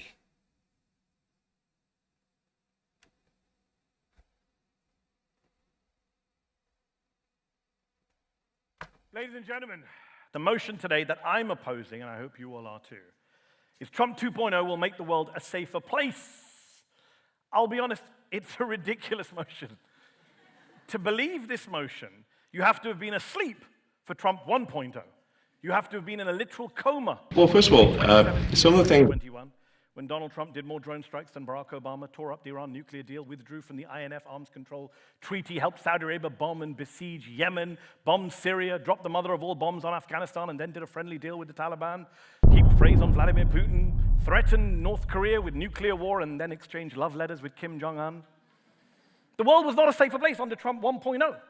And to believe that Trump 2.0 will make the world a safer place, you also have to have been asleep since January 20th of this year. You have to have buried your head in the sand. Safer. Safer. Safer for whom? Not for the people of Iran, more than 1,000 of whom were killed in Israeli airstrikes approved and blessed by Donald Trump as excellent. And it wasn't just the Israelis. Donald Trump, the guy who said he would be the anti-war president, the guy who said he would end the endless wars in the Middle East, bombed Iran himself last month in violation of both the UN Charter and the US Constitution. He blew up diplomatic negotiations. He failed to actually destroy all of the highly enriched uranium, which has now disappeared and is unaccounted for. And so as the former conservative foreign secretary, former leader of Michael's own party, William Hague, said the other week, Trump's bombing of Iran makes it, quote, more likely than it was before these events that we will wake up one morning 10 or 20 years from now to discover that Iran has a nuclear bomb. Well done, Mr. President. Trump will make the world safer. Safer for whom? Not for the people of Gaza, who continue to be massacred on a daily basis in their hundreds and thousands. Just 6 kids killed yesterday, lining up for water. Since Netanyahu violated Trump's ceasefire back in March, with Trump's blessing, over 6,000 Palestinians have been killed and 21,000 injured. Meanwhile, Trump has given the green light to the most far-right people in Israel to both starve the people of Gaza and ethnically cleanse the place. He just signed off on a $500 million arms deal with Israel, a government, a country that is led by a man who is wanted by the International Criminal Court. Trump will make the world safer. Safer for whom? Not for the people of Yemen, who Trump bombed in March, April, and May of this year, killing over 200 civilians. More than were killed in all American attacks on Yemen over the past 20 years, including 80 civilians in an oil refinery and 60 migrants trapped in a detention center, all dead, thanks to Donald Trump. But he'll make the world safer. Safer for whom? Not for the people of Ukraine, who Trump effectively abandoned since he berated their president in the Oval Office on live television, then kicked him out of the White House, then brought in a pause on intelligence sharing with Ukraine, which led to the deaths of hundreds of Ukrainian soldiers, dozens of Ukrainian civilians. Michael used to be a big supporter of Ukraine, but now he's here tonight defending Trump. The same Trump who just last month halted crucial arms shipments and munitions destined for Ukraine, desperately needed by Ukraine. Now he's saying, oh, well, he's going to change his mind. He's actually going to send the weapons. But he's all over the place. He's Trump. So, I don't know. I guess the Ukrainian people are on their own in this new, safer world brought about by Trump 2.0. The truth is that Trump is all too happy to deliver the keys to Kyiv and the property deeds to Gaza to Vladimir Putin and Benjamin Netanyahu. He's all too happy for foreign autocrats to take what they want by force. He is. I mean, you don't think Xi Jinping, who Trump calls a friend and says he has great chemistry with, you don't think Xi Jinping is watching what's happening in Ukraine and thinking Taiwan is just there for the taking? By the way, Trump, ever the mob boss, says Taiwan should pay the US protection money for its defense. So look, Trump 2.0's foreign policy is a recipe, I'm sorry to say, for more war, not more peace. This is a US president who has increased the military budget to a record high, who loves to cozy up to aggressive foreign dictators, while threatening his own democratic allies, not just Ukraine. He says he wants to annex Canada. He wants to invade Panama. He wants to conquer Greenland. Is this what a safer world looks like? The United States going to war with Denmark? And let's be clear, this is serious stuff. This isn't a joke. There are real-world consequences to Trump's bumbling belligerence, to his reckless rhetoric, to his unbelievable unstableness. You have Poland now considering getting nuclear weapons. You have South Korea considering getting nukes. You have Germany, God help us, thinking about nukes. All because Donald Trump has abandoned US allies, threatened US allies, and made the world a less safe place. More unstable, more chaotic.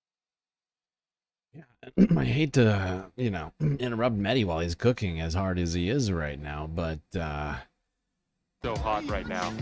But we last week, I think, a couple of days ago, and I think I might revisit this at the end of tonight, but, we saw a report that people in Japan, that Japan is considering getting nukes. It's insane. More dangerous. And this isn't just about war and peace. Trump is making the world a less safe place in myriad ways. He's undermined the global fight against climate change, which Michael has said in the past Western countries have a moral responsibility to tackle. He appointed an anti-vaxxer, Robert F. Kennedy Jr., to run his health department, who promptly announced a cut in US funding to the world's most important global vaccine alliance. Michael, in government during the pandemic, was an evangelist for vaccines. Trump let Elon Musk gut the US aid department and completely undermine the global fight against HIV/AIDS, tuberculosis, malaria. Things that Michael fought against in government.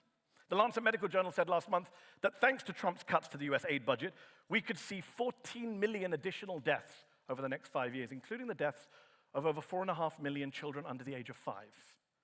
Is that your idea of safety? Is that anyone's idea of a safer world? More disease, more bombing, more global warming, more authoritarians and ethnic cleansers around the world, emboldened by the President of the United States? More chaos, more havoc, more turmoil?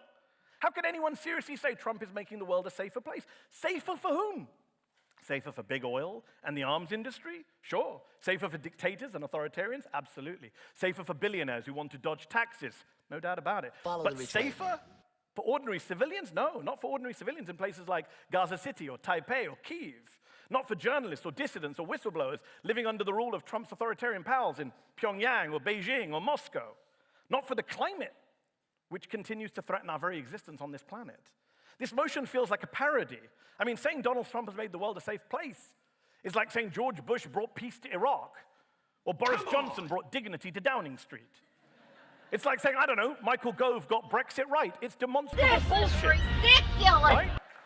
So, ladies and gentlemen, when you look at the ranting, raving, bullying, berating, ignorant, insane Trump, you don't think of safety. You don't think that's the guy protecting the world.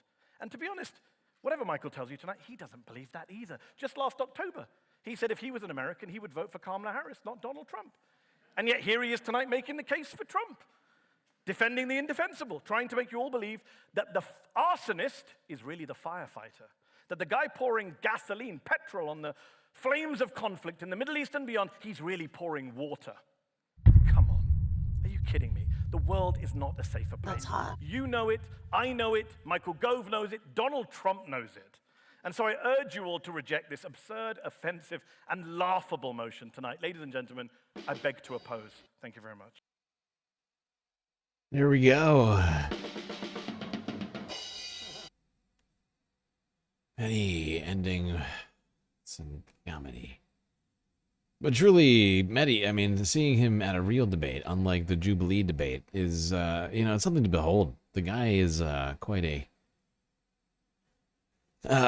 cunning linguist, epic proportions. Very good at making his point.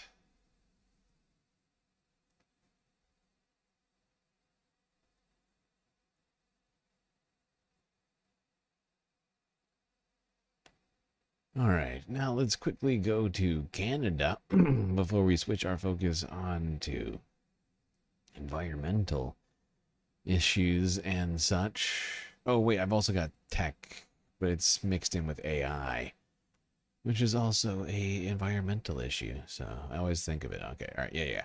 Anyway, Canada. Talk about a labor issue in Canada real quick, which we did talk about earlier this month. This story out of Canada, it's pretty impressive show of union strength and determination. About 10,000 Air Canada flight attendants were on strike. They are public employees, should be clear. Air Canada is a national airline. And on Saturday, the Canadian Union of Public Employees President Mark Hancock was responding to a work order from the Canadian Industrial Relations Board, I guess more or less the functional equivalent of our National Labor Relations Board. Their labor law is obviously different than ours. However, this board had basically said, the strike is illegal, you got to get back to work. And here is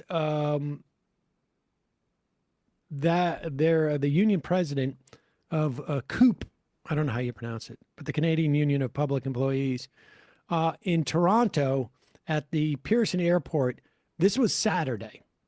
This is the CIRB order. Here's what I'm supposed to do.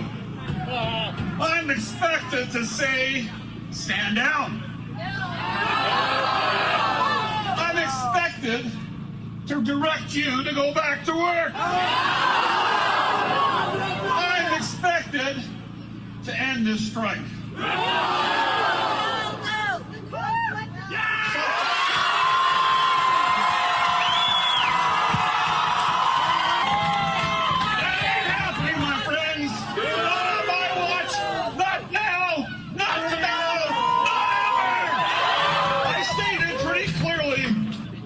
This strike would end. I said it clearly then, and I will say it clearly now. This strike will end when we get a collective agreement that works for our members.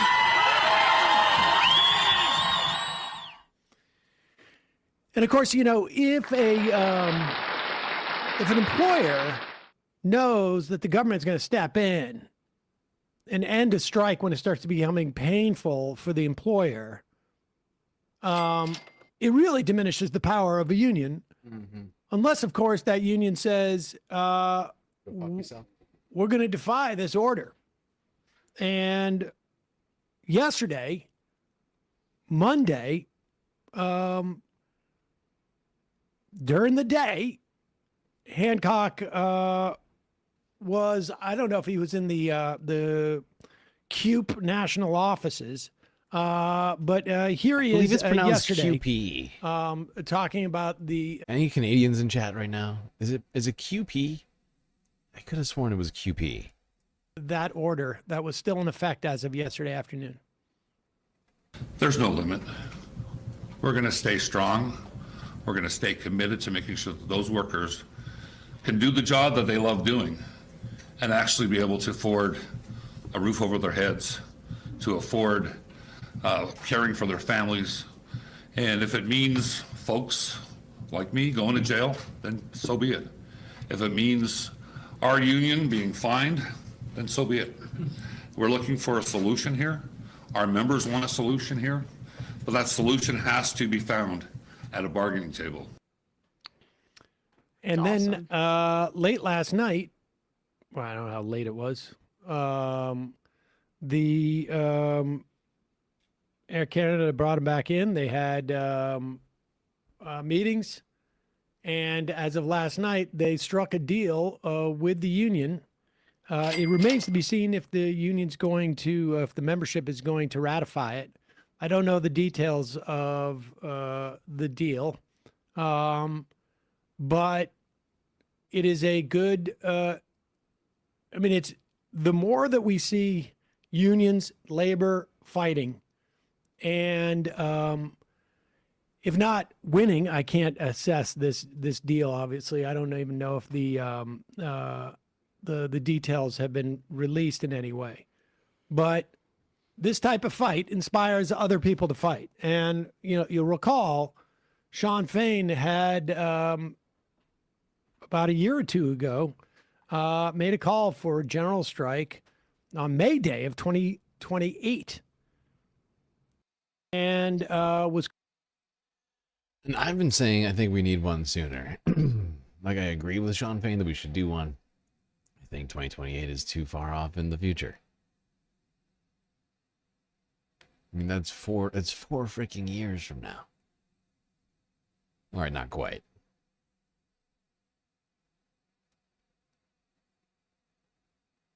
It's like 3 years from now.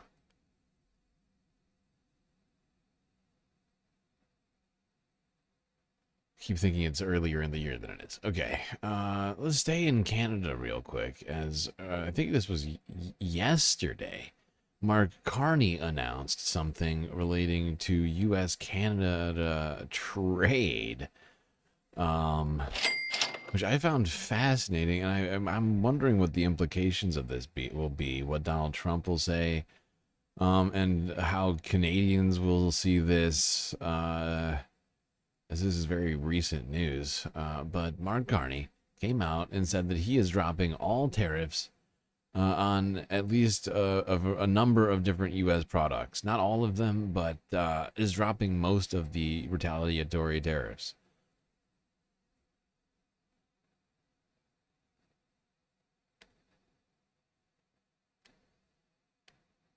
With me now is Gordon Giffen, former U.S. ambassador to Canada. Gordon, thank you very much for joining us.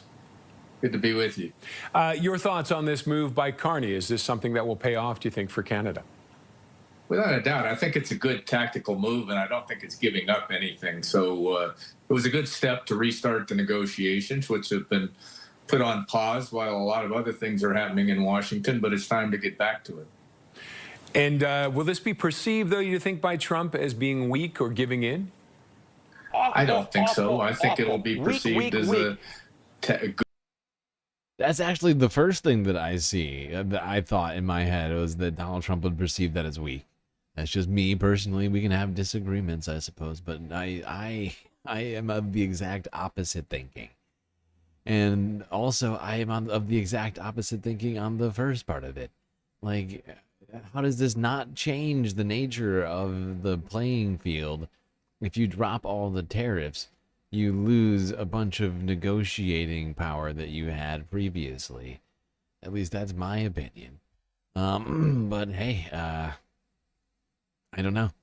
It's a very strange, like, bear hug, right? You gotta, it's like, oh, we gotta embrace Donald Trump even more. It's like we're showing that we were really, really here to work with him. That's the strategy at least just from the outside, this is what it looks like to me. Tactical step in order to restart the discussions between Canada and the United States. The U.S. had moved on since August 1 and been preoccupied, obviously, with what's going on in Ukraine and what's going on in Gaza and other issues. So it's time to turn at least some attention in Washington back to the discussions with Canada. And does Canada still have room here for more concessions or negotiating, or have we given up everything right at this point? I don't think Canada's given up very much. I think Canada has ground to gain, and I think Canada has the equity in the dialogue to do so, which includes an awful lot of... Oh, there we go. This guy seems ever optimistic. But I guess we'll have to wait and see what this all means for the U.S.-Canada trade relationship. Maybe Donald Trump will take it as a generous offer. Maybe he'll be tricked into thinking that this is anything other than going back to how things were before the trade war. But yeah, I guess we'll have to wait and see. All right. That's it on Canada. God, I am hungry. I did not eat again today. I keep forgetting to eat. I wake up late and I start getting ready for the stream, and somehow, amongst all of that, I just don't eat food, and it's terrible.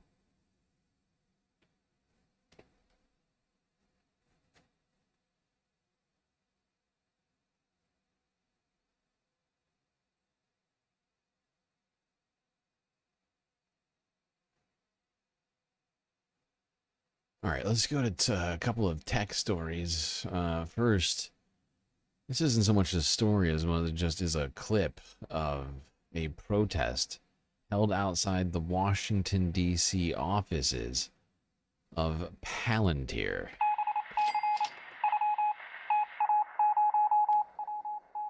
Help! Help! I'm being repressed!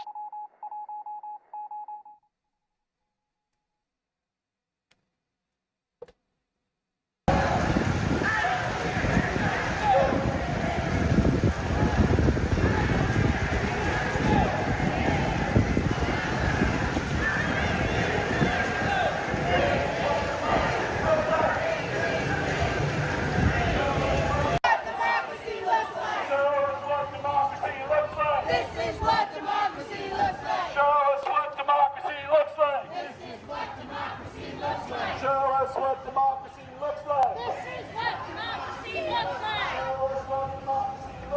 This is what democracy looks like. Our streets! Our streets! Our streets! Our streets! Well, there you go.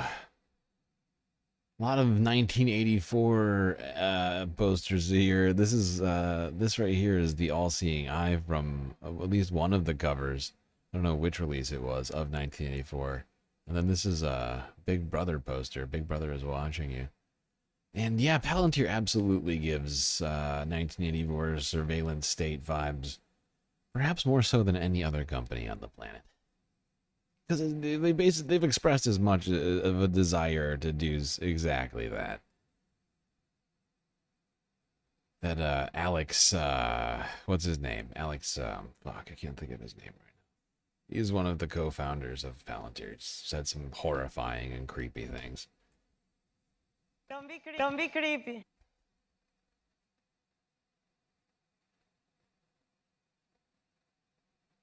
A bunch of white elderly hippies. Yes, exactly, Bob. Bunch of white elderly hippies. Blame the whites.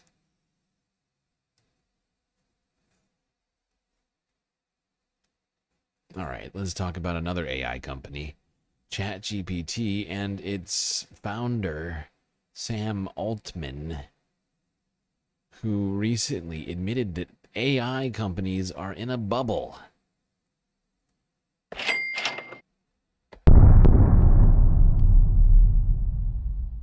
That seems bad, since so much of the stock market currently is, you know, like we are. If capital expenditure fact, on artificial intelligence, intelligence we are in an AI makes up bubble right now. Before we even get to this, let me just preface this. If we are in an AI bubble right now, you look at how many companies have been using AI as a marketing scheme. I mean, it is incredible just how many companies have gotten on the AI train, and I think considering that.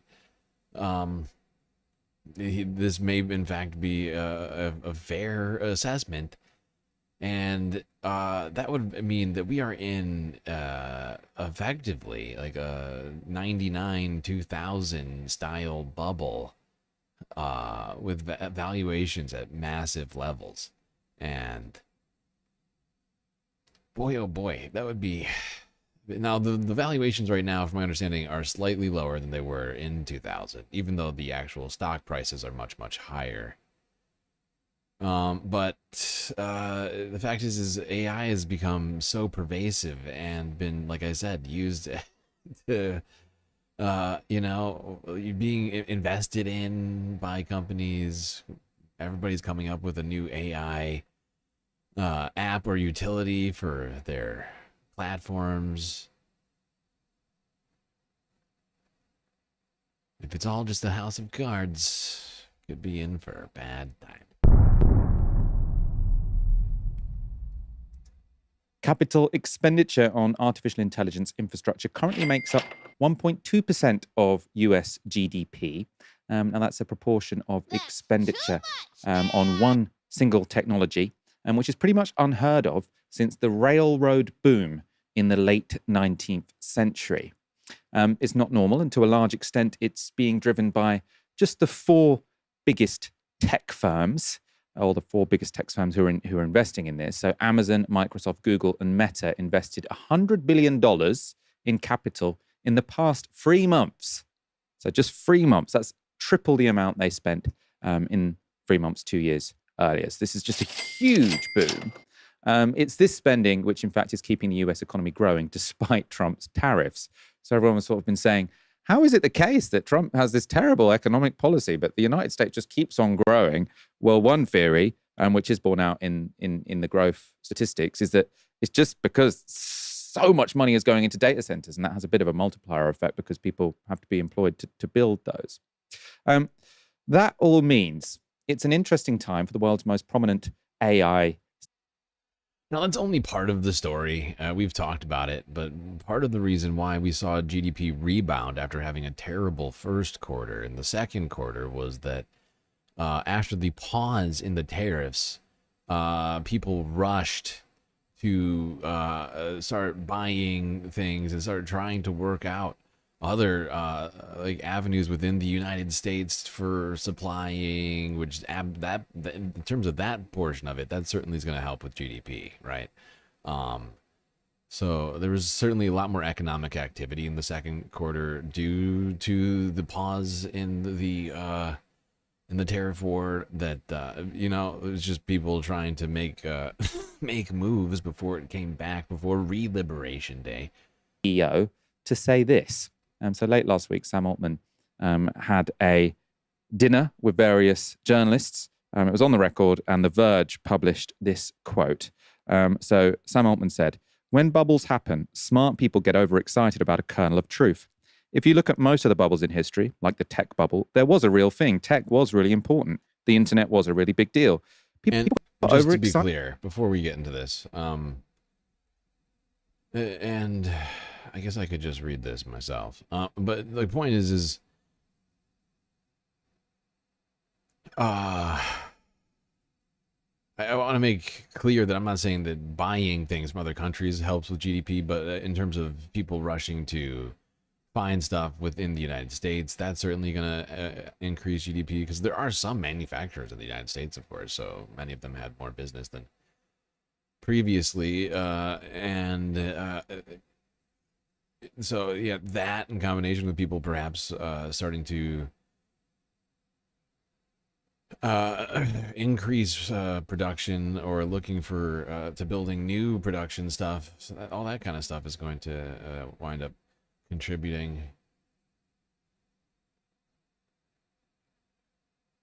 Although I don't know exactly how many factories were like built. I don't think actually probably any were fully built, but so I mean, really, it's got to be that first thing that I'm saying. I really am fleshing it out right now, like in my head. Like, the thing that makes most sense is, in fact, some combination of AI, like he's saying, because there is certainly a lot of AI investment and data center production. In fact, we've talked about a number of different instances of massive super computers and data centers being built out in like Texas and other southern states. But yeah, no, I think there was absolutely like an increase, if I recall correctly, like the producer, what's it called? I can't remember the name of the metric. There were like the number of the producer metrics that came out would in fact confirm that theory. There was a real thing. Tech was really important. The internet was a really big deal. People got overexcited. Are we in a phase where investors as a whole are overexcited? I was talking through part of this. I'm just going to read it from the beginning. When bubbles happen, smart people get overexcited about a kernel of truth. If you look at most of the bubbles, that's a weird way to phrase that. When bubbles happen, smart people get overexcited about a kernel of truth. I feel like bubbles are created by smart or dumb people getting overexcited about a kernel of truth. I think when he says smart people, he just means people with money. If you look at most of the bubbles in history, like the tech bubble, there was a real thing. There was a real thing. Huh?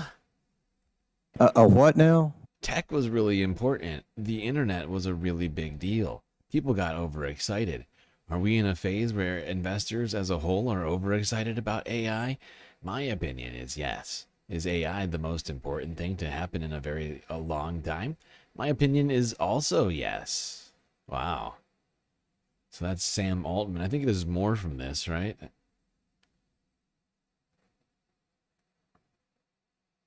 Oh, wait. No, this is just a report after Sam said those things. Sort of highlighted a skeptical study from MIT. So this is from Fortune.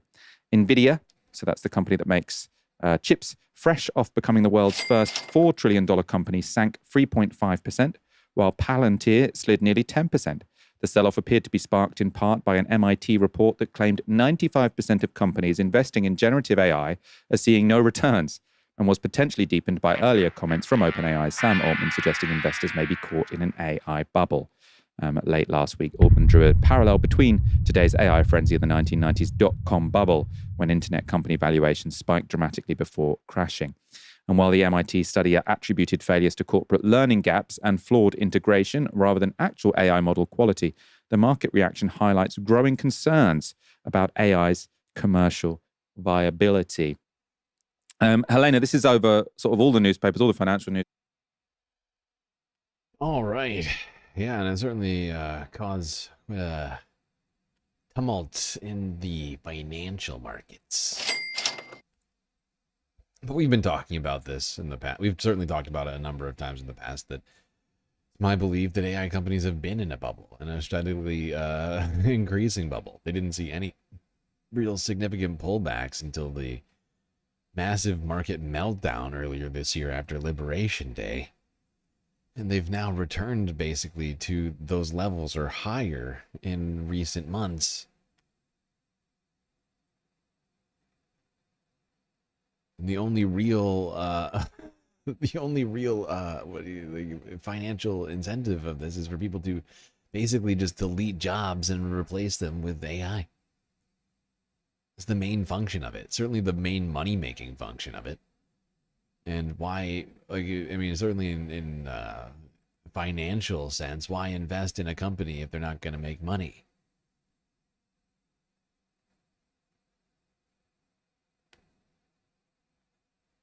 And we've heard multiple CEOs in the past talk about basically just that. That yeah, they recognize that in fact, at some point, if everything goes the way in which that they are pointing the ship, jobs are going to be lost.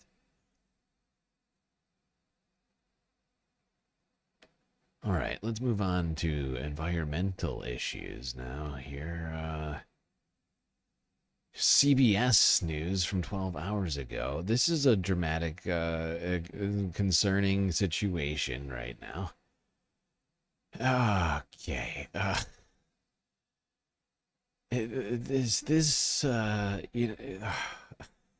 Stories like this really start getting me worried.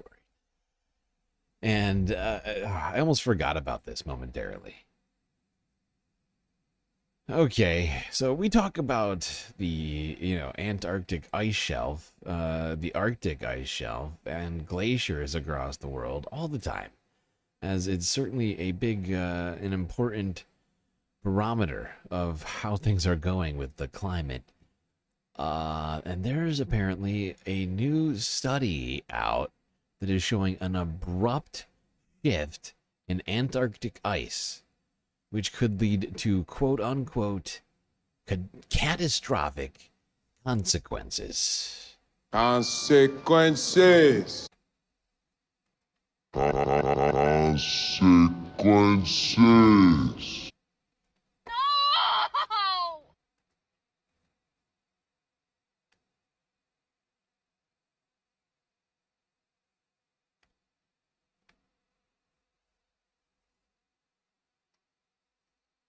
Turning gears now, rapid changes in the coldest place on Earth could have dangerous consequences for years to come and thousands of miles away.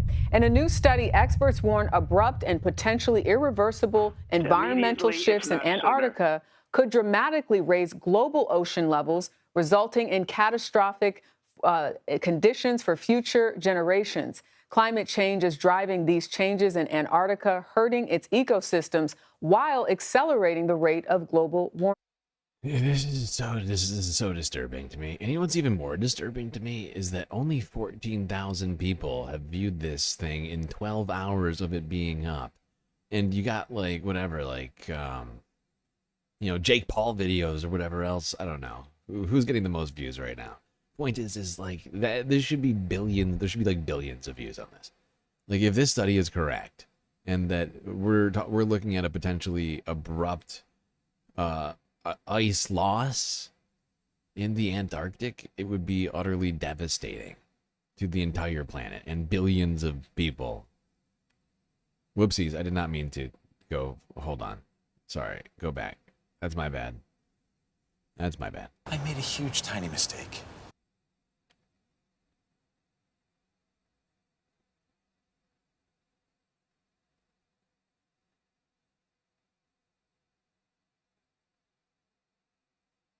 Turning gears now, rapid changes in the coldest place on Earth could have dangerous consequences for years to come and thousands of miles away. In a new study, experts warn abrupt and potentially irreversible environmental shifts in Antarctica could dramatically raise global ocean levels, resulting in catastrophic conditions for future generations. Climate change is driving these changes in Antarctica, hurting its ecosystems while accelerating the rate of global warming. Narrowly Abram joins us now. She is the chief scientist at the Australian Antarctic Division. She's also the lead author on this study. First and foremost, thanks for joining us. What do these abrupt environmental changes in that region mean for us humans in the long term and short term? Yeah, it's really worrying what we are seeing in Antarctica, and we can often think that Antarctica is a long way away, so it doesn't really affect most of the planet, but that's not the case. If we trigger these potential for unstoppable loss of the Antarctic ice sheet, that will affect our coastlines right around the world and the millions of people who live there and the infrastructure. But Antarctica also has a really important role in regulating global climate, and the changes that we are seeing risk amplifying human-caused climate change. So to know that that will have such an impact, and as we mentioned at the very top, thousands of miles away, hundreds of thousands of miles away, what actions can we take to prevent some of the negative effects that we're talking about? The number one action is to reduce greenhouse gas emissions and limit global warming within the targets that are set out in the Paris Agreement. The closer that we can stay to 1.5 degrees of warming, the less likely we are to set off these unstoppable changes. All right, Narrowly Abram, thank you so much for your time. Now, when I heard this, all I could do was think to myself, what is A23A doing?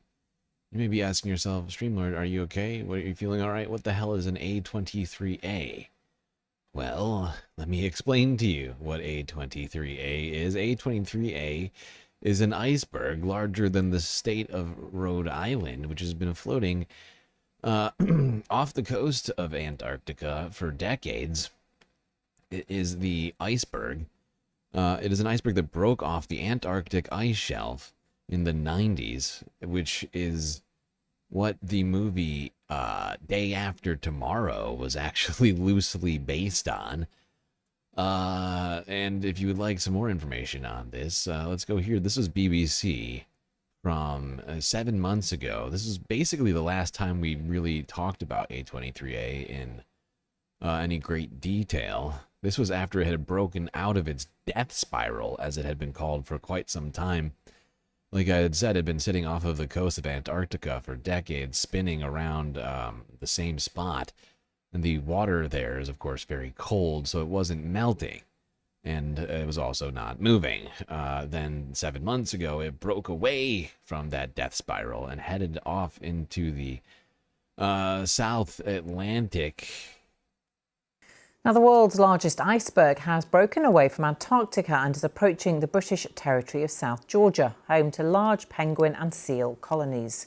Fishermen and authorities are bracing for impact. Georgina Ranard reports. This is the world's largest iceberg, and probably the laziest. For decades it loitered, stuck in Antarctica. But one day in December, A23A finally broke free. Now captured in satellite pictures, it is speeding into Iceberg Alley, a place where icebergs go to die. But here, right in its path, lies the British territory of South Georgia. I will take you out the door. Ice is a way of life for sailors and fishermen there, but they can't ignore something the size of A23A. There's an iceberg over that way. You have to have a very healthy respect for the ice, because if you don't, it will get you. It can come out of nowhere and you get something the size of A23 when it comes along and it deposits these thousands of tons of ice. They just kind of hang around the island, and it does make things a lot more tricky. The chunks could also block coves where these go to feed, putting half the world's king penguins and millions of seals at risk. But in danger, there is opportunity. Last year, British researchers on this ship seized the chance to visit A23A. It's a really amazing experience. It's unlike anything that I've ever seen before. You just kind of see a massive wall that it's way higher than you are. Now, it's really difficult to get up close to the world's largest iceberg, but I think I found the next best thing, and I have to handle these really carefully. But in here is water melted straight off the giant iceberg. Okay. So, I'm not gonna. We had some other videos that we had watched in the past, but I'll just describe to you basically what we had seen previously. Is that after it had broken out of its death spiral, it made its way towards South Georgia, which is off of the tip of South America, to the east, and well, east southeast, and the it had gotten there and had hit another sort of low point in the water, a shelf, an undersea shelf, and had been basically not quite run aground, but just sort of stuck once again around this same time. And that was really the last time that we had talked about this. Now, I found this video just because we were talking about Antarctic ice. I couldn't help it. I had to start looking for the latest news on A23A, and I have some very disturbing news for you. And now, I'm not very familiar with this YouTube channel, but I did a little bit of looking through it, and it's been out. I mean, not out. But this channel I'm about to go to has been doing videos for like over a decade, covering weather events and other things like that. And I'm completely unfamiliar with it, never seen it before. This video only has 200 views. It was posted 3-4 weeks ago, something like that. But it is a very detailed video showing movement from A23A, suggesting that it has broken free from South Georgia and is now making its way northeast into the middle of the Atlantic, where the water is certainly right now, with it being summer, a lot warmer than it is down in Antarctica or even South Georgia.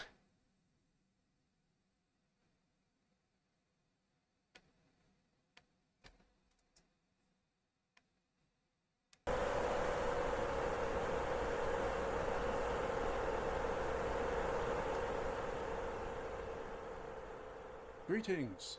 Hey, remember Iceberg A23A? We talked about it slamming into the shelf south of South Georgia a few videos ago. Well, it is time for an update. So let's ask ChatGPT if it's still stuck there. Yes, Iceberg A23 remains stuck off the coast of South Georgia Island. Oh, really?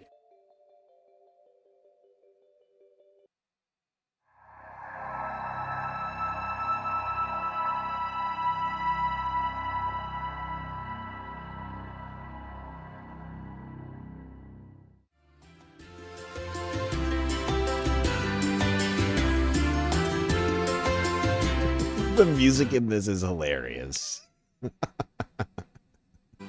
What's that? You think South Georgia is part of Antarctica rather than South America? And you want an Antarctica transition? Fine.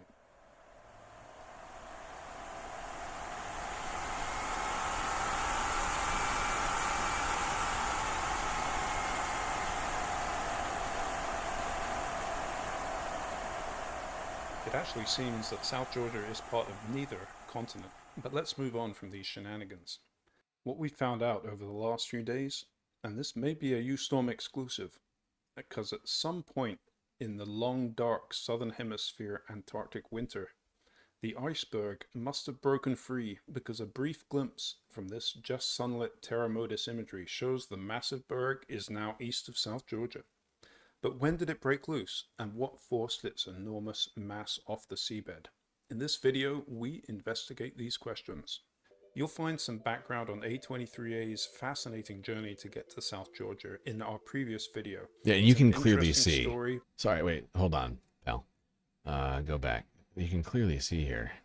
We Like investigate going these from that questions. other image that we were You'll just find looking some at. background on A23A's You can see that it was fascinating originally on the west side of this island, South Georgia, and in those images you can clearly see it's on the east side of it, and it's very disturbing. to get to South Georgia in our previous video. It's an interesting story, but the final stages involved many months spinning in place off the Antarctic Peninsula as it got caught inside an ocean eddy. But after it finally escaped that eddy, it barreled towards South Georgia and slammed into the shallow seabed to the south of the island, where it stayed stuck for months. But we know it is now on the move again, so how are we going to find out when it got free? To find out when A23A broke free of the South Georgia seabed is a bit tricky, because South Georgia is so far south that it is mostly in darkness at this winter time of year.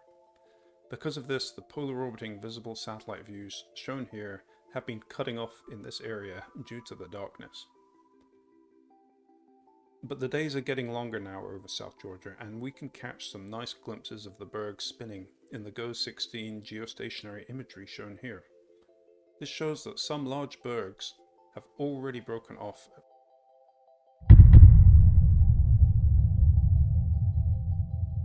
We have a trick to see inside the polar winter night, and it is with nighttime imagery. Specifically, within NASA Worldview, you can find the Suomi black marble imagery.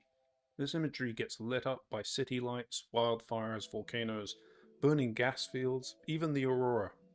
But the most important light source is our nearest neighbor reflecting sunlight back towards Earth. And that nearest neighbor is, of course, our wonderful moon. If we go back in time using this imagery, you can see the darkness change as the moon goes from full to new moon, progressing through its lunar cycle. And when the moon is brighter and fuller, we can make out our massive berg edging on its journey through the night, providing it is cloud-free, which of course in this area is kind of rare. There is a lot of cloud. So there are a couple of things I want to do. I'm switching to what's called the black marble blue-yellow composite, which is still the nighttime imagery. This allows a little bit more detail, it seems, and can view the iceberg. So I want to go back in time to find approximately what date the iceberg. Okay, I didn't find this part of it to be all that necessary. This guy went through this extensively, and considering everything, I mean, I think that this is pretty credible information that this guy is putting out here. I honestly don't see any good reasons to not trust this information. This is honestly this should be disturbing to everybody, because if this thing makes it out into open waters which are warm enough to melt that iceberg which is the size of the state of Rhode Island, it's not going to be good for things like the AMOC. As it's not just about like the fact what's the reason why is because it's fresh water, right? We've talked about this in the past, but this iceberg is fresh water rather than salt water, and that fresh water, this massive amount of fresh water, right? It must be trillions of gallons of fresh water. If the AMOC is the Atlantic Meridional Overturning Current, or AMOC, is basically run by salinity levels in the water, right? And if there is an imbalance in those salinity levels, it could shut down and cause the main system, which circulates heat through the Atlantic, to shut off completely.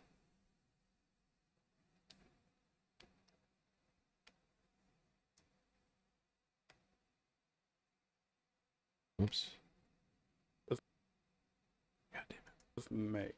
Here's the 28th of May. The storm system developing up here to the east of Argentina.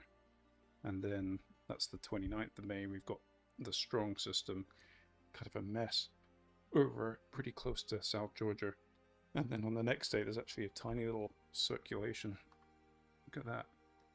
The vortex in the cyclonic system. So yeah, I'll go with that. And please let me know in the comments if you have any more information about when this iceberg was released. As I said, I don't think anyone actually has acknowledged it has been released. Maybe they have. So there you have it, folks. Iceberg A23A is back on the move again. What happens next? Well, it's going to fall apart at some point. It's going to head over, probably break into a whole bunch of pieces like that other really big iceberg did, but then all of those bergs have to go somewhere. They'll continue wandering across the Atlantic.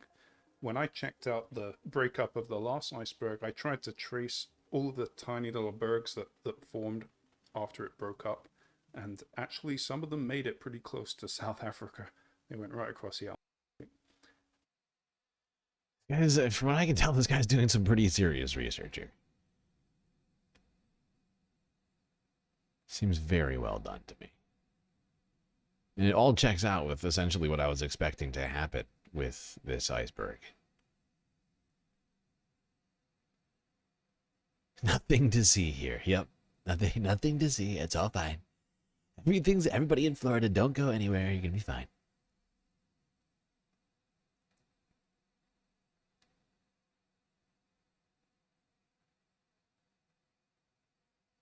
All right, now let's go here to KTLA5 Los Angeles from 2 days ago.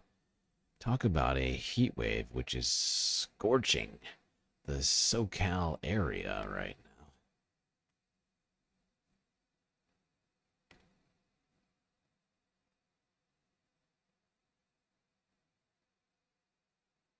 To the weather tonight, SoCal getting scorched by the most dangerous heat wave of the summer season, and things are not cooling off.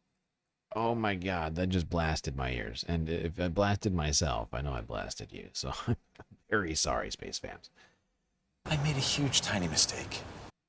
I forgot that I had the volume jacked up for that last video because the levels were so goddamn quiet.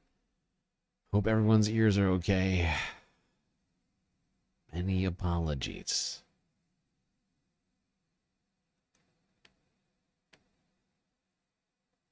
To the weather tonight, SoCal getting scorched by the most dangerous heat wave of the summer season, and things are not cooling off much at night.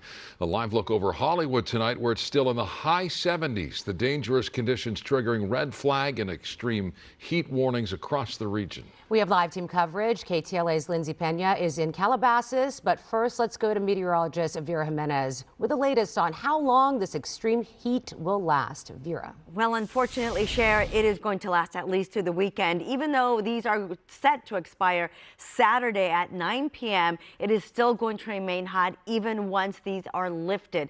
The only thing that has changed has been the time. We still have the heat advisories and the excessive heat warnings in the same location. That is insane. 116 degrees. So hot right now. That's hot.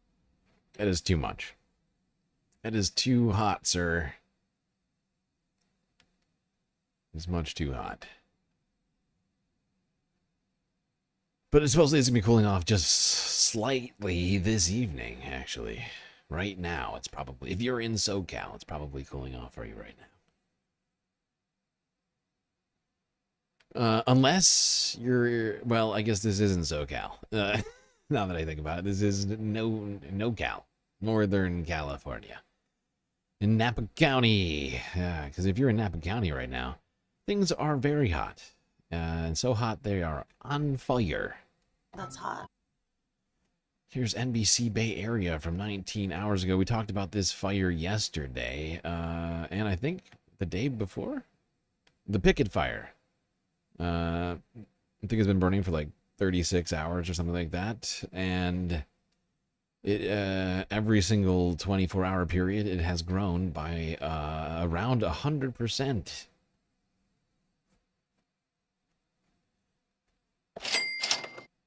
It is now burning, according to NBC Bay Area, at least 4,000 acres.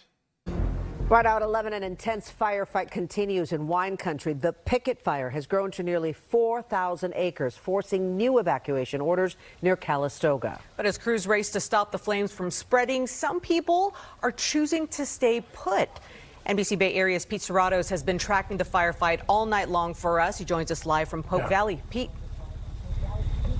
Yeah, and you know what? You can feel the embers coming down from where we're standing on Etna Springs Road in Pope Valley, which is under an evacuation order. And as you can see behind me, it's because of its proximity to the Picket Fire, which continues to burn in the deep terrain.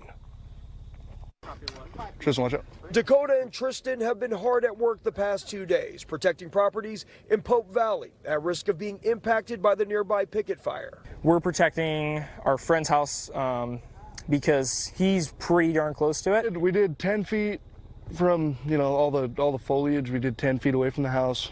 Keep kind of like a safe area. Tonight, this area in Pope Valley was added to the list of neighborhoods now under an evacuation order. The Picket Fire, which began in Calistoga along Picket Road, just off of the Silverado Trail, is burning in a remote, rugged terrain with fire crews using an aerial attack of planes dropping retardant and helicopters dipping into nearby ponds for water drops. So this fire is burning in some pretty rugged and fairly remote terrain, even though it's surrounded by populated areas. The aerial attack continuing tonight as crews try to get a handle on the growing wildfire. It is burning in the same region where the devastating glass fire of 2020 took place that reached more than 60,000 acres. A concern for people like Tristan, who have experienced wildfires in this area for a majority of their lives. It's a little scary, honestly. We've dealt with fire before. I mean, it's not as big. There's still good growth with it. Fire officials say the weather conditions for the Picket Fire are not nearly as windy as the glass fire, and the community is confident that fire crews are making good progress when it comes to containing the latest fire to hit the region. We're taking a live look at... Did that kid just say there's good growth with it? Have we made sure that this kid didn't start that fire? Illegal. What do you do? I mean, maybe he's just in shock or something. But talking about it in that way is very weird. It's like, this is bad, right? So why would you say it's good? He looks good, and he looks hard. Picket Fire from our vantage point in Pope Valley as it continues to burn at this hour. Now, we know that CAL FIRE has not reported any injuries to anyone, and so far, no damages to buildings and wineries in the area, but crews will be in place here through the night battling this wildfire. We're live in Pope Valley. Pete Serratos, NBC Bay Area News. Okay, there we go. That was the latest update until I saw this video on my feed. Here's ABC News Bay Area from 4 hours ago. More evacuations are apparently being issued here in the Bay Area in Napa County, and 1,200 firefighters have been activated to the scene. The priority is to cut that fire off, limit its spread right there before it gets into some areas where more people are at. CAL FIRE battles the Picket Fire as crews face challenging conditions in Napa County. Good Saturday afternoon, and thank you so much for joining us. I'm Frances Wang. The Picket Fire continues to burn through Napa County as evacuation orders are now expanded. Since it started on Thursday, more than 4,600 acres have burned, and the fire is just 7% contained. ABC 7 News reporter Cornell Bernard is back on the fire line today. He's got the latest live from Calistoga. Cornell? Hey, Francis. Yeah, another challenging day for firefighters. Hot, dry conditions here. We here at CAL FIRE Base Camp, where more than 1,000 firefighters are getting their marching orders. The good news, Picket Fire is burning away from the town of Calistoga, but it is burning in the direction of several homes and ranches. Fire's coming down right on top of us. And the other side of this ridge right here, it's close here. It's coming down. A scary day for Jeff Parody as the Picket Fire creeps closer to his ranch at the top of Etna Springs Road in Pope Valley. CAL FIRE staging bulldozers on the property to protect it and fight the fire. Nearby helicopters are dropping water on active fire by the minute. Jeff's home survived the 2020 glass fire, and he hopes to be lucky again. This is comforting. There's resources all over this thing. It's incredible. In 2020, there was nothing. And there we go. Evacuation orders expanding as the Picket Fire continues to grow by nearly 100% per day. That's too much, man! People preparing themselves for the worst. But some optimistic words from that man Dan there. All right, let's go here to ABC News from 6 hours ago.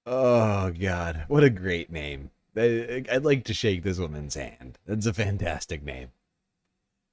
Gay pagan of the Winnipeg area.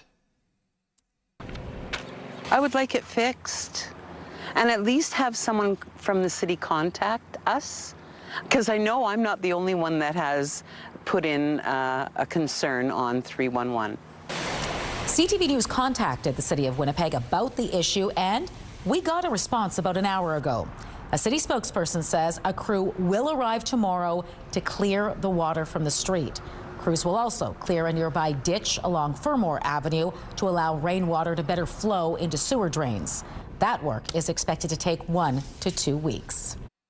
Not gonna lie, I feel like I was completely distracted from the story by this woman's incredible name. But there we go, gay pagan.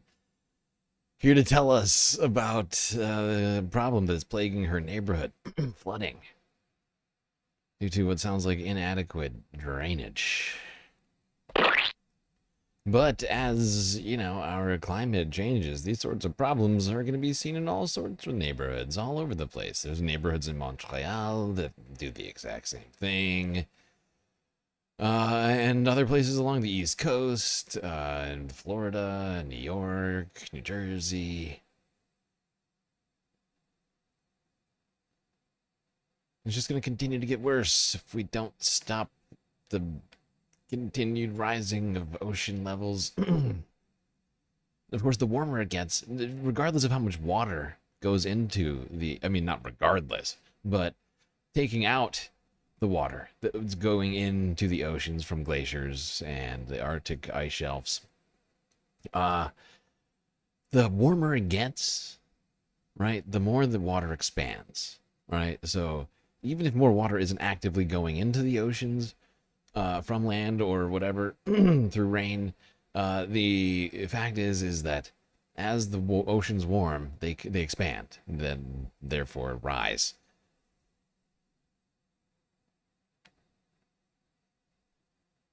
And more of us will be dealing with more flooding all over the place. Gay pagans unite. It really is a great name. Okay, let's go to the East Coast, like I was just talking about, as Hurricane Erin heads out into the mid-Atlantic. States are still dealing with the after effects. Here's Eyewitness ABC from yesterday. State of emergency in New Jersey due to life-threatening rip currents and flooding.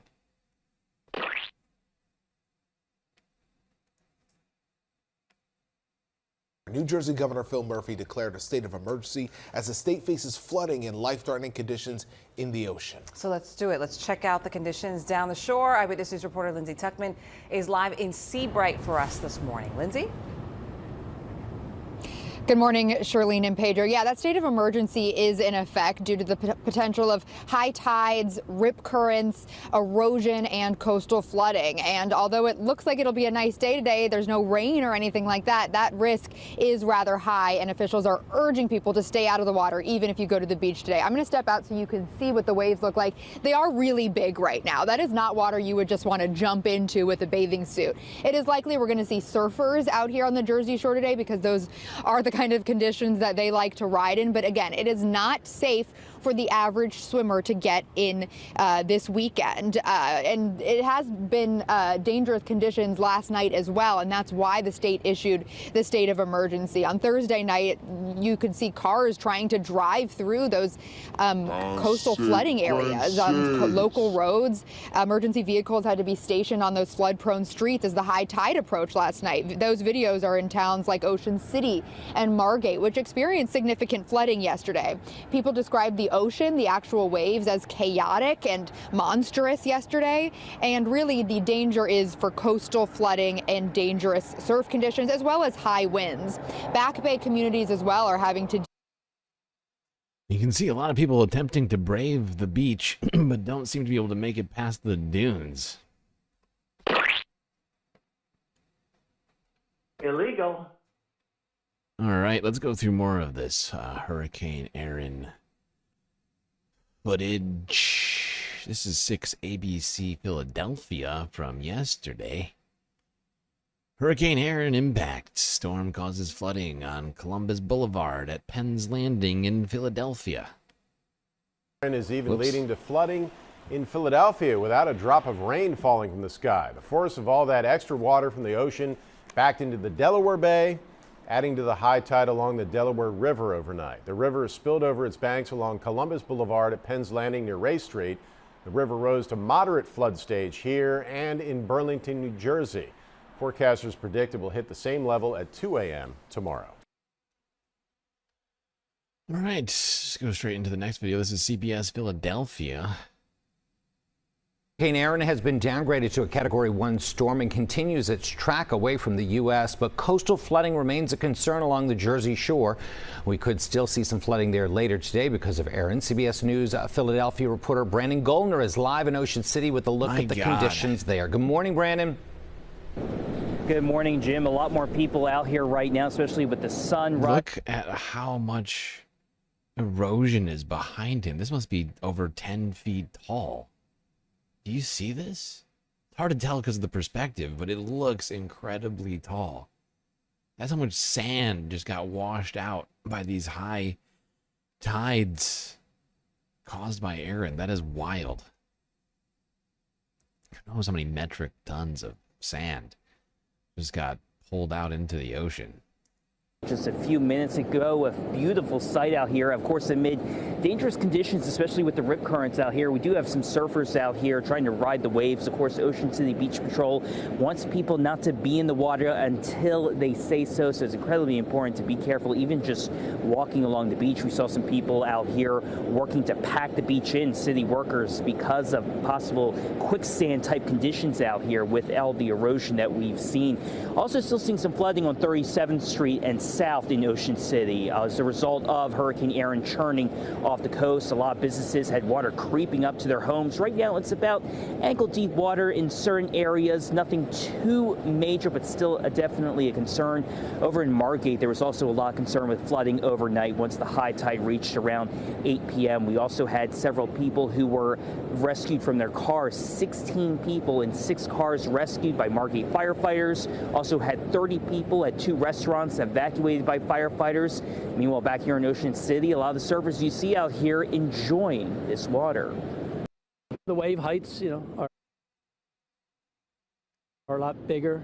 The currents are, probably a little bit stronger, but I haven't found them to be too bad the last couple of days. But it's mostly the height, and if it cleans up a little bit, you get some fun times out there.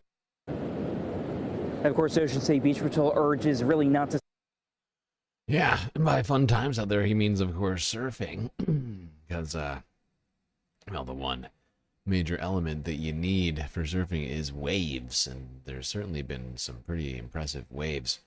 And especially for up here, New Jersey, tri-state area. Doesn't see usually. Here's CBS New York from yesterday. As you just heard from Tony, Hurricane Aaron continues to churn in the Atlantic as it moves away from the East Coast. It's still creating dangerous conditions at beaches in our area, and city beaches are still off limits to swimmers. Christina Fan joins us live from Rockaway Beach with a look at conditions there. Christina. Well, Mary and Chris, if you're headed to the beach today, we have a little bit of mix of good and bad news. The weather is going to be so much more enjoyable yesterday. Perfect for getting a tan, maybe reading a book here on the sand, but the water is still going to be off limits. Not the news families want to hear with just days before the end of the summer, but the city says dangerous rip currents and large breaking waves remain a concern, so swimming will be prohibited for a 3rd day in a row. In New Jersey, Governor Murphy declared a state of emergency yesterday. Some beaches along the shore saw winds up to 45 miles Looks like Hawaii or something. per hour, toppling over lifeguard posts in Seaside Park. Thunderous waves crashed along a barrier in Wildwood, causing the street there to flood as well. Thursday's high tide cycle also caused flooding in Queens and out on Long Island. Several streets were underwater in Howard Beach, and there was also significant flooding along a street here in Far Rockaway. Problems could have. Although the water is a lot less pretty up here than it is in Hawaii. Those waves, though, cresting like that, that's quite something. Let's go here. Eyewitness News, ABC from yesterday. Swimmers banned from beaches across New York Illegal. for high surf and rip current risks. Help! Help! I'm being repressed!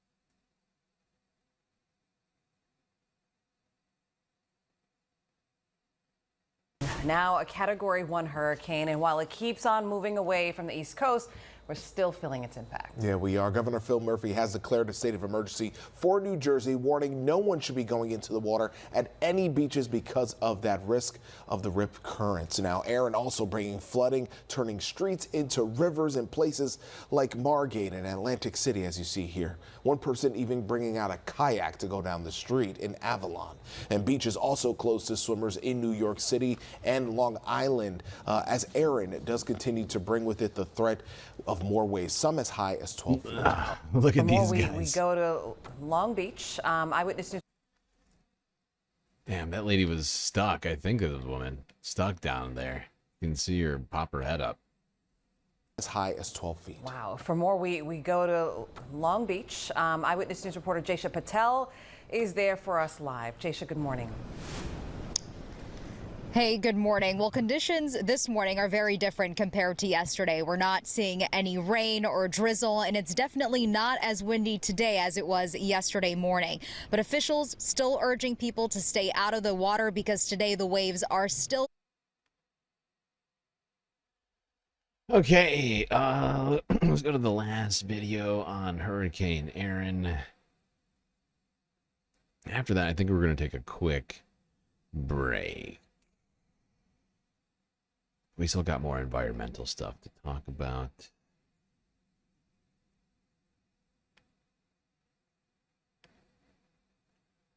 Here we are, Eyewitness News ABC from earlier today.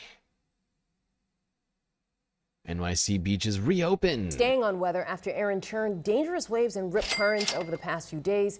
New York City beaches are back open to swimmers today. Red flags everywhere will be replaced by the red of lifeguard swimsuits. Eyewitness News reporter Marcus Solis live for us in Coney Island with the latest. Good morning, Marcus. Good morning, Michelle and Shantae. Yeah, in about a half hour, those lifeguards will be back on duty here in Coney Island.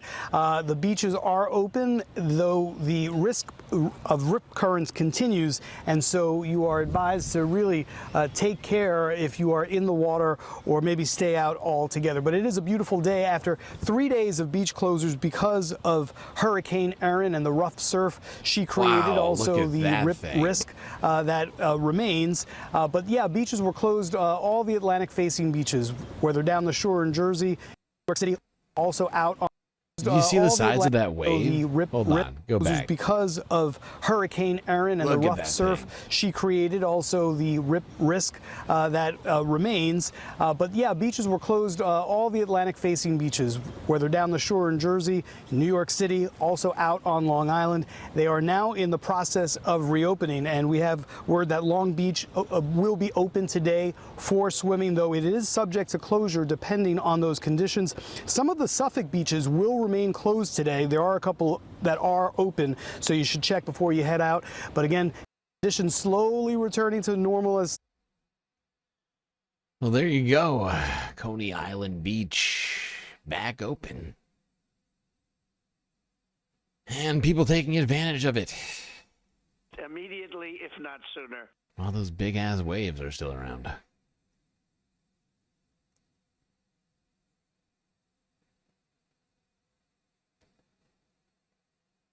Okay, we're going to do a quick space intermission. Don't worry, though.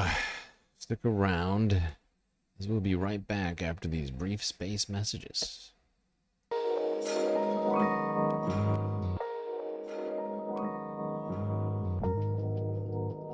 All right, I hope everybody's been enjoying the show so far. If you haven't already, hit the like button. Don't forget to subscribe. Hit that bell icon too so you don't miss any of the latest notifications. While you're at it, do also consider contributing to the Galactic News Network, as we are completely funded by individuals like you. Thankfully, we have a lot of great ways for you to help support the stream. YouTube, Super Chat, Super Stickers, memberships, Cash App, and PayPal. Great way, of course, to contribute if you'd prefer your money go directly to paying the space bills rather than adding to Google's already massive profits. And of course, right now we're running a galactic deficit, so that's another great way to help us with that so that we can keep the lights on around here. But of course, the very best way to get the most space benefits for your earned dollars is to go on to Patreon and become a galactic patron. Not only do we get that money immediately, if not sooner, you also get a whole bunch of sweet space benefits unseen by the rest of the goddamn Milky Way galaxy. So do it now, space fams. It's only 10 cents a day. What are you waiting for?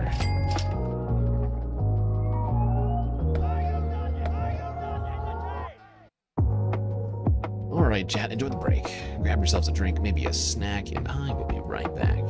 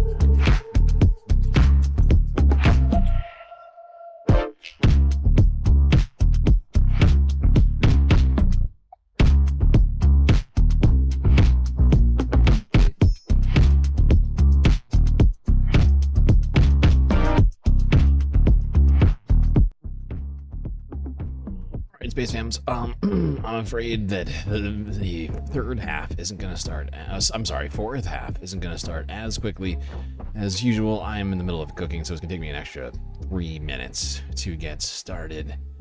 Don't worry, we're going to be back very soon. Some would say Immediately, if not sooner.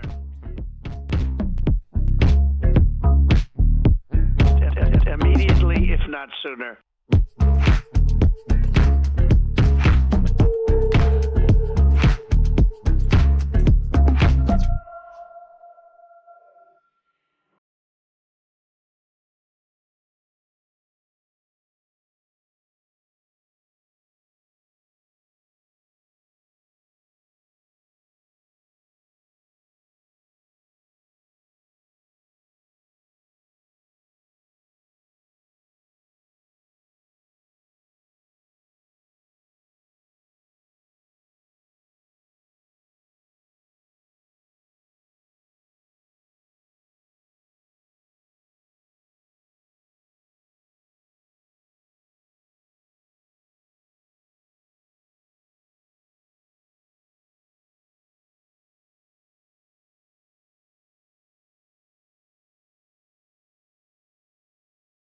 Climate and everything are the same word.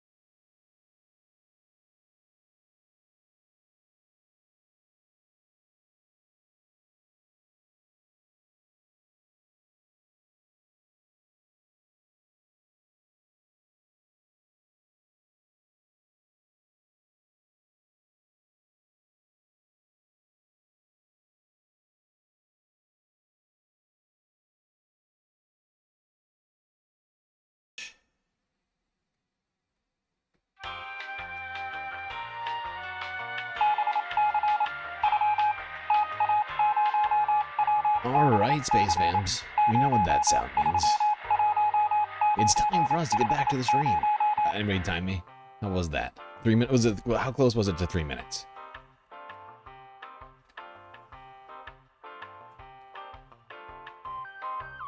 But yeah, I really needed to put myself together some food because I think we got close to I'm not sure.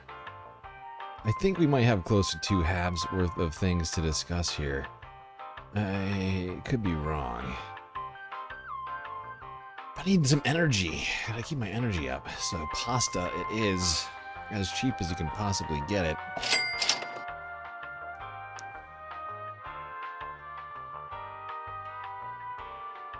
Alright.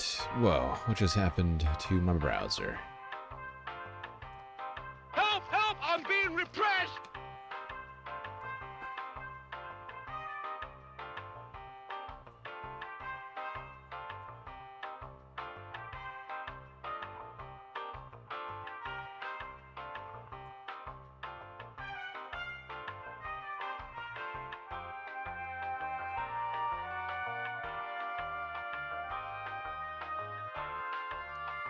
What is happening?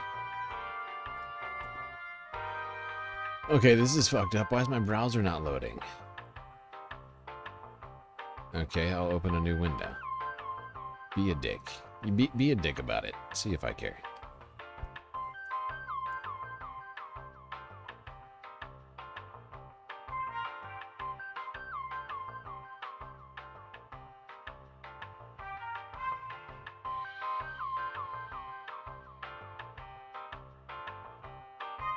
Son of a bitch. There we go. Now it's loading.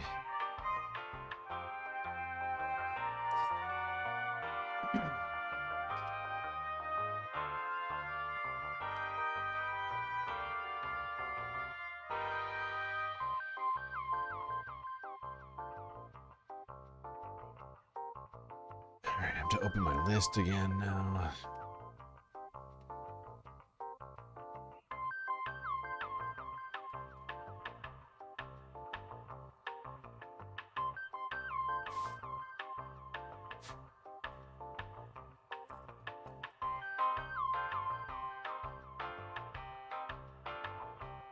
Okay, my browser's being a real dick.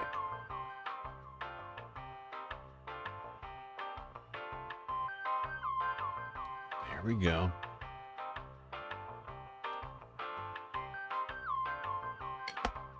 No, don't do that.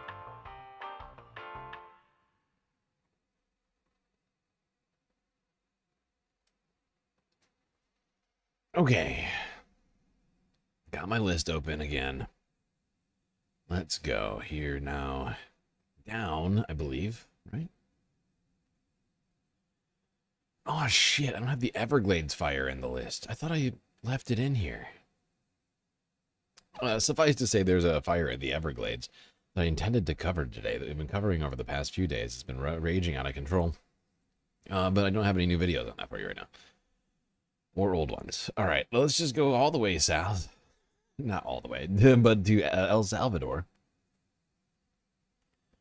where a weed problem is causing locals some real issues at a reservoir. An invasive weed, to be most specific.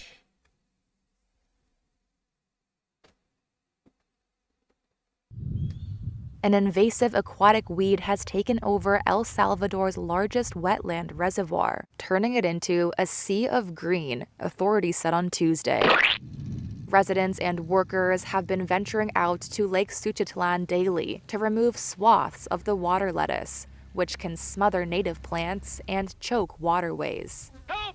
The removal work continues on land as locals armed with excavators and dump trucks pick up the remainder. The invasive weed is growing rapidly due to a steady flow of nutrients, debris, and pollution, exacerbated by seasonal downpours. The reservoir is El Salvador's largest freshwater body, and its health is crucial to the livelihoods of many. It plays a key role in the country's hydropower operations, is a designated wetland site home to a rich variety of plants and birds. I gotta say, it is pretty incredible just how pervasive this invasive weed is. To have taken up what appears to be an entire lake. Not part of the lake. The whole thing. It looks like a massive soccer field. If we didn't know what we were looking at, I would actually struggle to tell you what this is right here. Is a designated wetland site home to a rich variety of plants and birds and brings in tourism money. When people see the lake like that, they don't want to come, this business owner says. Since late July, workers have cleared the equivalent of 9 soccer fields of vegetation from the water surface, weighing around 1,400 tons, according to the government's local hydroelectric commission.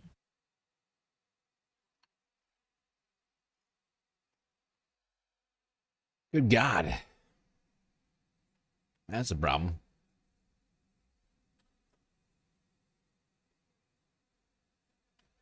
All right, now let's go across the Atlantic to another country which speaks Spanish. Some would say the original Spanish speakers. Spain, that's right, España. España. Day and night, firefighters and the military emergency unit have been battling wildfires in Orense, northwest Spain. 4 of them were injured as they tried to save houses and keep communications open with the rest of the country. But in the morning, as temperatures rise and the wind peaks, the smoke catches up again. Here in Caridade, villagers have lost everything. I'm left with nothing. It's so hard and so heartbreaking to see how everything is just gone. It's outrageous. I saw my 100 beehives burn. Everything is gone. And next, it will be the contamination of the springs and wells with the ashes. The neighbors couldn't prevent the fire from entering in this small town of Caridade in the province of Ourense. Neighbors say the flames enter here like a hurricane, and they were not able to save the houses, the farms, or even the livestock. As you can see around me, Damn, the cows the too, extent huh? of the devastation is quite incredible. And for them, it should be time to think about the reconstruction of the village, but with wildfires still out of control in the area, it might be too soon to think that this is over. Looks like a freaking volcano. The recent wave. Look at that. Oh my God.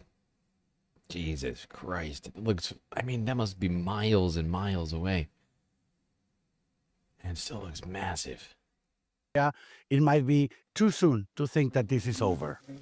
The recent wave of wildfires is the worst in Spain this century. 3,500 square kilometers have burned, more than 30,000 people have been forced to leave their homes, and dozens of fires are still active, despite reinforcements.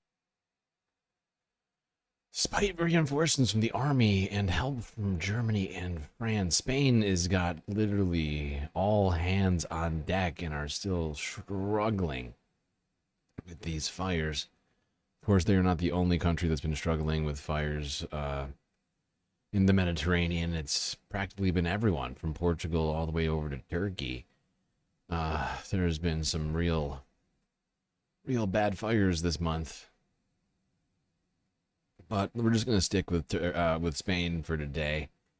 Let's go here. France 24 English from yesterday. Wildfires keep raging across Iberian Peninsula.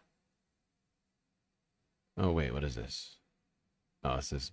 I'm sorry. I have two videos on Spain. I just looked past this one from Reuters. Same idea.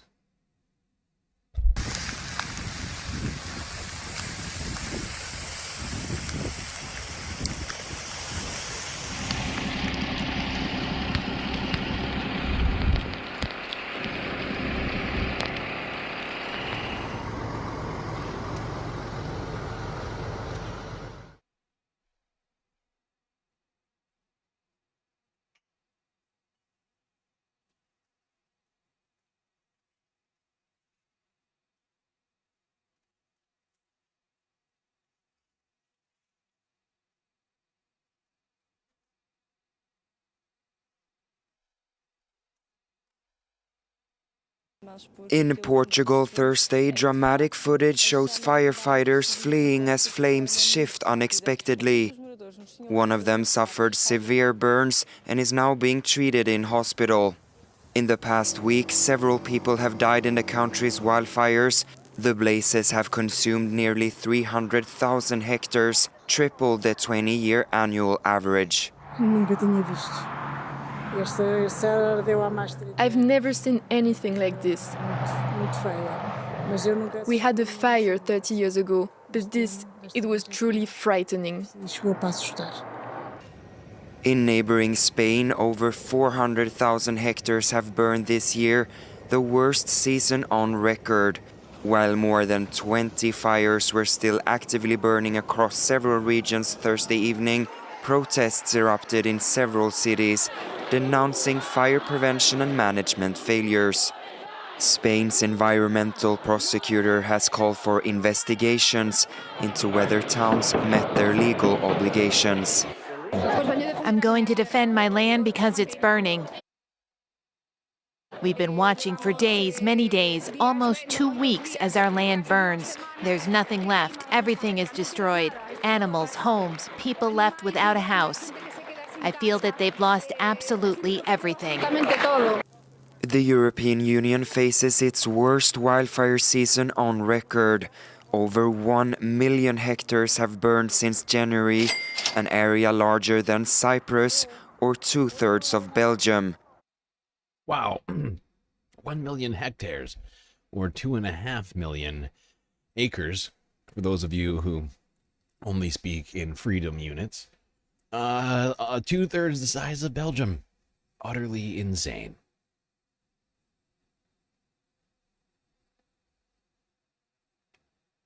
Truly mind-boggling. in scope. Hard to fathom, really. But these sort of things we're going to see these sorts of things more and more. And you know, if we continue down the path that we are on right now, you know, year after year, we are seeing record heat, record ocean temperatures, record fires in this or that country or state, record floods, record, you know, damages. I mean, all of it is going to continue to get worse if we do nothing to stop our, you know, our use of fossil fuels and other global warming related activities.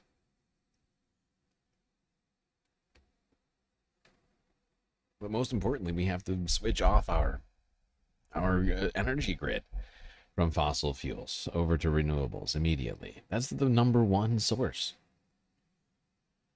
Of course, we also have things like, you know, the animal agriculture industry, and most specifically cows, as cows produce more methane than any other animal that we farm. Due to the way their digestive system works, they release an incredible amount of damaging methane.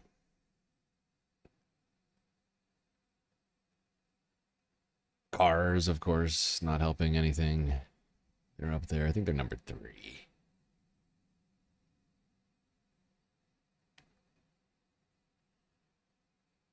All right, let's talk about a particular weather phenomenon, which we'll probably be seeing more and more of.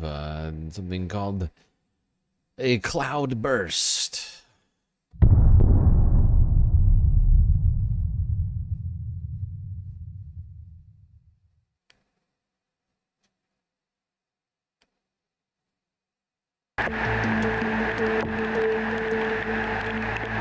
What is a cloudburst?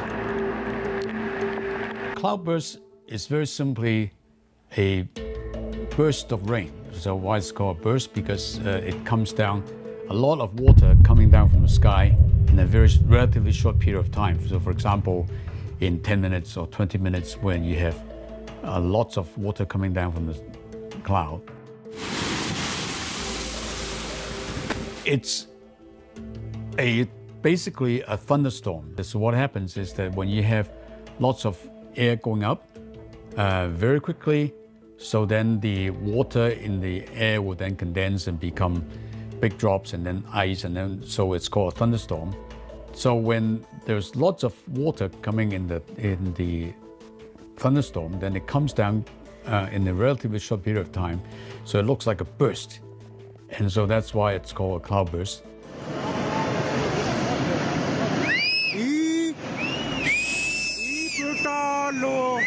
Yep. So in mountainous areas, that video right there that you're seeing right now, one of the additional factor for in India, mountainous region of India, where part of the village was just completely wiped away by a cloudburst, which overwhelmed a very small river or like stream. I'm not sure whether it's a river or a stream, but it was, as you can see here, completely overwhelmed it, and it literally just washed away like an entire piece of a village. That happened 2 weeks ago. 3 weeks ago. The air to go up is that when the air comes hitting a mountain, then the air will be pushed up. So therefore you will have both the heating itself and then the what we call the orographic forcing, the mountain itself forcing the air to go up. So these two factors add together and therefore would then cause the thunderstorms to develop much faster and stronger. And so when it rains, therefore it will have heavier rain.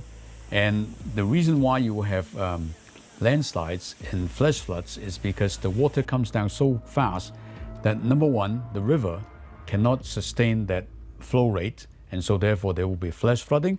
And number two, the problem with many of the places is that they have a lot of deforestation. So they chop down the trees, and so therefore trees have a very important function, which is to hold the topsoil. Okay, that's super weird. We're lagging really bad. I have no idea why. What is happening right now? What the hell is going on?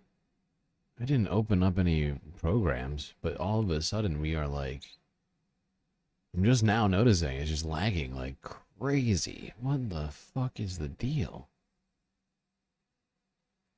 I am dropping frames like wild.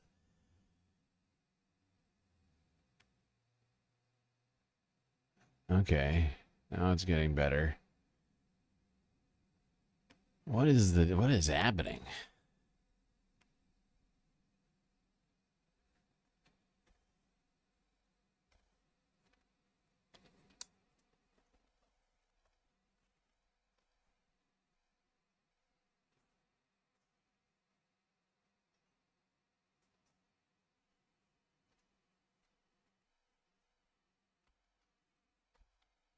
I don't know if this is it, but just turned the AC on in here.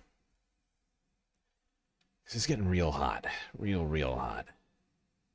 That could be it. I don't know. I'm just coming up with the reasons. I'm just trying to come up with the reason for why it's lagging. Okay. Yes, awful. Awful. Weak. But yeah, people near large mountainous regions or even big cities, in fact, we'll be seeing more of these as the climate gets worse too. Not just massive wildfires. All right, let's turn to space news now. Here is Reuters from 15 hours ago. NASA showing off a habitat where humans will be prepping for future Mars missions. A what now?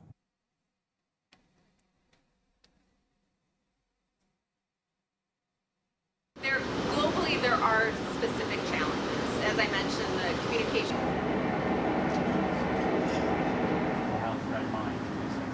This is a really important operational evaluation of human health and performance that NASA is doing in preparation to land the first humans on Mars. In CHAPEA, we mimic what is the Mars surface habitat expected resource restrictions. So limited communication with Earth. This area here is to analyze samples that they will collect on their Mars spacewalks that they can bring back in and understand and provide data back on comm delay to mission control to better inform. Okay, hold on a second. It's doing it again. I'm getting lag right now.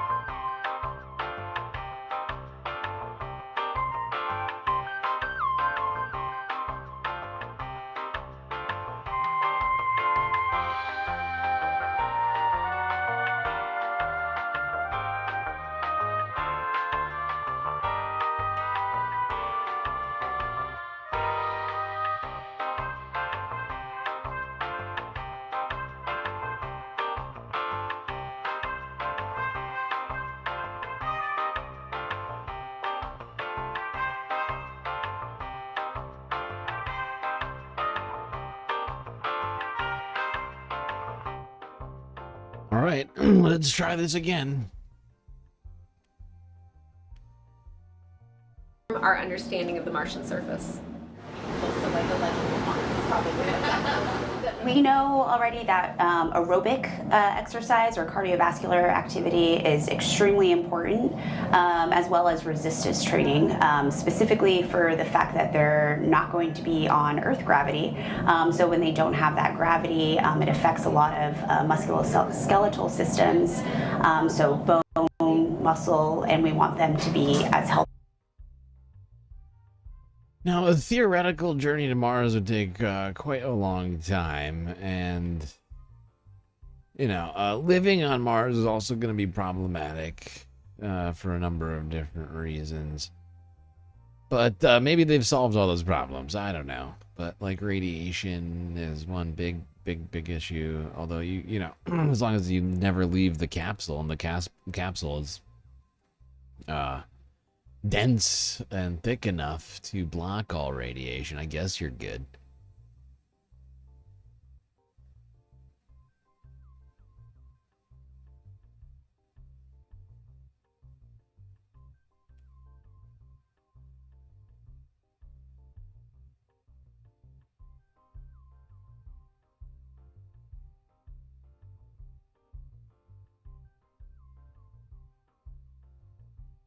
All right, let's go here. This was live streamed while we were going here, people.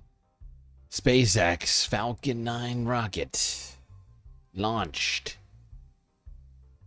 Supplies to the space station on its Dragon capsule. Well, first of all, some of the things that I say will be incorrect.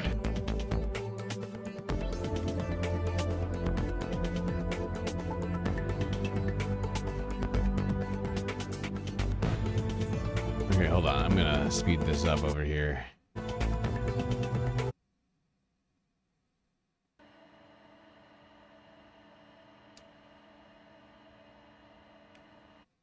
right, launch this thing already, you dick. Are now being pressurized for launch. The range also remains go for today's mission. Now we're just waiting for that final go from our launch director. Launch director, go for launch. And there it is. We are go for today's launch of Falcon 9 and the CRS-33 mission. So let's listen in to the final seconds of the countdown. T-minus 30 seconds.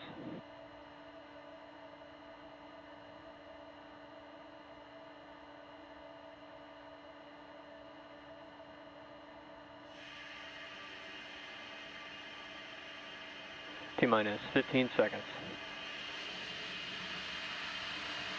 T-minus 10, 9, 8, 7, 6, 5, 4, 3, 2, 1. Ignition. And liftoff. Go Falcon, go Dragon. And liftoff. NASA's SpaceX's 33rd Commercial Resupply Services mission is on its way to the International Space Station. Bondi chamber pressure is nominal. Great call. Is everything nominal, and the vehicle has begun pitching downrange to begin its journey to catch up to the orbiting lab.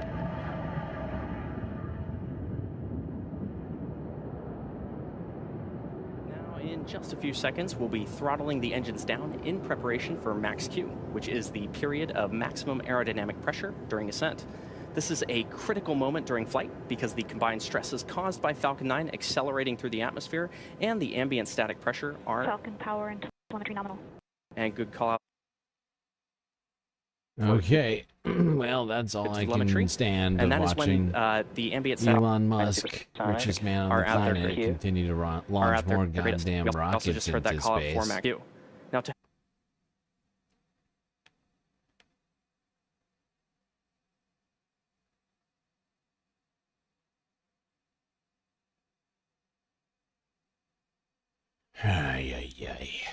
Okay.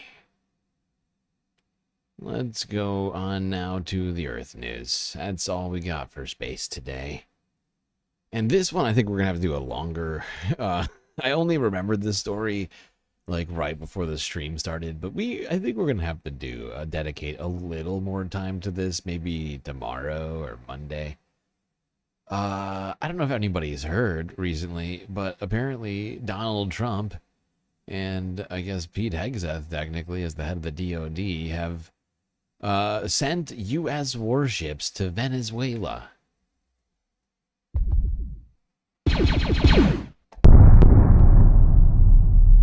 CBS News from 2 days ago.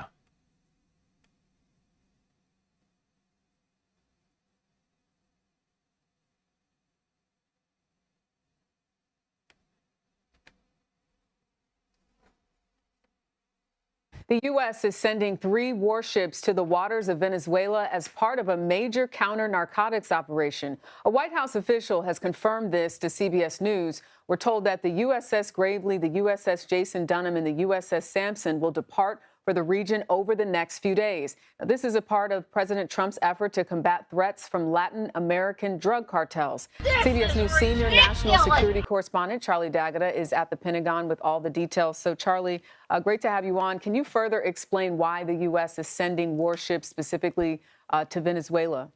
Yeah, Tarika, officials I've spoken to here say this is strictly a White House decision. This isn't necessarily a military decision. And as you said, the White House has told us those 3 guided missile destroyers, the Gravely, the John Dunham, and the Sampson, are expected to head to the waters off Venezuela over the next few days to combat threats from Latin American drug cartels. 4,000 sailors and Marines will be part of that mission. In fact, yesterday, White House Press Secretary Caroline Leavitt didn't even rule out the possibility of U.S. troops on the ground in Venezuela. Wow. And the president is prepared to use every element of American power to stop drugs from flooding into the United States. So we're going to invade Venezuela. Deploying these battleships is apparently part of that effort. But I have to mention, this isn't the first time destroyers have been deployed to the region. In fact, the Gravely, as I just mentioned there, had been patrolling the Caribbean Sea for months. And when you think about the drug operations and just how complex, we've been talking about this for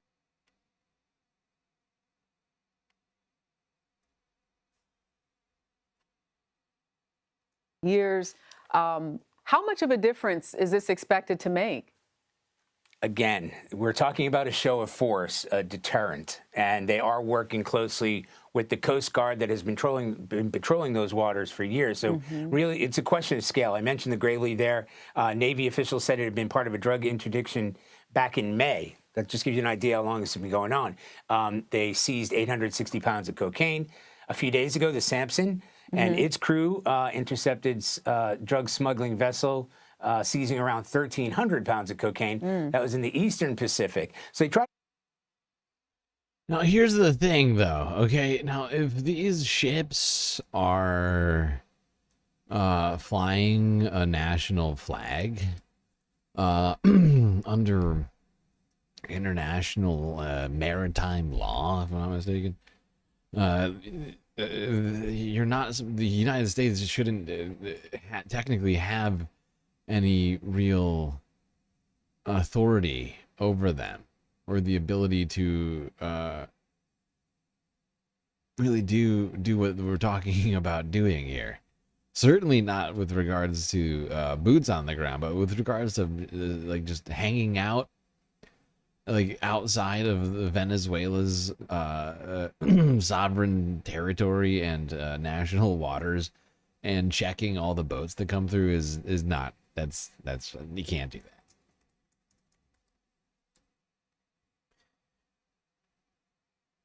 I mean, it's like almost basically a blockade, right?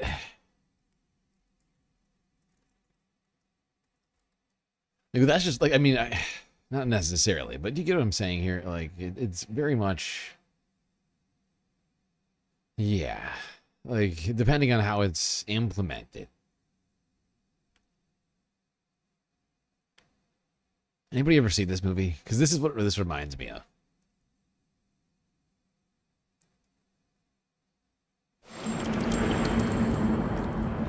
Wait, hold on.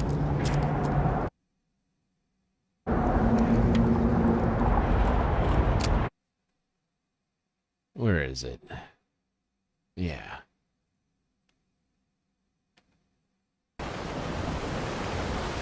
Without operations like mine, it would be impossible for certain countries to conduct a respectable war. I was able to navigate around those inconvenient little arms embargoes.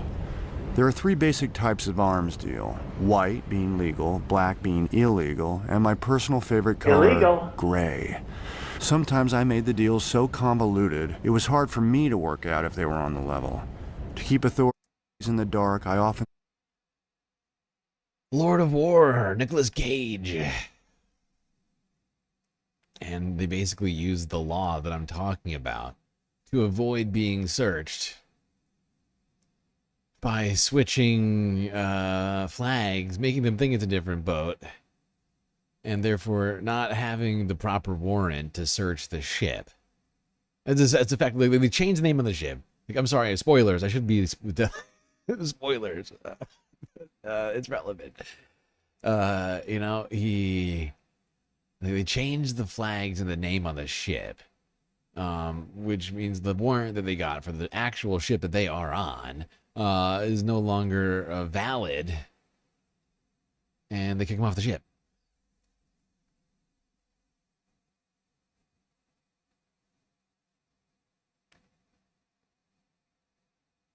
I'm getting a tiny bit of extra lag, and I have no idea what it's from. Like, it's not a ton, but it's like enough that it is bugging me. I'm like, why is that happening?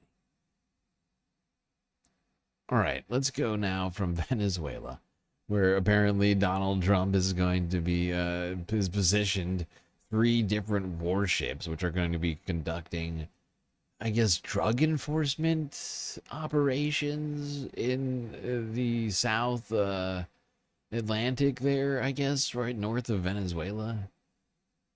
Is nonsensical. Only the nonsense only dwarfed by the even greater nonsense of talking about putting boots on the ground in Venezuela. So now it's Canada, annex Canada, take Greenland, go to war with Denmark, invade Mexico, invade Venezuela. At some point here, we're going to be at more countries than not that Donald Trump is declaring some sort of a quasi-war with. Or don't forget about Iran or Yemen, who we've also been fighting.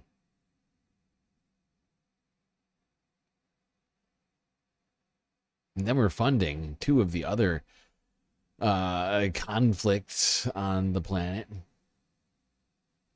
It's quite a long list when you think about it. Of real and potential conflicts, I mean. All right, let's go to England. This is a troubling situation. Multiple reasons why this is troubling. But right-wing British people in the UK have been losing their minds over quote-unquote asylum hotels, where asylum seekers are being provided minimal lodging while they await court hearings. And massive protests have been breaking out, honestly all year, at different times over immigration and riots and other sorts of things, fueled by the right. Much of it is, well, there's just a lot of hate, as well as misinformation that basically plays into this.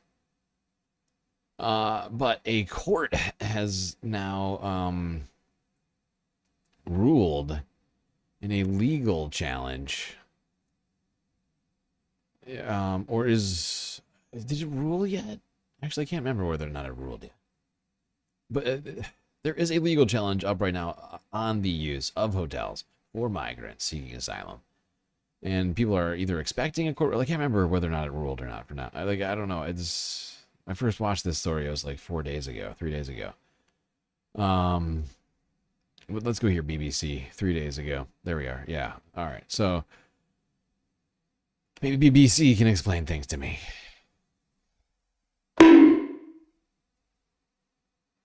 Councils across England are poised to take legal action to remove asylum seekers from hotels in their areas.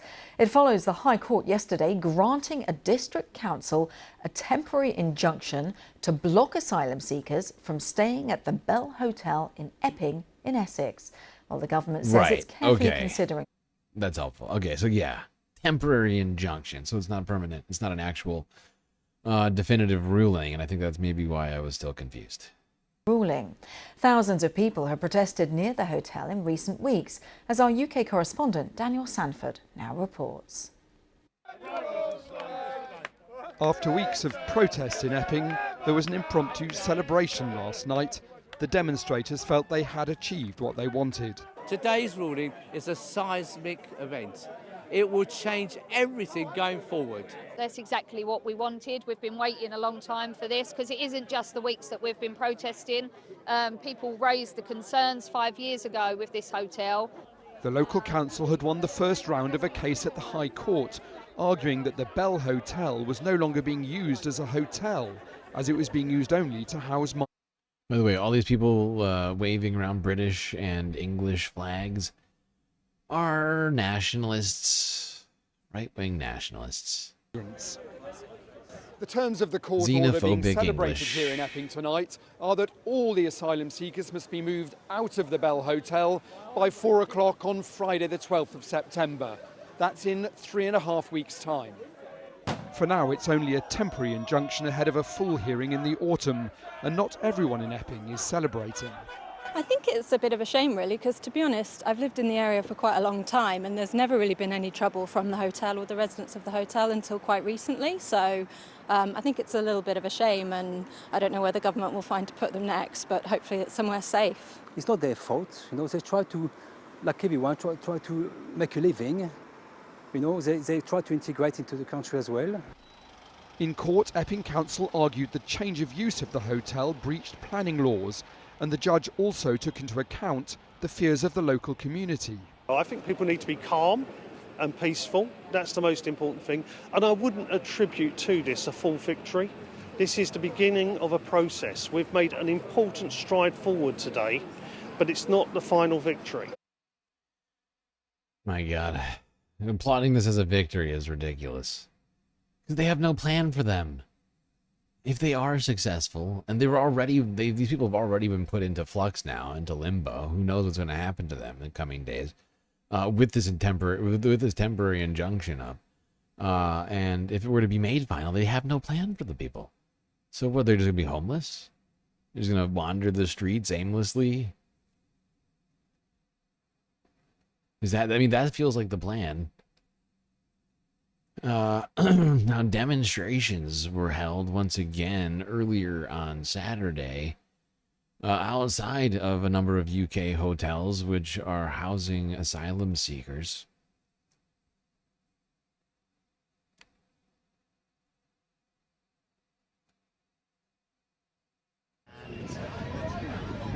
There's a lot of anger. A few days ago, an asylum seeker from this hotel was convicted with sexually assaulting 3 women in public. We don't know if it's safe or not to have them here. I've got an allotment up the road. I don't feel safe to go in there in case This is a hateful Karen. I don't go out now. This is a British Karen. After It's dark, a pair of or even when British it's getting Karens. dark, walking my dogs. I don't feel safe. It was the same. But the assault that you were talking about. 2 British to go in there in Karens. case they may come. I don't go out now after dark, or even when it's getting dark, walking my dogs. I don't feel safe. It was the same. But the assault that you were talking about happened in broad daylight at 3 o'clock in the afternoon. Then, a small group of anti-racist protesters turned up. What's interesting here is this is being replicated across the UK today, yesterday, and will be tomorrow. Some people from the local community on this side, anti-racism protesters on that side. Now, the people on this side say we're not racist, we're just concerned about public safety from large groups of men in our community. These people say it's being driven by xenophobia. What the two sides do agree on, however, is that asylum seekers shouldn't be in hotels. Why did you want to come out in the streets today? Well, a continual fight against the right wing and fascism, which seems to be coming back again in this country. I mean, we fought them in the 70s, the 80s, and here I am again in 2025 and they're still here. It's not about the colour of somebody's skin or where they're from. It's about the fact that they've come here illegally and they should therefore be taken out again. As a Hawley resident yourself, do you also feel safety? No, there's no safety issues here at all. No? No. I've lived in this area for 40, 50 years, never a problem. Right. I've had refugees staying in my house, not a problem. Send them home! Protesters are hoping their local authority will use the courts to force the government to stop using hotels in this way, which was exactly what happened this week with another hotel. Local authority. There we go. A bunch of hyperventilating British people here. having little temper tantrums over the existence of immigrants in a country, let's not forget, spent much of, I don't know, 500, 600, more than that, really. Many centuries of subjugating other people across the world, exporting, suffering all over the place. And, its colonialist and imperialist endeavors led to, the world that we live in right now. That's who we have hyperventilating over the existence of immigrants in their country. Come on! Help! Help! I'm being repressed!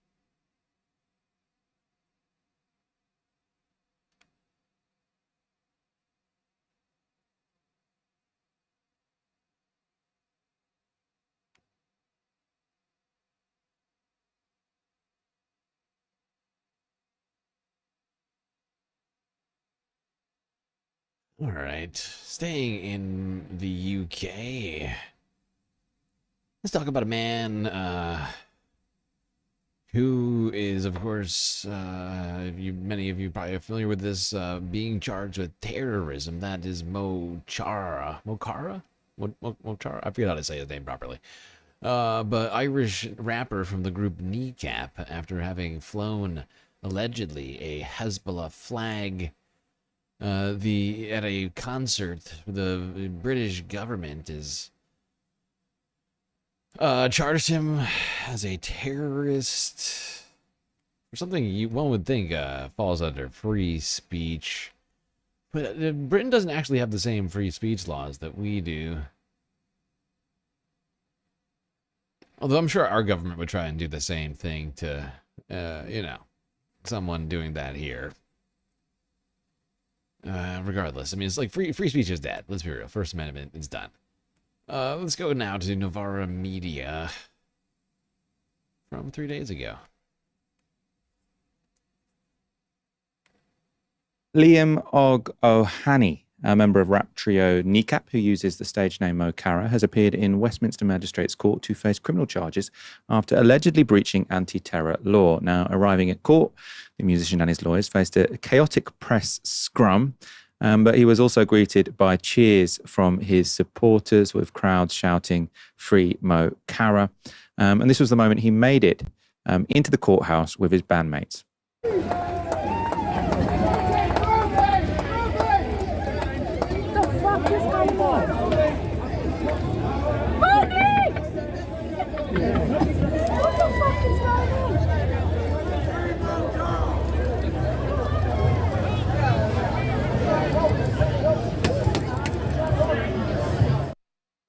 Now, if you're listening on the podcast, that was the three members of Kneecap literally having to push and drag themselves through the courthouse doors because of the massive pack of journalists surrounding them.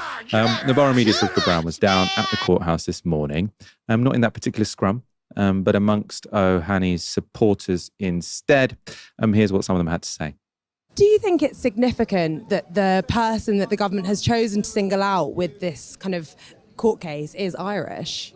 Oh, well, absolutely. I mean, there's a long history of trumped-up terrorism charges being used against Irish men, particularly from the north of Ireland. So it's quite symbolic, actually, and particularly in the context of quite a hypocritical application of the Terrorist Act. In the north of Ireland, there are proscribed terrorist organisations like the UVF and the UDA who openly fly their every year and on streets across that territory. So it's really not an equal application of the law, and I think it's actually been quite helpful to raise that as a discussion item to a greater audience, both in Ireland, in the north and in the UK. Do you think it's important that musicians...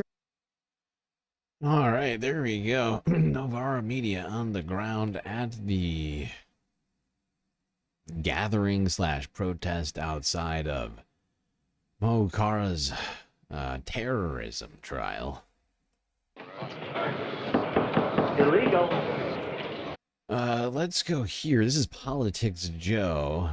They just had better footage on a particular piece of this that I wanted.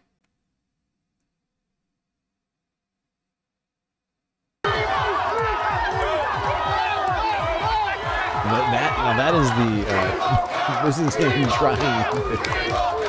This story is more than just a... That hectic scene that you just saw was Mo Farah trying to get into the to the courthouse. I mean, my God, they really were preventing him from getting in there. But let's go here. This was after he got out of the trial. Mo Farah had some things to say.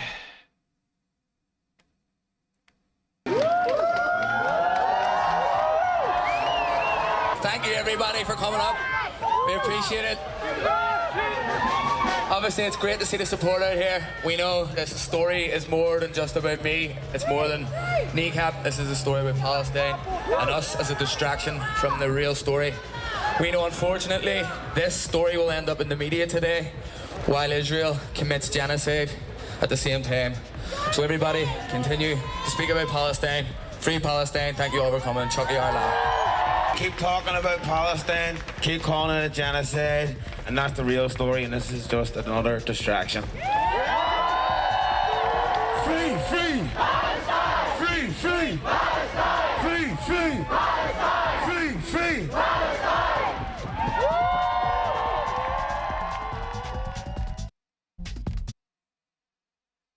There we go.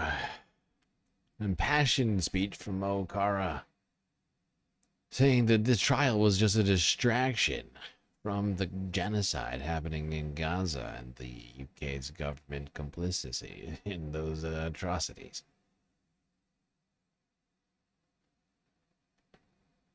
All right, let's move on from the UK. Talk about Germany real quick, as their economy really struggled in the second quarter. More than was expected by analysts. Here's Reuters from yesterday. Germany's economy shrank by 0.3% in the second quarter compared with the first 3 months of the year. Demand from top trading partner the US slowed following months of buying early in anticipation of US tariffs. The Statistics Office on Friday revised its preliminary reading of a 0.1% contraction. It further dims expectations of a sustained recovery by Europe's biggest economy this year. Industrial production in particular performed worse than initially assumed, and household consumption in the second quarter was revised downwards. No positive contributions came from foreign trade either. In the second quarter, total exports of goods and services were down 0.1% from the previous quarter.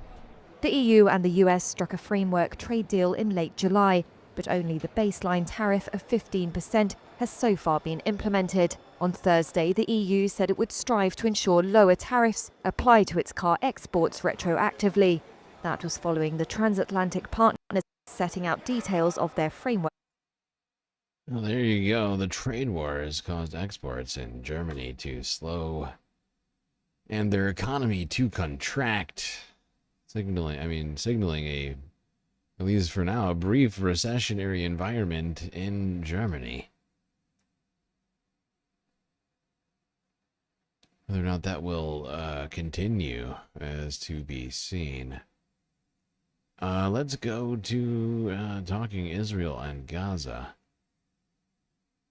as there's been a lot happening there this week that I'm sure most of you are at least somewhat familiar with. But let's start off with the declaration this week by Benjamin Netanyahu that the Israeli military, Israeli Offense Force, called up tens of thousands of reservists as a part of its final solution, or as they're putting it, the next phase of its Gazan genocidal operation.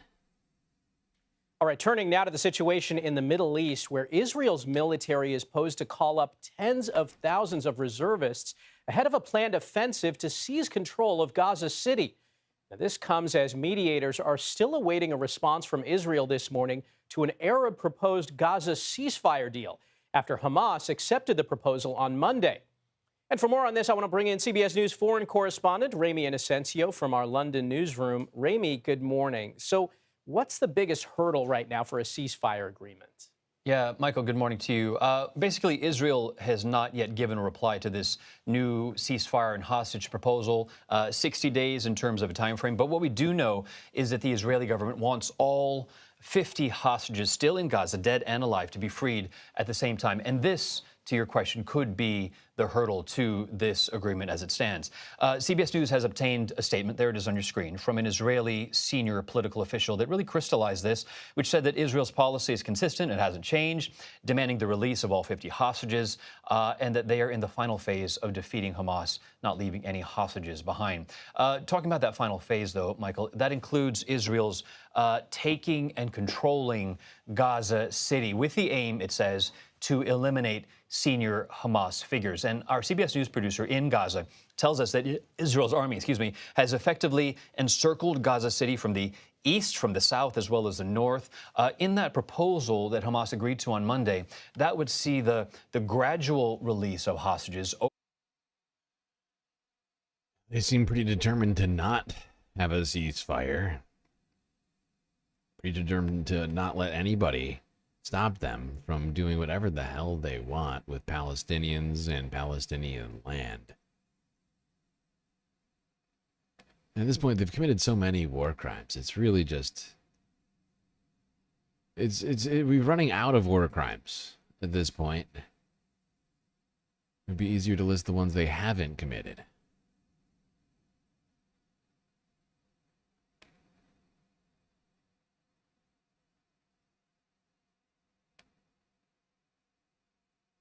Now, in the West Bank, soldiers... This next... actually, wait a second. Before I get to that one, I think soldiers are going to be involved in this, but that's not really what I meant to say with this one. Now, earlier this week, a West Bank settlement proposal, which would divide the West Bank into two halves, was approved by the Israeli parliament. This is ridiculous! Here's CBC News from Israel Wednesday. is taking steps to prepare for its new offensive in Gaza City. The military says up to 60,000 reserve call-up orders went out this morning. The plan doubles the number of active reservists to 120,000. They are expected to report for duty in early September. Another 20,000 reservists will have their current service lengthened. The Defense Minister, Israel Katz, has also approved plans to begin the next phase of the war in Gaza, and it's expected to receive approval from the Chief of Staff in the coming days. That offensive will reportedly see the takeover of Gaza City, where the Israeli military has not yet operated and where Hamas is still active. It's not clear when that operation will begin. Israel is focusing this morning on the occupied West Bank. Its government has just given final approval to a controversial settlement construction project. That word just breaking within the last few minutes. This is a project that would effectively cut the territory in two. Our senior international correspondent, Margaret Evans, visited that area to see what impact the project could have. Ma'ale Adumim is already one of the largest settlements in the occupied West Bank. Some 40,000 Jewish Israelis living in what's known as an urban settlement, about 6 or 7 kilometers from Jerusalem. Settlements are considered illegal under international law, but Israel has long continued to expand them. Critics say recent plans to reignite an old plan to expand Ma'ale Adumim to include an area called E1 are especially worrying because they will further isolate the occupied West Bank from occupied East Jerusalem, which many Palestinians would hope to see one day as the capital of a future Palestinian state. But the Israeli government says that's exactly the point. The Israeli finance minister, Bezalel Smotrich, said just last week that the plan to expand the settlement to include E1 will bury the idea of a Palestinian state, that there will be nothing to recognize and no one to recognize. Yep, and that is really truly the intention of all this, because I think Israel sees the writing on the wall in this moment with multiple Western countries saying that literally by next week, I think Saturday, whatever it is, September 1st, is going to, I guess that's Sunday. I think it's next Sunday. Now that I think about it. Right? Whatever. Within about a week, multiple countries are going to be recognizing a Palestinian state. They said by September, both UK and Canada and France, and so they are just trying to expedite this destruction of Palestine and of Gaza and of West Bank. And literally a day before this ruling came down, the Israeli military went to a large, I guess what you would call like a farming commune almost. I mean, it's a collective of people who have been working together to provide food in the West Bank. And literally one day before it, filled in a well which was providing water to hundreds of farmers with cement.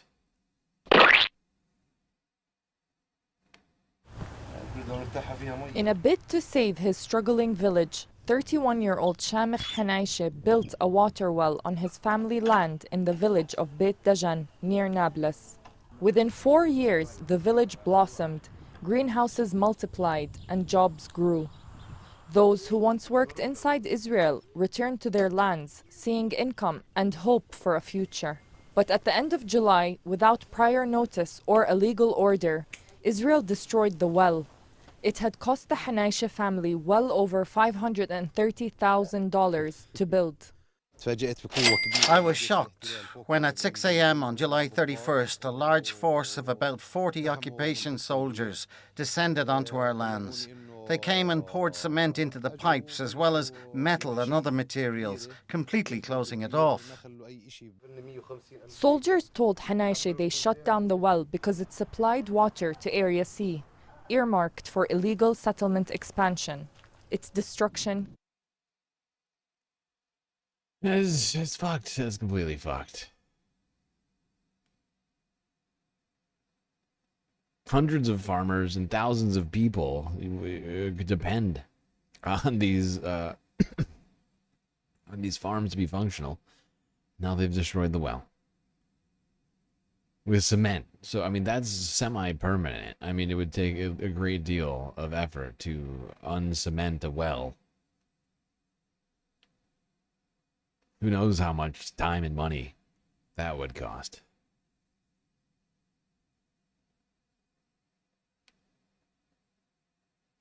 Now, in the wake of the announcement by the Israeli government to divide the West Bank in this illegal expansion of Israeli settlements, a number of Western powers came out and denounced that plan. Here's France 24 in English from yesterday.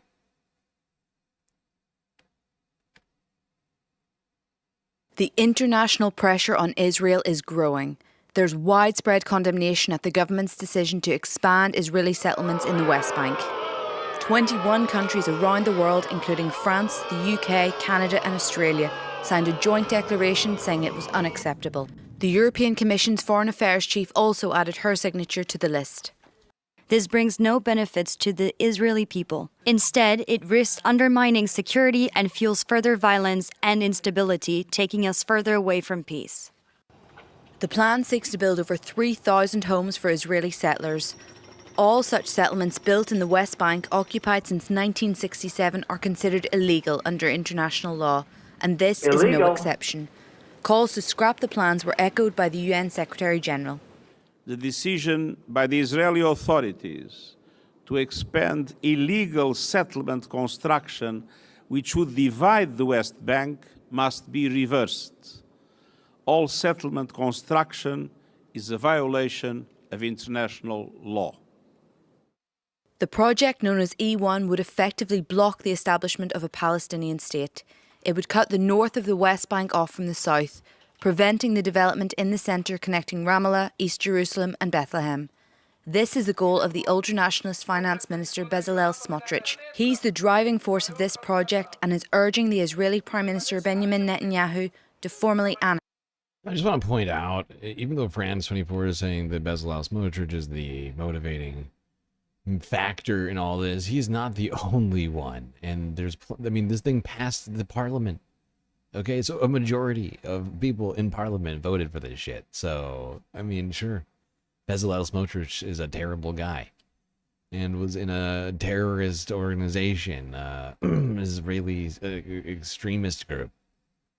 But, as far as things go, they would never have passed that, never been able to pass this if it wasn't broadly supported.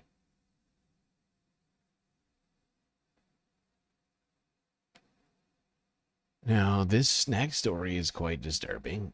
We continue to get more reports coming from American contractors who worked in Gaza with the Gaza Humanitarian Fraud. The Gaza Humanitarian Foundation. Aren't I a good guy? And those reports continue to be incredibly disturbing. Here's CBS Evening News from 2 days ago. An eyewitness, a man who was working as a contractor, says that American subcontractors are working in tandem with in the Israelis Gaza Strip, the U.S. and to Israeli-backed atrocities. Gaza Humanitarian Foundation. Excuse me, sir. I need you to shut up. And I don't mean like setting up the aid centers. No. I mean that they are actively participating in the massacres. In the Strip, the U.S. and Israeli-backed Gaza Humanitarian Foundation, or GHF, was established to replace the United Nations as the main distributor of aid. In late June, the U.S. State Department approved $30 million for the group, calling its work absolutely incredible. Deborah Patta spoke with a former insider with the GHF and joins us from London. According to the UN, hundreds of Palestinians have been shot and killed by Israel Defense Forces and foreign military contractors at or near GHF aid sites. We spoke to a new eyewitness who concurs. He told us it's not only the IDF shooting, but also personnel hired through American subcontractors to secure GHF sites. I thought I was going there to help people. When this man was hired by an American logistics company to drive aid trucks in Israel, he says he had no idea it meant he'd be working with the Gaza Humanitarian Foundation inside Gaza. He asked us to conceal his identity, dub over his voice and change his name because he fears reprisals. We will call him Mike. He secretly recorded several videos, including this one. What you are hearing, he says, is the sound of gunfire from brightly lit GHF sites fired at Palestinians seeking aid. It took me 2 or 3 days to realize that they were actually shooting at people. They weren't shooting at combatants. So, did you think these were warning shots? No, it's indiscriminate. And who was doing the shooting? The IDF. And the American security personnel. They've got positions on each corner of the sites, and they would often shoot at exactly the same time as the Israeli soldiers. We do not see who is shooting on the videos Mike gave us, but he said there was not a single occasion he observed when there was no shooting, and he was at the sites on average 5 days a week for several weeks. CBS News has seen his work schedule, and metadata from his cell phone confirms the dates and times he was in Gaza.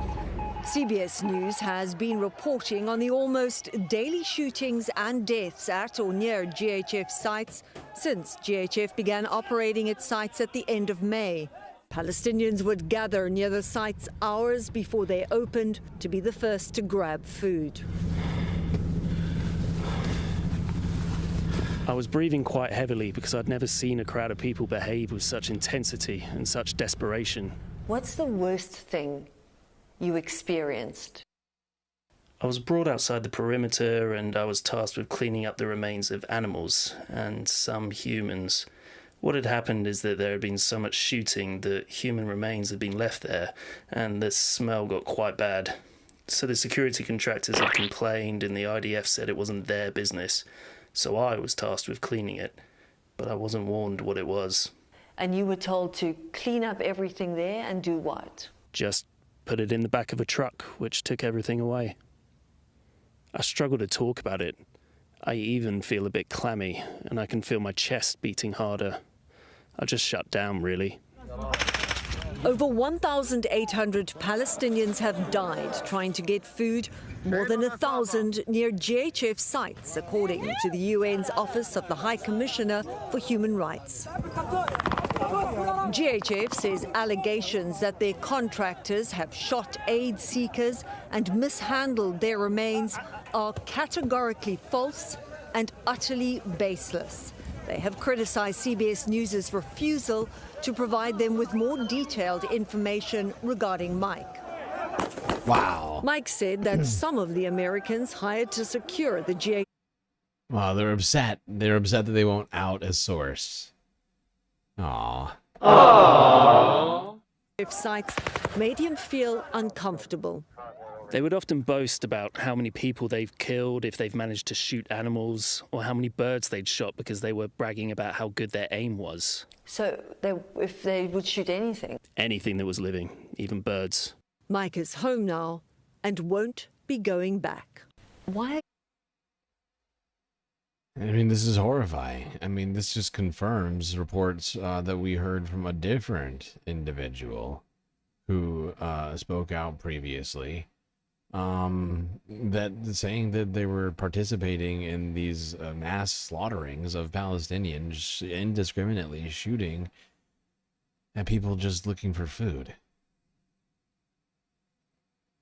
This is a war crime that now the United States has actively participated in on the ground.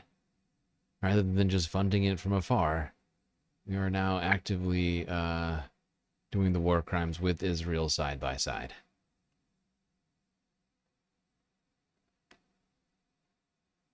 Now, yesterday, I think it was either yesterday or Thursday evening, the United Nations declared an active famine in Gaza, something that we all know has been building this whole time.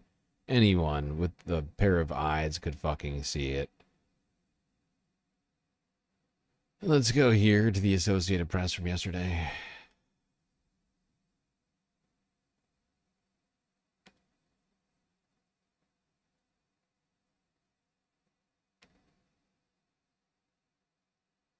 The world's leading authority on food crises has said that Gaza's largest city is in famine. The group known as the IPC has said that Gaza City is in the grips of famine and it is likely to spread it to other parts of the Strip.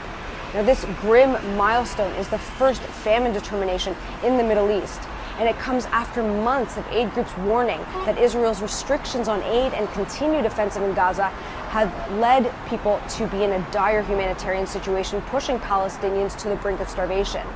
Now, this comes as Israel said it is ramping up its offensive in Gaza, particularly around Gaza City. Israel said it has plans to move ahead with this. There are hundreds of thousands of people sheltering there.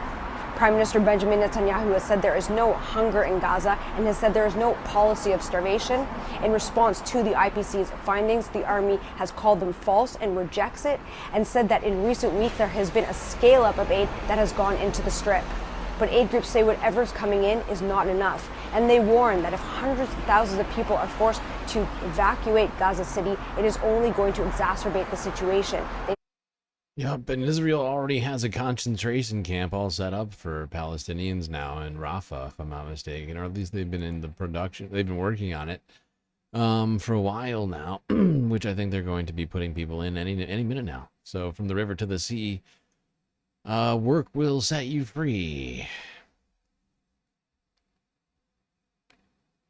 If you're not familiar with that, that's work will set you free is something, well, it's not in English, but in German. written over the gates and other places inside of Auschwitz. Be in no doubt that this is irrefutable testimony. It is a famine, the Gaza famine. It is a famine that we could have prevented if we had been allowed. Yet food stacks up at borders because of systematic obstruction by Israel. It is a famine in 2025, a 21st century famine, watched over by drones and the most advanced military technology in history. It is a famine openly promoted by some Israeli leaders as a weapon of war. It is a famine on all of our watch. Everyone owns this. The Gaza famine is the world's famine. It is a famine that asks, but what did you do? A famine that will and must haunt us all. This is a moment of collective shame, and I think we all feel that in different ways. We all have to look back as the international community and think, where could we have got this in a different place? There's the aid chief, the head of the UN aid agency, and saying exactly what we all have known this whole time. But this declaration is absolutely incredibly important, coming from the UN. Let's go here now for a little bit more in-depth discussion of this with BBC.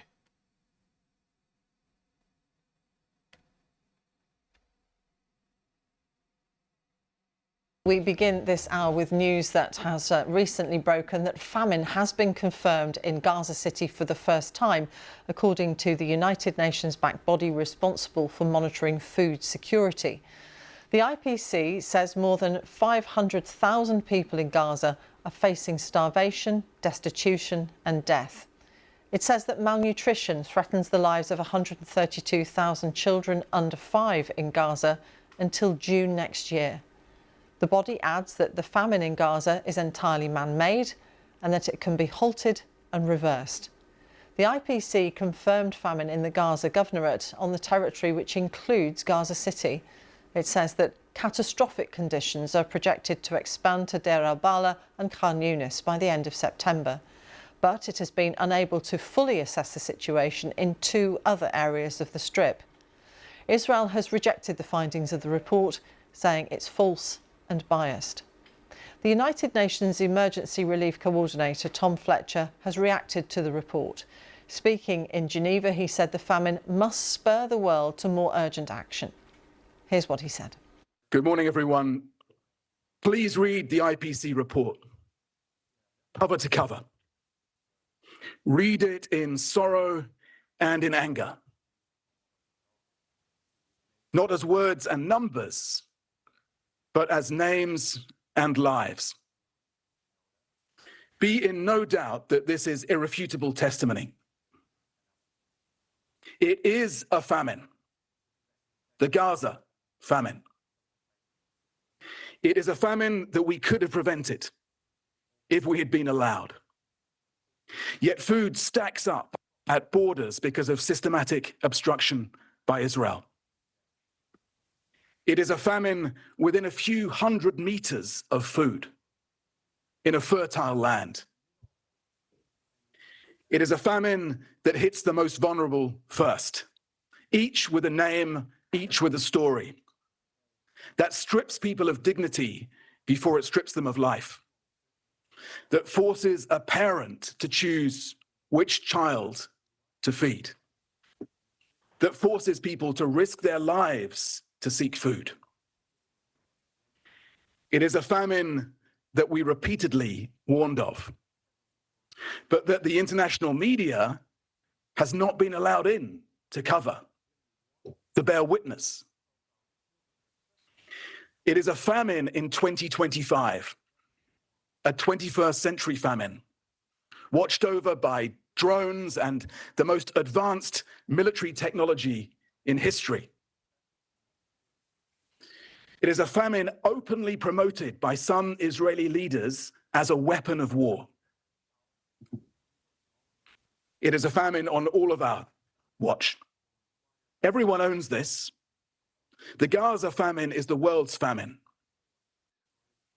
It is a famine that asks, but what did you do? A famine that will and must haunt us all. It is a predictable and a preventable famine. A famine caused by cruelty, justified by revenge, enabled by indifference, and sustained by complicity. It is a famine that must spur the world to more urgent action, that must shame the world to do better. It is a famine that therefore also asks, and what now will you do? My ask, my plea, my demand to Prime Minister Netanyahu and anyone who can reach him: enough. Ceasefire. Open the crossings, north and south, all of them. Let us get food and other supplies in, unimpeded, and at the massive scale required. End the retribution. It is too late for far too many, but not for everyone in Gaza. Enough. For humanity's sake, let us in. Tom Fletcher. Immediately, if not sooner. Israel has firmly rejected the findings of the IPC report. The military... Not gonna lie, I like that guy. Speaks very, very well on this issue. And we actually listened to him. We've listened to him on a couple of occasions, but listened to him talk to Mehdi Hassan earlier this year. Struggled in terms of, I can't remember exactly what it was. I can't remember if he was willing to say whether or not it was, I think he wasn't ready to call it a genocide. I don't remember how long ago that was. But the fact is, I think he's also has an important diplomatic role in all of this, and he's supposed to speak to aid specifically, and he's doing that, in a decisive way that I appreciate. I mean, I do think he probably should have declared this sooner, like, I don't know, a month ago at least, if not more. But it's an important declaration nonetheless. And it has legal implications. As Israel is certainly a part, while they might not be a part of the ICJ, they are a part of, of the UN. So if they don't do something about that, it will in fact mean something.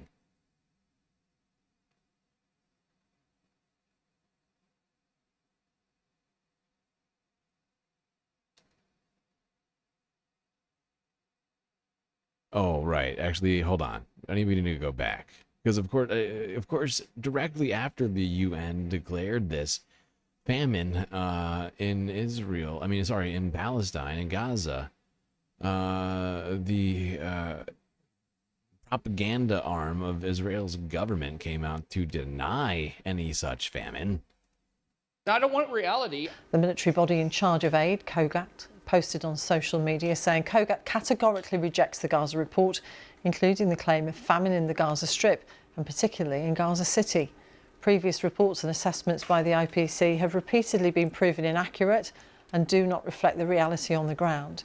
It goes on to call the IPC's evaluation one-sided, and it disregards the extensive humanitarian efforts undertaken in Gaza. Let's speak to our Gaza correspondent, Rushdie Abu-Alouf, who's currently in Istanbul, and this is confirmation. Why is it not officially a genocide yet? I think it's just a legal distinction. Much of it, I think, has to do with the fact that no independent observers have been allowed into Gaza this whole time, right? And until there's an actual investigation on the ground, I don't think they can actually declare it as such. It is a probable genocide. That's as far as they've gotten. And that was declared over a year and a half ago. And I'm not sure whether or not the fact that no one has stood trial for that. I don't think that's involved in it, but I'm fairly certain that that first piece is really what's holding up some people's full-throated declaration of genocide.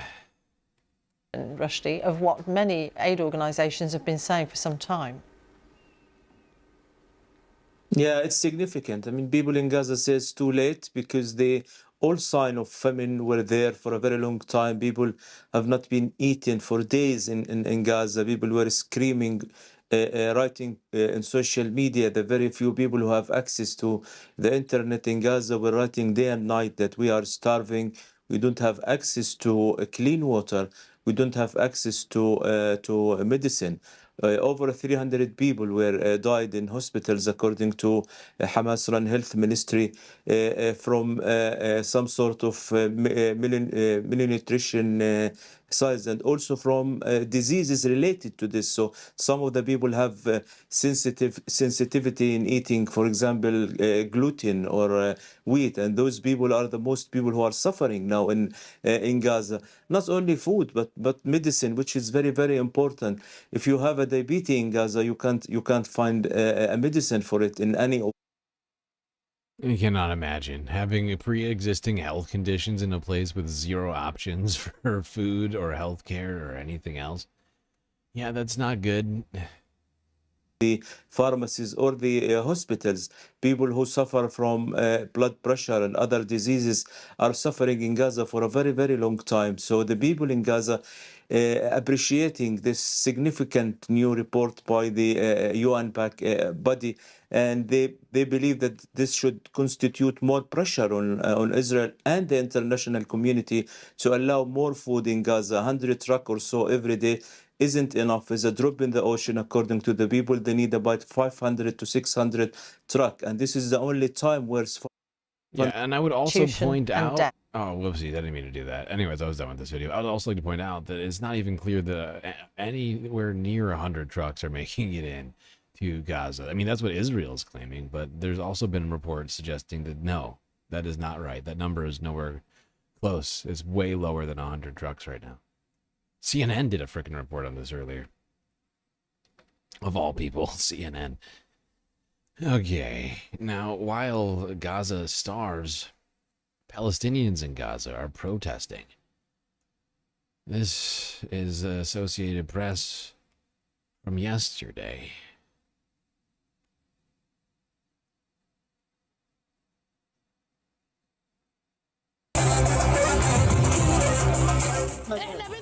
We want them to stop the war on Gaza. We don't want to be displaced. 22 months is enough. Enough death. Enough destruction. Enough. Enough. Look at us. We have lost more than 10% of our population, 85% of buildings and facilities, and many of our cultural and historical landmarks. Gaza today is threatened with total destruction. Our Palestinian people must be spared the consequences. If that number is correct, 10% of the population, that's over 200,000 people. Oh, it is horrible. But as you can see, people protesting in Gaza, speaking out, taking time out of their day to make signs. I guess there's not a lot else to do aside from to get food. It's really not a ton of options right now.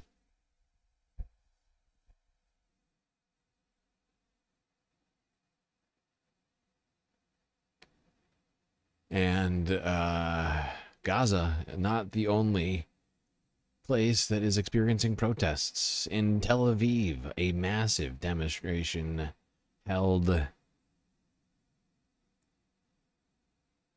Here's Forbes breaking news from earlier today. A massive line of people standing, holding pictures of what I assume are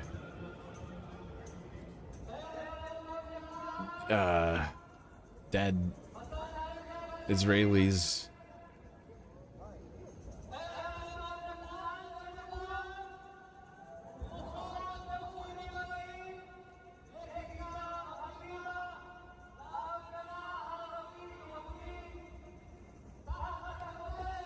Although they actually might be pictures of Palestinian children. I'm not actually sure about this, and I'll show you why I'm not sure about this. I didn't have time to really look into depth on this, but we'll get to that in a second.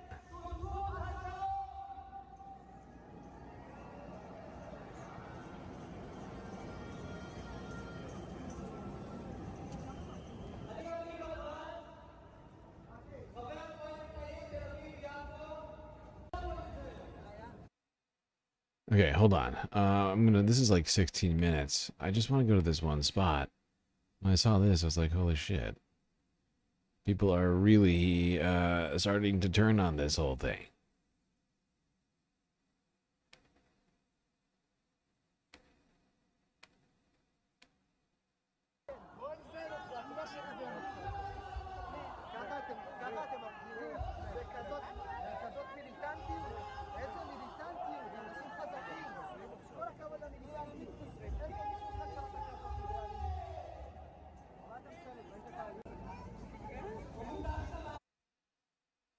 Well, there we go. Look at this sign.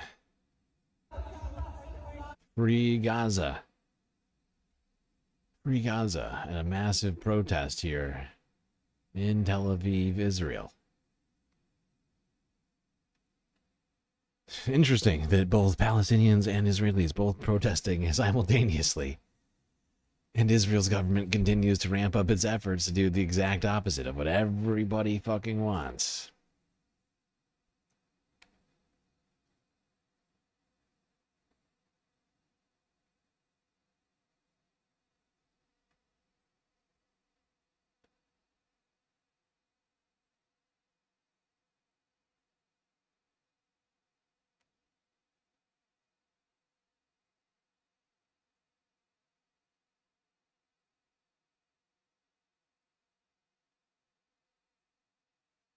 All right, one more story here on Israel.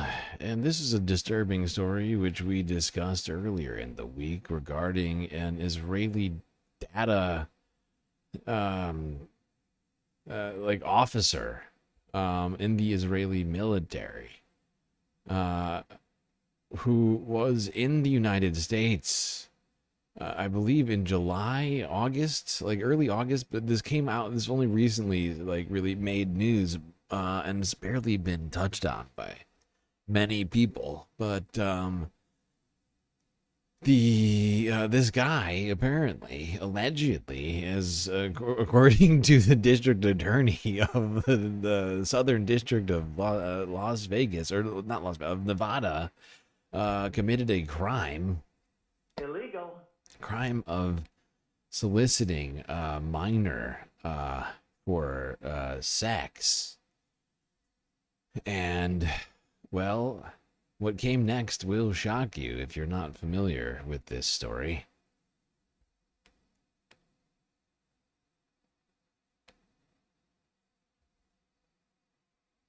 So, not sure if you guys have been following the story, but there is this guy, a senior Israeli government official. He's a cybersecurity guy who was just arrested in the United States in Las Vegas like a few weeks ago. His name is Tom Alexandrovich. He was arrested for alleged pedophilia. Now, this guy is, again, a part of Israel's, like, cyber defense division. There was some sting operation in Vegas, and the Las Vegas PD booked him on felony charges of trying to lure a minor using the internet, basically, to abuse them. This is a deeply serious charge. He, though, was mysteriously released on bail. He, in typical situations like this, with a charge this serious, they would basically be forced to kind of surrender their passport and go through the legal process here in the United States. But instead, this alleged pedophile was sent back on a flight to Israel, and it appears that Immediately, the if not judge who sooner. made this case, or the federal official, I should say, is this person who is a massive Zionist. U.S. attorney, I should say. Not the judge.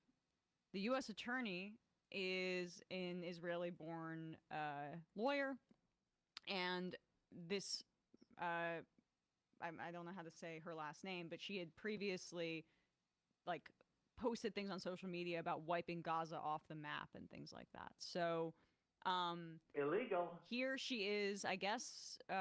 What's this video? This is a failed campaign. This is an ad when she ran for Nevada Attorney General in 2022. Gotcha. And you'll see. The radical left is burning down our country and attacking Jews in the streets, and Ilhan Omar is fanning the flames. I'm Sigal Chattah, an Israeli-born lawyer running to be America's #1 conservative. Excuse me? Israeli-born lawyer.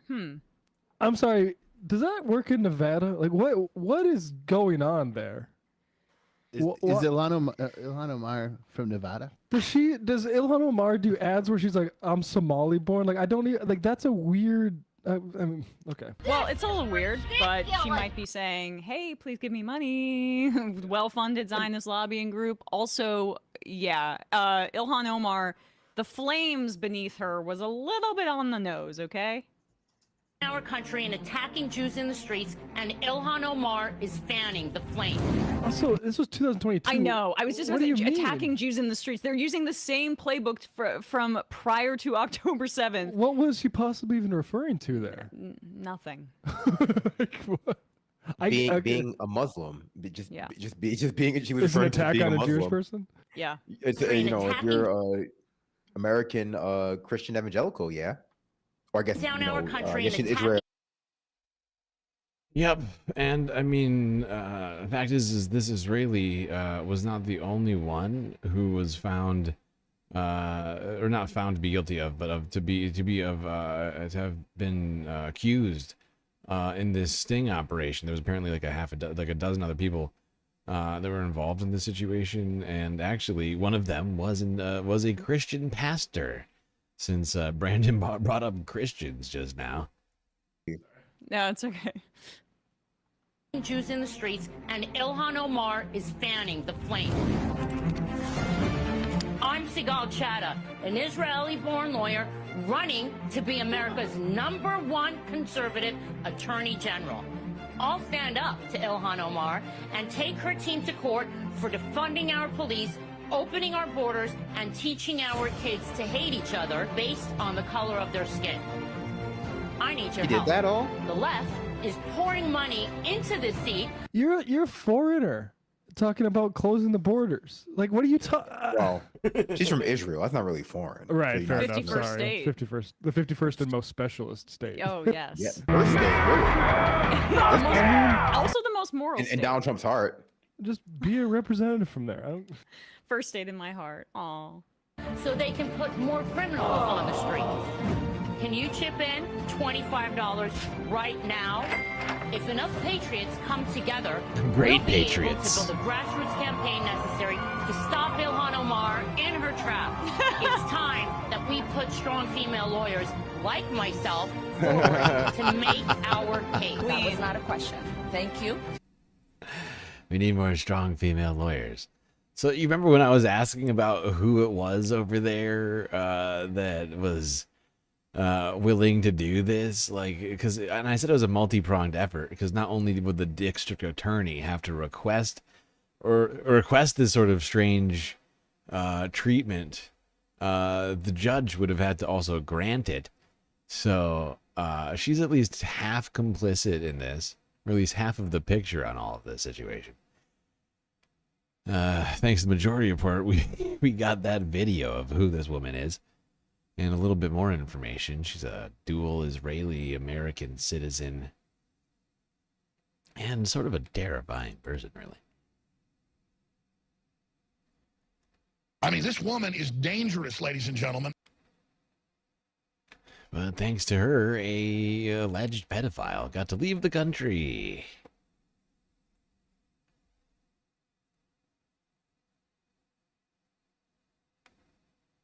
Okay, I think that's a good spot for us to take the final break. Actually, you know what? How much do we have left here?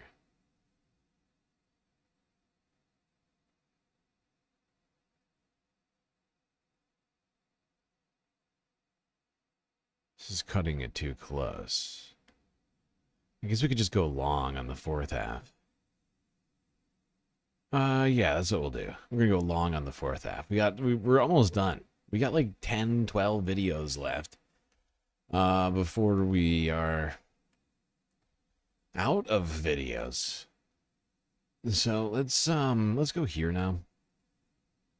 Back to the United States, or I guess staying in the United States. One strange man in Congress. Oh, wait, before I do that, actually, no, I'm sorry. Back to the Middle East. I take it all back. Let's go to Syria real quick. That's my bad. That's my bad. Syria. Now, Syria is planning to do something very interesting, but they are going to be revaluing their currency by, I believe, like a factor of 100 or something like that. As people have been inconvenienced by the devaluation of the Syrian dollar, or whatever it's called. There's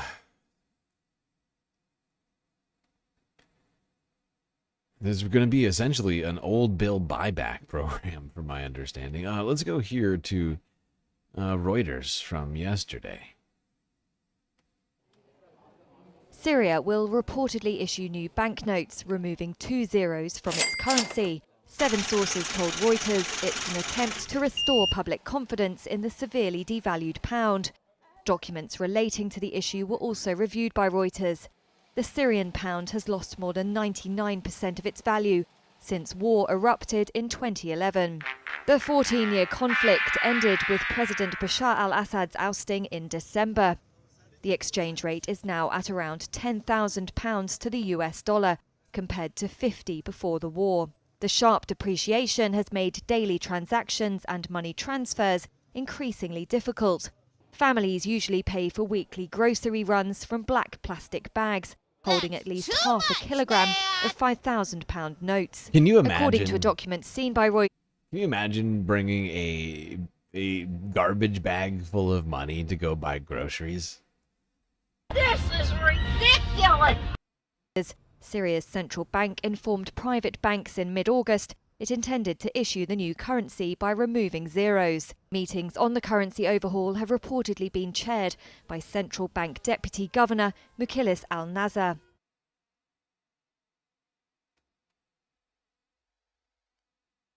Okay, now let's go, let's talk about Africa real quick. The House was holding some sort of a hearing about witnesses, and this is the House Foreign Affairs Committee. They brought witnesses in here to talk about things, foreign affairs, specifically Africa. This guy had a bunch of questions for this one particular witness. I found this line of questioning to be fascinating, especially considering everything. This is Jim Baird, a Republican congressperson from, oh shit, where is he from again? Suffice to say, he's a Republican. Here we go. So did you find them receptive to the positions you were taking? Because I'm concerned about, you know, our adversaries like China moving into some of these countries. And so, China! Thank you, sir, for that question. As I said earlier, what we've done with the reorganization is aimed at making sure each of the bureaus. No, it doesn't matter what this woman has to say. Not gonna lie. What's important is this guy's dumbass fucking questions. I'm sorry.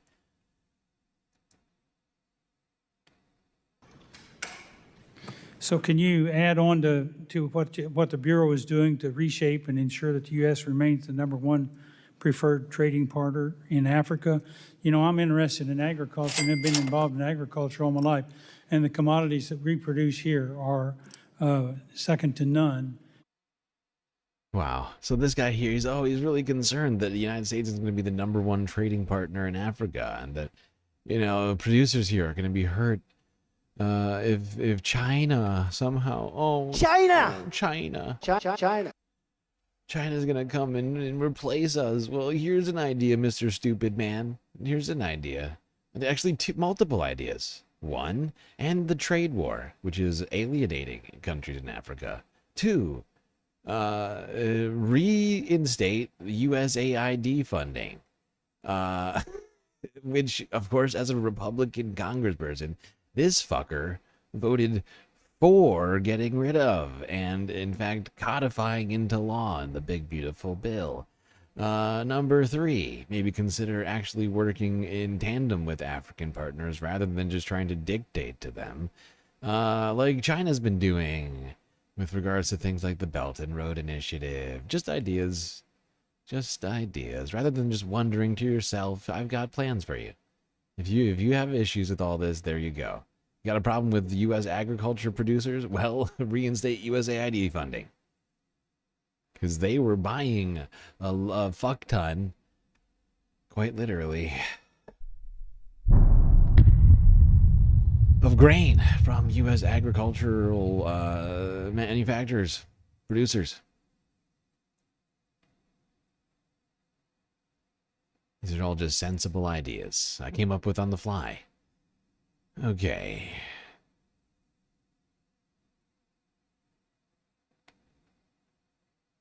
Let's go here. This is a fascinating one. CNN had a body language expert to break down the Trump-Putin meeting from last Friday.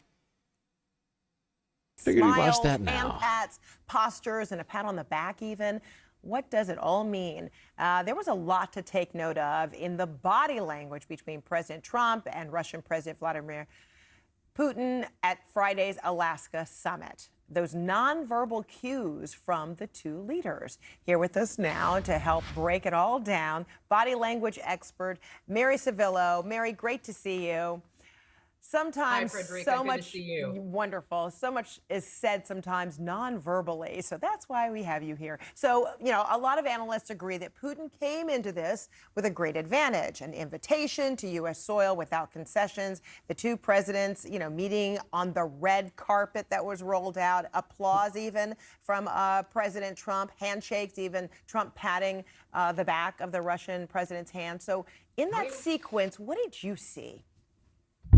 I saw two guys that were coming together, hadn't seen you for a little while. Good to see you. It was all, all systems go. Couldn't be friendlier on both sides. Trump, the gracious host, Putin thrilled to be here. Mm-hmm. And then, as you see here, they're walking on the red carpet. Eventually, they kind of saunter off to Trump's limo called the Beast. Putin actually smiling, looking very joyful right there in the back seat, almost like making sure to the cameras, you see me here, right? What do you see there? Oh, yeah. I mean, he from the get-go, and in fact, throughout, he just looked as though it was, this is fantastic. And it is especially pronounced. You really notice it if you think back to Helsinki. Frederica, I remember 2018, right. The last time they met, Putin was kind of slouched, in the after thing. And he's just kind of like, all right. Almost like, I don't really want to be here. Diplomatic relationship. Yeah. So he was, and this time he was like, in a candy store, a little guy in a candy, and this is fantastic. Interesting. So did you see in him kind of surprised that even, as the general public, a lot of Americans expressed, their surprise at seeing this kind of rollout. Do you feel like Putin was exhibiting surprise, or more so like, yeah, of course this would happen on president? I mean, how do we interpret that? I think that Putin looks like, and in fact, all the facts suggest that this was already a win, arriving there, and then the fanfare and so forth that you see right there, the red carpet. I mean, he couldn't have asked for a better greeting. And honestly, the outcome. Well, there we go. CNN with the body language breakdown.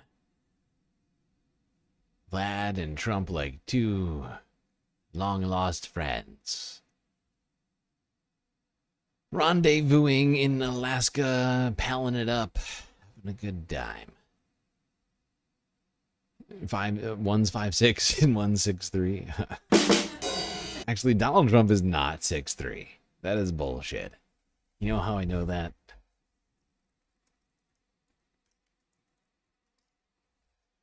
Prince William. Prince William is 6'3", and if you look at pictures of them together, Trump looks much shorter. Look here. Here's Prince William and Donald Trump. Whoops.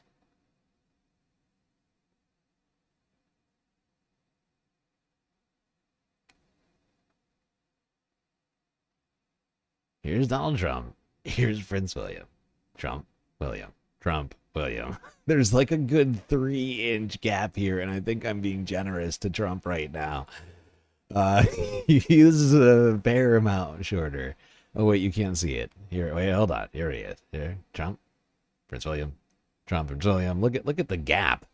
It's probably more than 3 inches. So he's like maybe 6'1" at most, with a good pair of shoes on.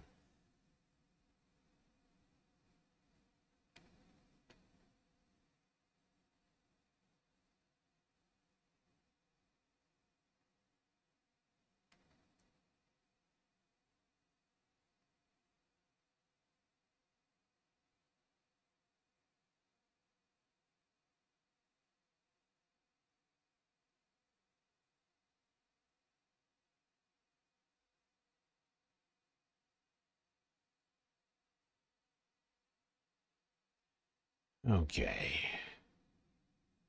Now let's quickly talk about international law as it relates to Russia's occupation. Negotiations like this are conducted as a of matter Ukraine. of high diplomacy. Negotiations like this are conducted. Hush. I am talking. How was I saying? Ah, yes. International law. Russia, Ukraine. France 24 from 2 days ago. Negotiations like this are conducted as a matter of high diplomacy. And essentially, although the law does form a backdrop and will be taken into account by the players, ultimately, whatever they agree is a matter for their sovereign choices. So what is the legal status of those territories currently occupied by Russia under international law? The territories that are under Russian occupation have the status of being what we call belligerent occupation. That is to say, there is a state of war, a state of armed conflict between Russia and Ukraine. In the course of that conflict, Russia has taken control of some parts of Ukrainian territory and has those parts of Ukrainian territory under effective Russian control. That means that Russia is an occupier from the point of view of international law. It means that there are certain specific obligations that are entailed for Russia under, in particular, the Fourth Geneva Convention, which relates to the occupation of territory. And it means that Russia has no automatic claim or title to that territory simply by virtue of occupying it. It's a wartime occupation. It does not change the legal status of the territory. The legal status of the occupied territory is that it remains Ukrainian territory. Now, if indeed Kyiv was to give up territory, and of course at this point in time there's no sign of that, but with that in mind, from the perspective of international law, is territorial concession under pressure or force actually seen as being legitimate? No, it is not. Whilst it is always open to a state, and this may sound a little bit strange to some viewers, but whilst it is always open to a state to give up some territory or to cede some territory to another state, whether in exchange for some kind of compensation or as part of a peace settlement at the end of a conflict, that is a sovereign decision of the state concerned. However, it is an important rule of international law that that must not be procured by force or by coercion. If a state is is coerced into giving up territory, even if it is dressed up in the form of, let's say, a peace treaty, as maybe eventually under discussion between Russia and Ukraine, if there is an element of force or coercion in any Ukrainian decision, for example, to give up some territory, then that would render it null and void under international law. And that is illegal. All right, and that is all we have on that. Just wanted to watch that. We watched actually that, I think, a couple of days ago, but it felt like important enough topic right now in the midst of these ceasefire negotiations, peace talks, whatever we're calling them now. Let's move it along. To... Oh, I have an update on this horrifying story. We looked at this yesterday, and I took a moment to look into the situation. You may all remember this. This is a bus, as you can see here in Afghanistan. Negotiations like this are conducted in Afghanistan, which was leaving Iran. There was a collision, and the reason for it looking like it was hit by a nuclear bomb is apparently that it ran into a fuel truck on the road, causing it to light on fire in an incredible blaze, apparently. And the results are here, and unfortunately, dozens of people were on this bus, and they all perished. It's truly horrifying. I cannot imagine being on that bus, having the oxygen sucked out of your lungs from the fire. Just terrifying.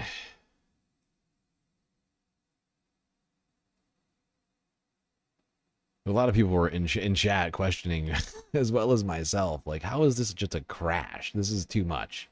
That's too much.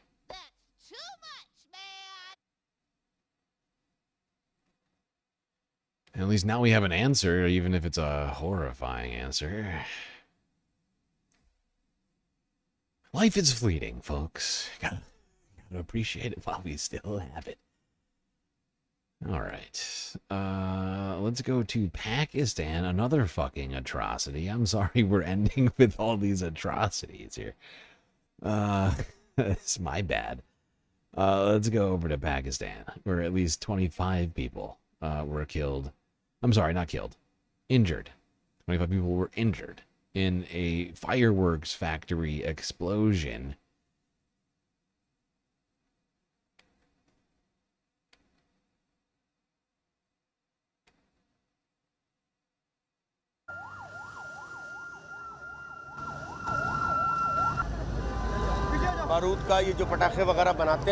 This is a fireworks storage facility, an old one. It was previously in another building in the neighborhood, but it was recently relocated here. First two large explosions were heard, followed by the sound of firecrackers. Now people have gathered here.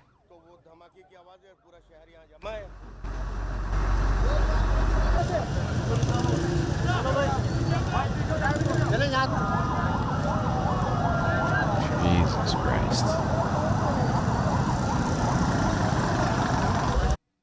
Now, I would say that you probably have a higher expectation of dying in a fiery inferno when working in a fireworks factory. But, you know, still horrifying way to have your day be suddenly interrupted by. Thankfully, I think there were not any deaths, at least not at the time of this report. But like I said, 24 people injured. Okay, let's go from Pakistan down to Thailand, where the former Prime Minister of Thailand, Thaksin Shinawatra, recently was acquitted after being in jail for some time over insulting the royals. Illegal. The former Thai Prime Minister Thaksin Shinawatra has been... This is the very definition of totalitarianism. The former Thai Prime Minister Thaksin Shinawatra has been cleared of violating strict laws against insulting the monarchy by a court in the capital, Bangkok. The 76-year-old was facing up to 15 years in prison if found guilty of breaching the country's strict laws that criminalise almost any criticism of the Thai royal family, but which critics say are often used to target activists and political opponents. Our Southeast Asia correspondent Jonathan Head told me about the background to this case. Lèse-majesty cases are always problematic. They're usually held in secret. We often don't know the full facts. This was a little unusual in that the judges actually explained their ruling in some detail and did treat the wording of the law quite literally. It only covers the 4 top members of the monarchy, the king, queen, heir and any regent. Now, Mr Thaksin is a very controversial figure, no question. He's kind of dominated Thai politics for 25 years. He was in exile for a long time. He was ousted by a coup. He had other criminal charges against him, but he was allowed to come back 2 years ago. He said there was no deal, but the presumption was there was a deal. His party was one of the larger parties after the last election. His party was allowed to form a government. His daughter is the current prime minister, although she's currently suspended. But the idea was that Mr Thaksin would, it was assumed, take a... Seems like being prime minister in Thailand has a lot of pitfalls to it.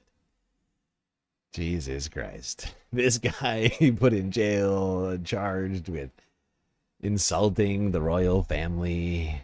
How rude. Then his daughter becomes prime minister and she is put on suspension. I think it's because she also said something that was even just mildly critical of the royal family. Or what? Was that it? I can't remember now. We talked about it, I think it was last year.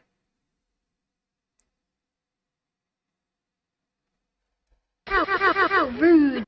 How dare you insult the royals? That is illegal. Illegal.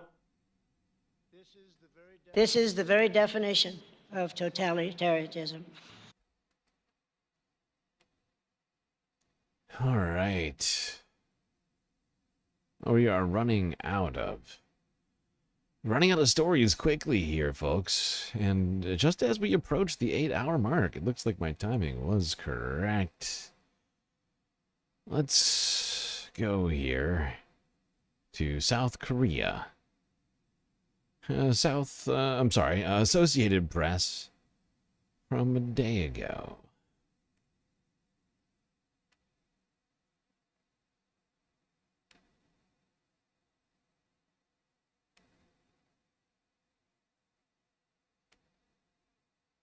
South Korea's President Lee Jae-myung faces a pivotal foreign policy test with back-to-back summits in Tokyo and Washington. This reflects the wider struggle of US allies to navigate Donald Trump's unilateral push to redefine post-war orders on trade, security, and alliances. The meetings come after Seoul and Tokyo reached trade deals with Washington. The deal spared them from the Trump administration's highest tariffs, but only after pledging hundreds and billions of dollars in new US investments. Trump's transactional approach with long-standing allies extends beyond trade to security. It has fueled fears in South Korea that he will demand higher payments to support the US troop presence in the country. The looming concerns about a US retreat in leadership and security commitments come as South Korea and Japan confront growing cooperation between their nuclear-armed adversaries, North Korea and Russia. Yeah. Do I want story suggestions? Well, I do. There is a channel in the Discord server where people can put suggestions in. I usually look over that a few times a week. As long as I have the time, like I do try and check that. Because sometimes I find things from your suggestion, Space Fams, that I perhaps am not getting recommended or didn't notice.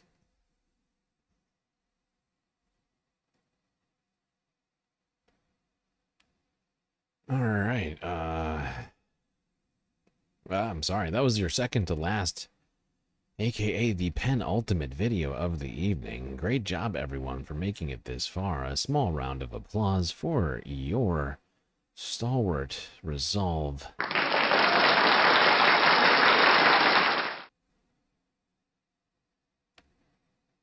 Let's stay on effectively the same fucking topic, but switch countries. South Korea, struggling with the reshuffling of the world order as Donald Trump slashes agreements with foreign countries as it relates to trade, as well as showing very inconsistent, just a great deal of inconsistency around foreign policy, especially as it relates to military aid with countries like Ukraine, and so a number of Eastern Asian countries are dealing with the fallout from that. Not just South Korea, Japan too. We covered this the other day, but this to me feels important enough to discuss twice in 1 week. Here's Reuters from 4 days ago. Trump's shocking foreign policy moves spurred Japan to think about the unthinkable: nuclear arms. What? What you talking about? What now? I do think that if Japan wants to show the world that it too should not be reckoned with, then maybe it really should have nuclear weapons. Tatsuaki Takahashi grew up in Hiroshima. The city of Hiroshima lies prostrate after the withering blast. On August 6, 1945, an atomic bomb dropped by the United States left the city in ruins and eventually claimed more than 200,000 lives. The memory of that day spurred pacifist Japan's anti-nuclear movement and the adoption of its 3 non-nuclear principles: never to produce, possess, or allow nuclear weapons in its territory. But 80 years on, that pledge is being tested. China has been increasing its military spending rapidly, raising concerns that they may invade Taiwan. And if that were to happen, I fear that Japan could be the next target. Then there's North Korea, which keeps shooting missiles even though they are tests. They are firing them very frequently. For decades, Japan has relied on the U.S. nuclear umbrella, Washington's promise to defend its allies with the full force of its military, including nuclear weapons. Then, Donald Trump was elected on an America First platform, and his criticism of traditional U.S. allies and alliances has raised concerns over just how reliable American security commitments are. For years, Takahashi said he believed in peace through diplomacy. But now he says Japan may need nuclear weapons to stay safe.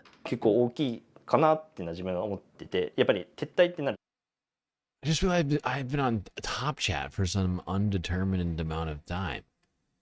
This is terrible. I made a huge, tiny mistake. I hate Top Chat. Who knows what messages I've missed in this time? That's incredibly rude. How rude. Good God. All right, well, there you go, chat. It's pretty disturbing to me that people in Japan are considering whether or not their government should start a military, create a military, because, of course, Japan has not had a military for 80 years, since the end of the Second World War, and have been occupied by the United States for just as much time. But with Donald Trump and his very inconsistent foreign policy, people are getting concerned about the United States' involvement in their country and are potentially going to do things that we haven't seen for nearly 100 years. This woman, I believe, is a Japanese parliament, what do you call it? Like an assembly person or whatever. Congresswoman. I forget what they're called in Japan right now for some reason. What is happening? There we go. Observations there reinforced growing concerns about whether the U.S. would come to Japan's aid in a conflict with China, as Europe was awakening to the fact that it could no longer rely so heavily on the U.S. to guarantee its security. I think we have to be prepared. The U.S. will basically come into the mode of isolationism and then they are busy with their own things. They don't care much about the world. The March meeting in England made Matsukawa realize that U.S. security guarantees were no longer a given. But Japan was in a different position to Europe, she said. It's surrounded by nuclear-armed neighbors. China, which is rapidly expanding its arsenal, North Korea, and Russia. So the rest of the world needs to think about, during this period, we need to work together and then fill the gap, the vacancy that's created by the US withdrawal in economy or maybe in the world affairs or rule making. But she says that at a time of geopolitical upheaval, the U.S. remains an important ally, and that it is crucial for Japan to persuade President Trump that it is in America's interest to defend the East Asian country. An official in the Trump administration told Reuters there are no changes in U.S. policy toward Japan. The president and his aides have said they're committed to America's allies in Asia. Japan's foreign ministry says it considers the Trump administration's commitment to the U.S.-Japan alliance to be unwavering. And China's defense ministry says it opposes attempts to hype the so-called Chinese nuclear threat and is committed to its no-first-use nuclear policy. Japan is currently home to the largest overseas concentration of U.S. military power, including an aircraft carrier and fighter squadrons. And it's already strengthening its military and exploring deeper cooperation with U.S. nuclear forces, two former U.S. officials told Reuters. Some Japanese lawmakers and former military commanders suggest deploying American nukes in Japan, or even joining a NATO-style nuclear sharing agreement. Unlike other countries, There you go. I mean, this is pretty concerning direction that we seem to be heading in the Eastern Asian geographic region. But 2 weeks or so after the remembrance of the 80th anniversary of the dropping of the Hiroshima atomic bomb, we're talking about Japan talking about putting together a military and a nuclear arsenal.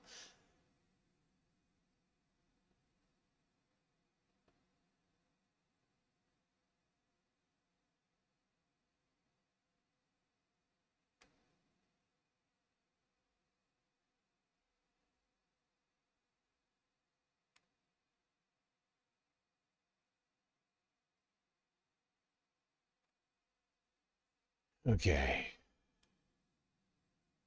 Now that was the final video of the night.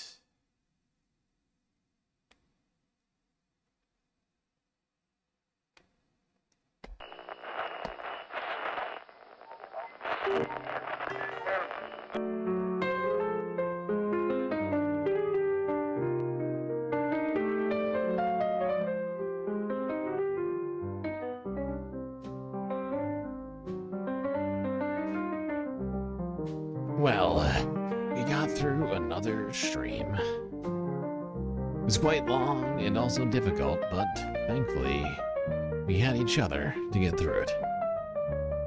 That's gonna be it for me tonight. Until I see you next, you stay classy, Galactic Stream Nation.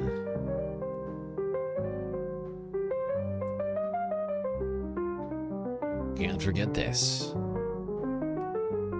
These are your galactic patrons. Gabby, Goth Dogs, Aaron W, Schmegley, KB, Midi, Afroponics, Narwhal by Nature, Interplanet Janet, Godcat, Robot Cat, Disco Wolf, Calibrating, Sammy, Geodragon, The Anti-Corporatist, Obsessive Audio, Moanoab, Nadia, Choki, Scouts, Selena, Mrs. Jen, Omegastar, Sasha G, Pitchforks Dragon, Vincent Morales, Donald James X, Evan from Portland, Lovely Pariah, Mish, Becky, D. Cypher, Icebreaker, Columbia Rican, New York, Will in Detroit, Sisyphean Task, BC, and Free Palestine. That's right. All of these people here have helped produce the show which your eyes and ears hopefully just got done enjoying. You can too for just a few pennies a day. That's right, 10 cents a day, $3 a month will get you access to a bunch of sweet, sweet space benefits unseen by the rest of the goddamn Milky Way galaxy. I would also remind everyone that we are running a galactic deficit. So please do consider contributing, and just a couple of dollars a day from each YouTube subscriber here at the GNN would keep us out of financial depravity. That's right, just a couple bucks from each of you a month would solve any and all of our financial problems.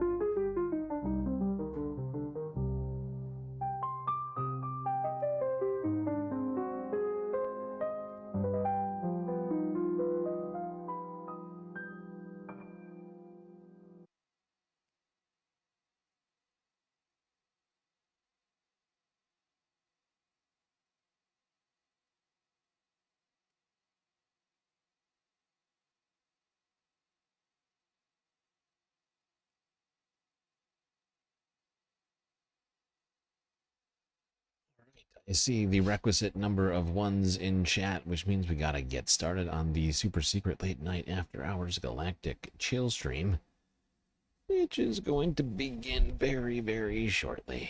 Immediately, if not sooner. We had when they were targeted and focused, and there actually had been some rational thought attached to. Decade was, according to the Washington Post, a lost decade for American workers. There has been zero net job creation since December 1999. 12 years, zero job creation, which is why unemployment is so high, not only for the general population, but even worse for our young people. Kids getting out of high school, young people graduating college. According to the Washington Post, this came from the Washington Post in January, middle-income households made less in 2008 when adjusted for inflation than they did in 1999.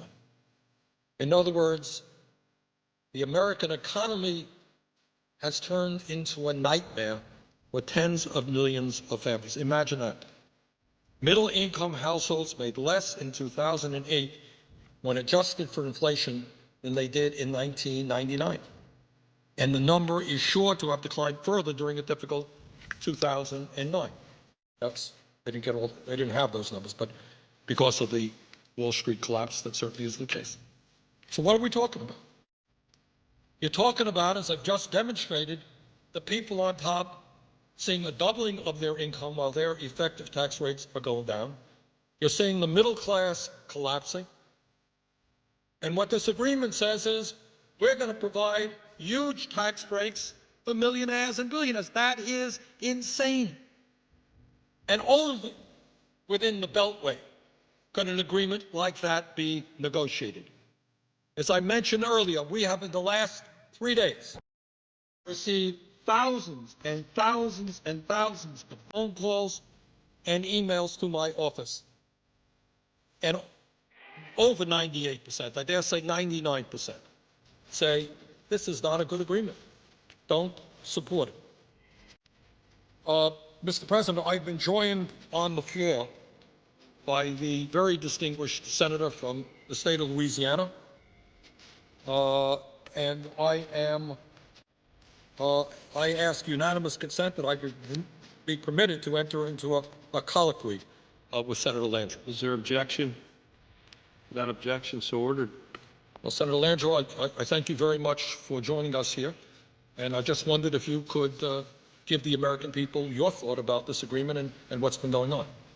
I thank the senator. I thank the senator from Vermont for his eloquent and passionate presentation for hours this morning, and he clearly has presented to this chamber and to the American people some stark realities that are unpleasant. Some people might even find them hard to believe. But he has done his homework. He has documented what he has said. And in that backdrop, it does make this agreement made between the Republican leadership and the President of the United States even harder for some of us to understand. And I want to acknowledge, as the senator said, I know there are pressures on all sides and their time is running out. We've got to make a decision about tax cuts in a short period of time. We don't have the benefit of several months or even a half a year. I understand the pressures of time. But as the senator from Vermont pointed out, how about the pressures of the middle class? What about these pressures? What about this pain? And I was wondering, because I wanted to ask the senator from Vermont, I was not able to follow his entire presentation this morning. Did he quote from the Income and Inequity and the Great Recession, the report done by the U.S. Congress Joint Economic Committee, represented by, or led by Charles Schumer? Did Senator Schumer, did you quote from this? We quoted from a number of studies, but not that one, Senator. Well, I'd like to add in our colloquy, if he was aware that according to this report that just came out September of this year, it says income inequality has skyrocketed. Economists concur that income equality has risen dramatically over the past 3 decades. Middle-class income stagnated under President Bush during the recovery of the 1990s. Under President Clinton, middle-class incomes grew at a healthy pace. However, during the jobless recovery of the 2000s under President Bush, that trend has reversed course. Middle-class incomes continue to fall well into the recovery, never regained their highs of 2001. The report goes on to say, which is frightening, which is why I have been raising my voice in opposition so strongly to some parts of this package, is that this report says, Senator, high levels of income inequity may precipitate economic crisis. In other words, if the middle class can't see light at the end of the tunnel, and if the economy itself can't grasp a way for the middle class to grow, Senator, this recession may never end, no matter how much money you give to the very wealthy. I mean, this is the reality that we're facing at this moment, how to end this recession. Now, Republicans weren't completely to blame for it. Democrats weren't completely, innocent, or vice versa. But it's not about who to blame, it's about how to fix it. And we're about to pick up a $980 billion hammer next week and attempt to fix it. A, are we hitting the nail right? You don't have many $980 billion hammers to pick up. I mean, we're borrowing this one. So let's hit it right. This is an important issue before our country. I think that's what the senator is saying. Am I putting words into your mouth, Senator? Is this what you're trying to explain? No, exactly. And the point cannot be understated. What Senator Landrieu is saying is that if you have a collapsing middle class and people are unable to purchase anything, it impacts the entire economy. The economy can't grow. We can't grow jobs if people don't have enough money to buy products made by other people. And if all of the, or a substantial part of the wealth of this nation accrues in the hands of a few, I mean, they can get 3 yachts and 8 airplanes, I guess, but there is a limit to what they can purchase. And there's a limit to what they can consume. And what the senator is saying, and what I'm saying, and I want to be very clear, because the senator and I don't agree on every piece of legislation. He tends to be a little bit more liberal and progressive in his politics than I am. But on this subject, we are both equally concerned about the shrinking of the middle class. And I want to say, from my perspective, the senator may have a different view. I'm talking about the broad middle class.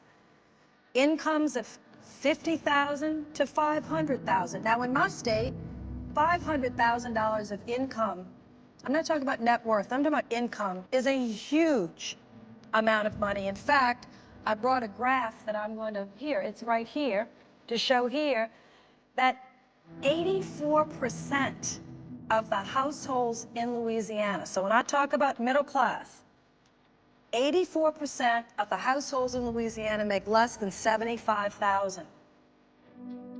84%. Now, most people in Louisiana, most, believe they're in the middle class. But 84% make below 75,000.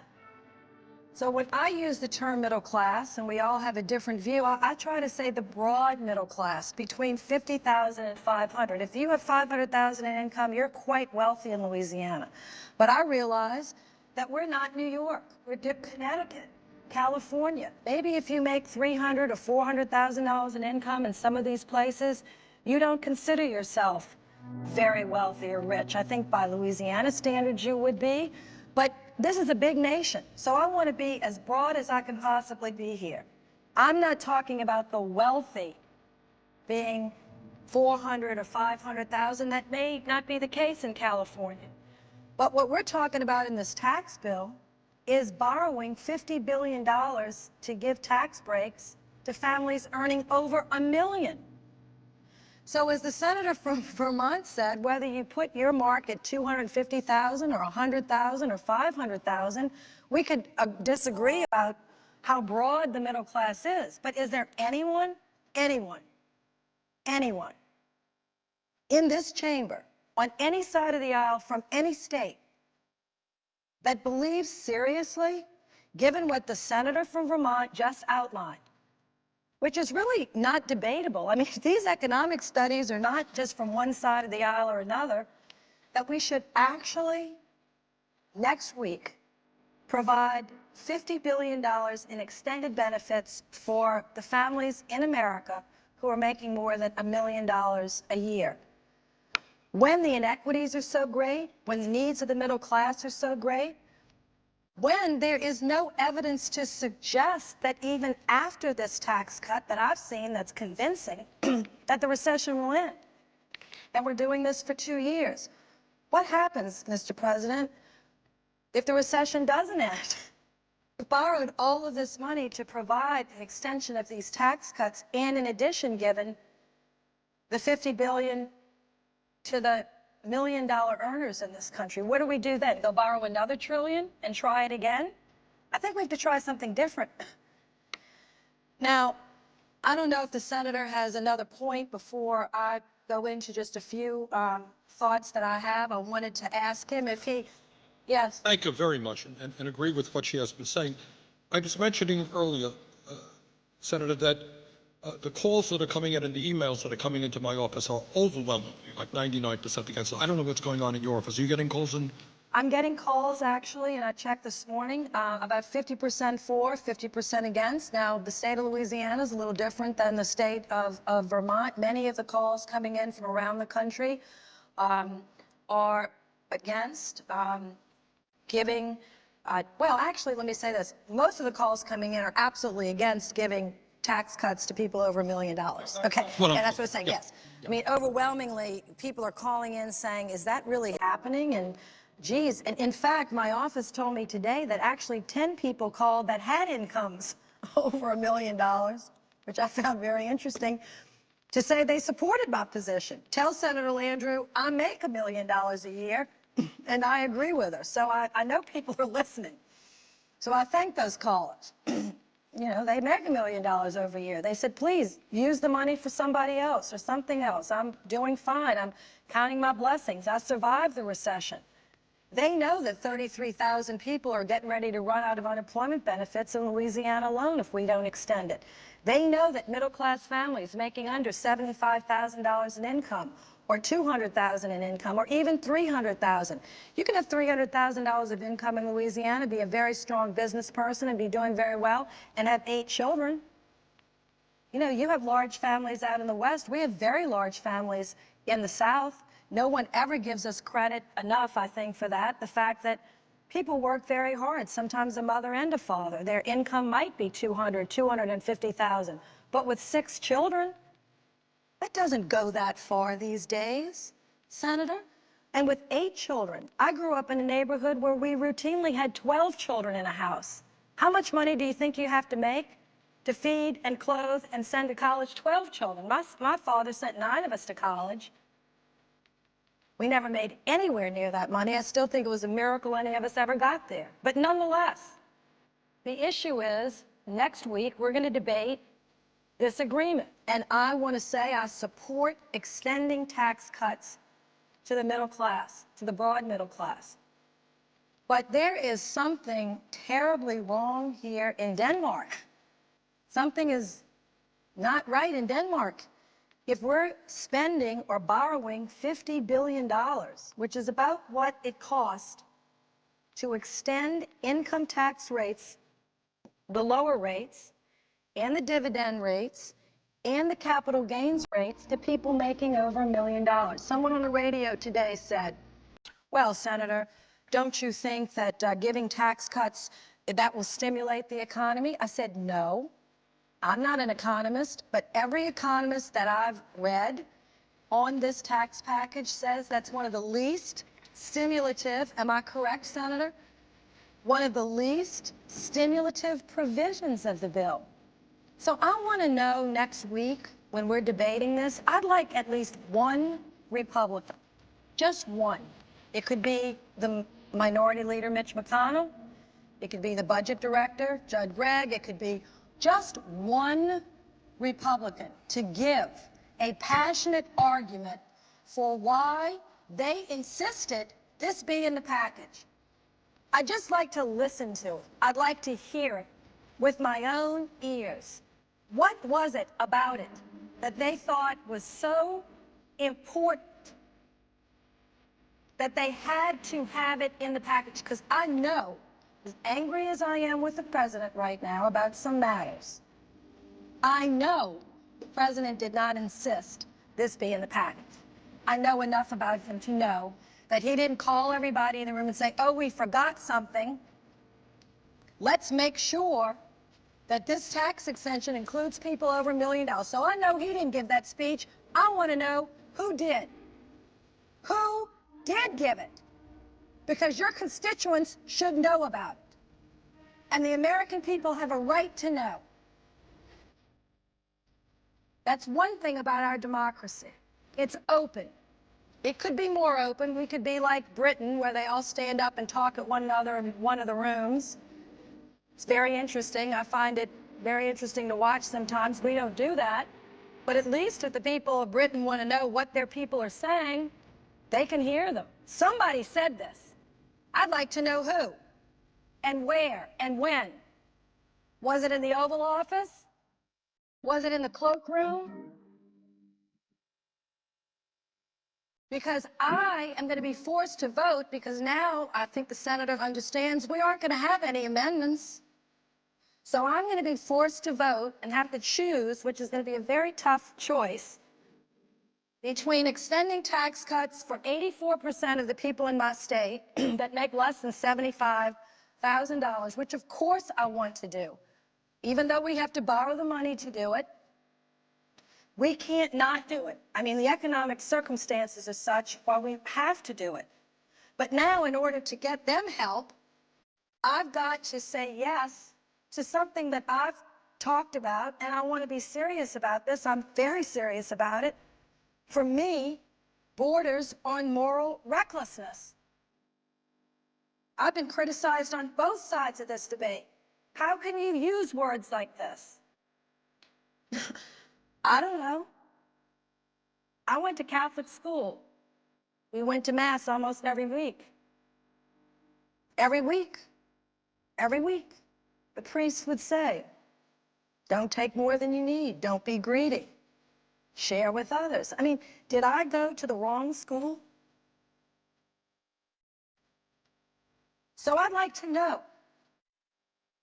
Maybe those lessons were missed on the other side. And I don't normally speak like this. I've been criticized for it. I'm very, very torn. Because I like to be part of a team. I understand, the senator from Vermont, that we can't have every package exactly the way we believe, and I understand that. I've had to vote for some things that were hard for me to stomach, and I've done it because there were other good things in the bill. That's the way the process works. But I actually cannot remember a time on either an appropriations bill of this magnitude or a tax bill of this magnitude that we've been asked to cast a vote for something that on its face is so reckless, so unnecessary, so sort of in your face to the poor, in your face to the middle class. We're going to take our money. Don't you say a word about it. Who said that? Did Warren Buffett come down here and ask for it? Did Boone Pickens come down here and ask for it? Did the Gates come down here and ask for it? Who asked for it? Why do you think you deserve it? And what senator put their name on it?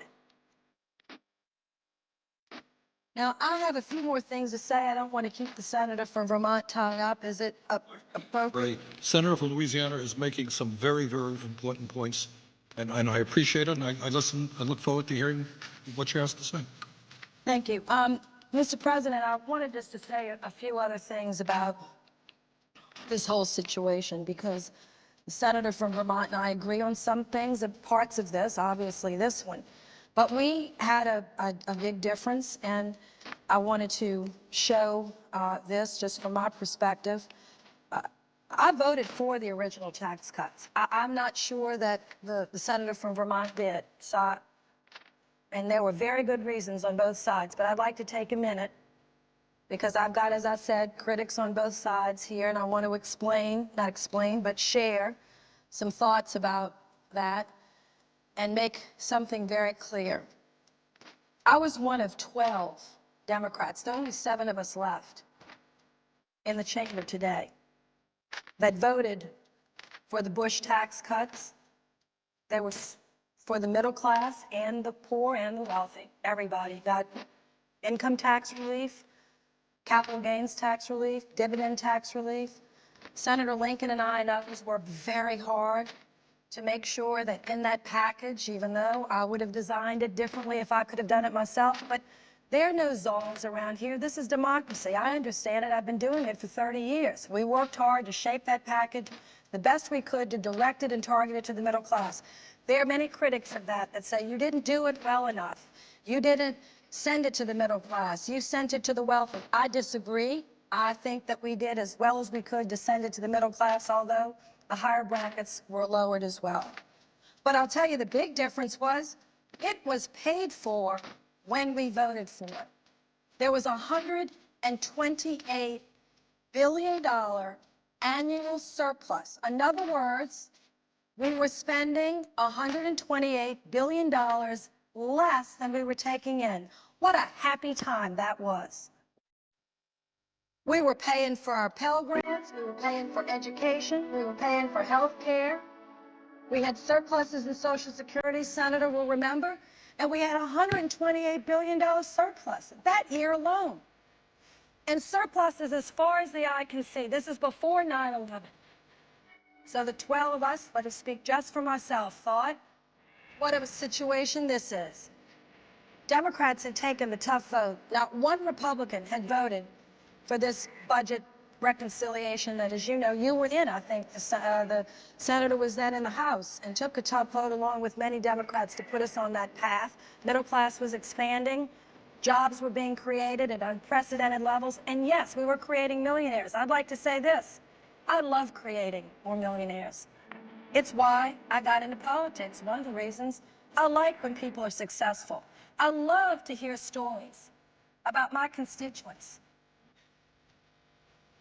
who came from poor families, whose mothers were household servants, whose fathers never went to high school.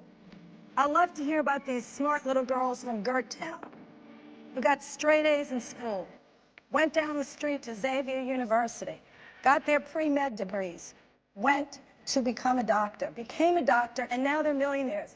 I don't decry that. I celebrate it. I'm the one that fought for them to get their scholarships. Not individually, but generally. It's what I do. It's what senators do. It's what House members do. I am so mad at people saying to me as a Democrat, we don't like people that are rich. We have something against them. Nothing could be further from the truth. I love the book, The Millionaire Next Door. It talks about how it's a myth that most millionaires in America have inherited the money. The fact of the matter is, we've created such a great country over 250 years. We've actually found the way for poor people to go from nothing to huge wealth and to create a life-changing opportunity for their children and grandchildren. We celebrate it. We write movies about it. Our libraries are full of books about it. There's nothing wrong with that. So when we had a surplus, I thought we should give tax breaks and use some of that money. But today we're being asked to provide tax cuts when the deficit is, and I want to get this number because it's shocking actually. It is 10 times greater than the surplus. It is 1.294 trillion. That is what the annual deficit is this year. So I'm going to go back. We did the tax cuts. We were generating $128 billion surplus every year. Surpluses as far as the eye could see.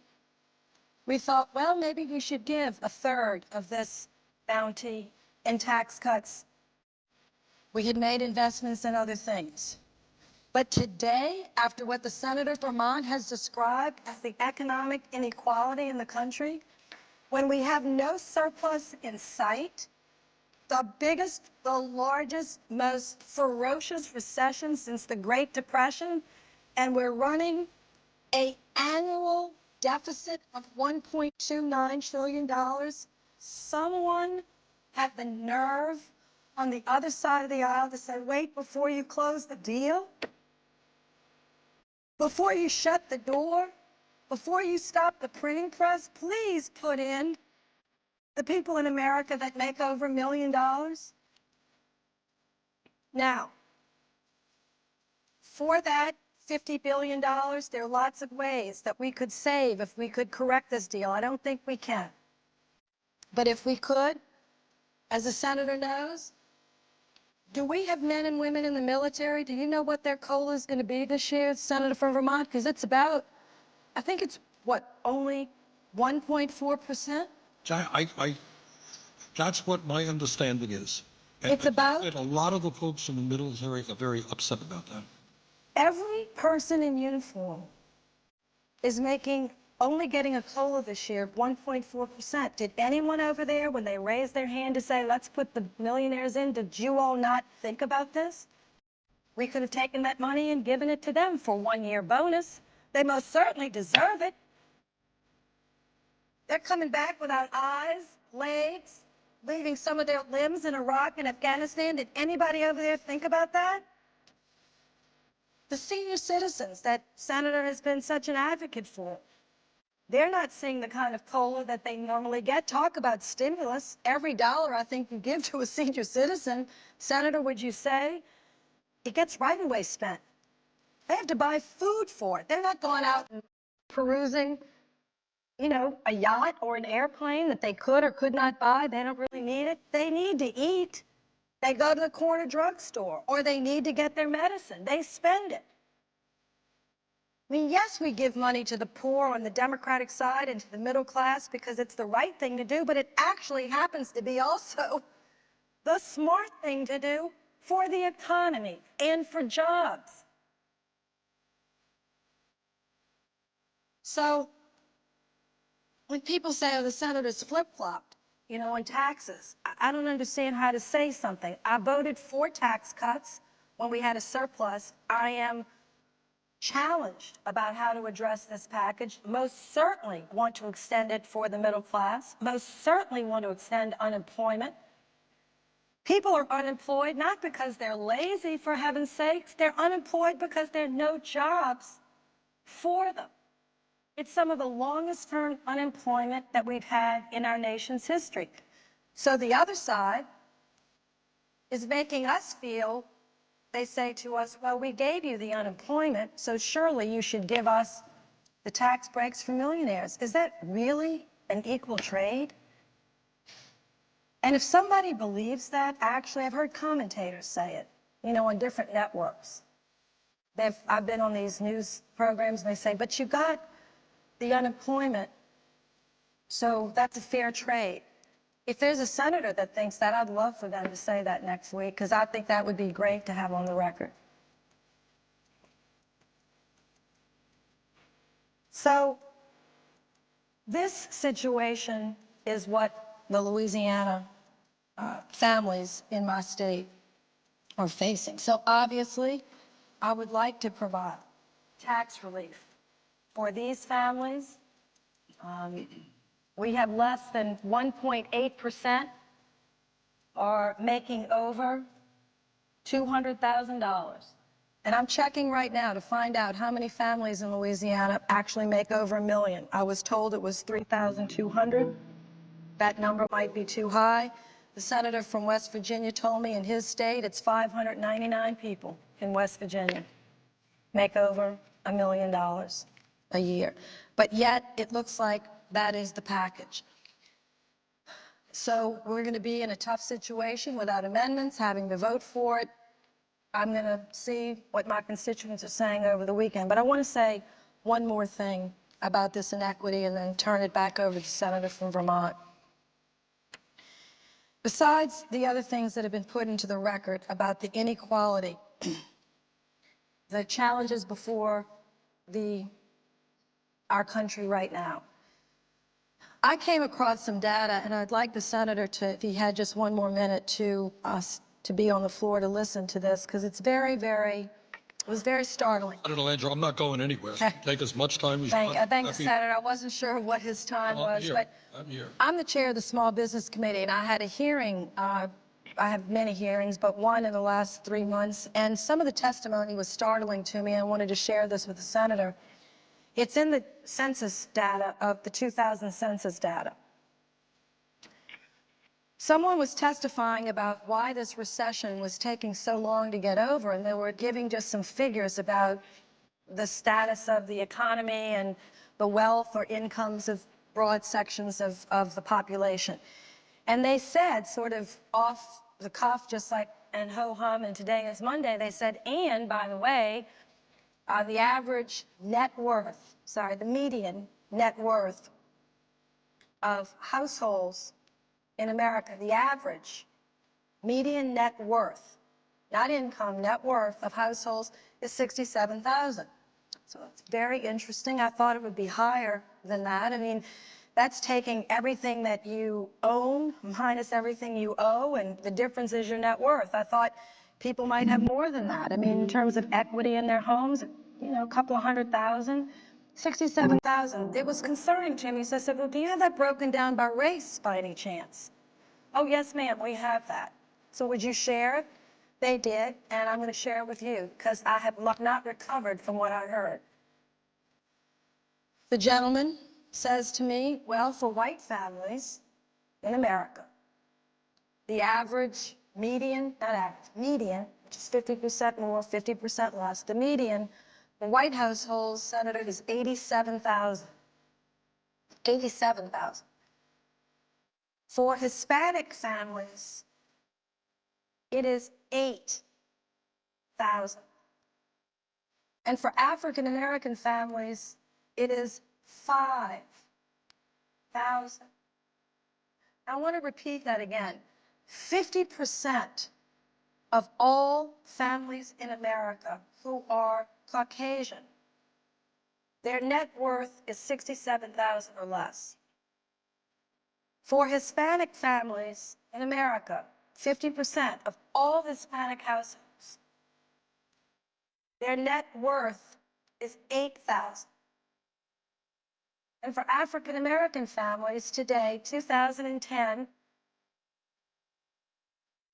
40 years after the peak of the Civil Rights Movement and 150 years or so after the Civil War and all the things we think we've done to try to get people in a more equal position in our society, is $5,000.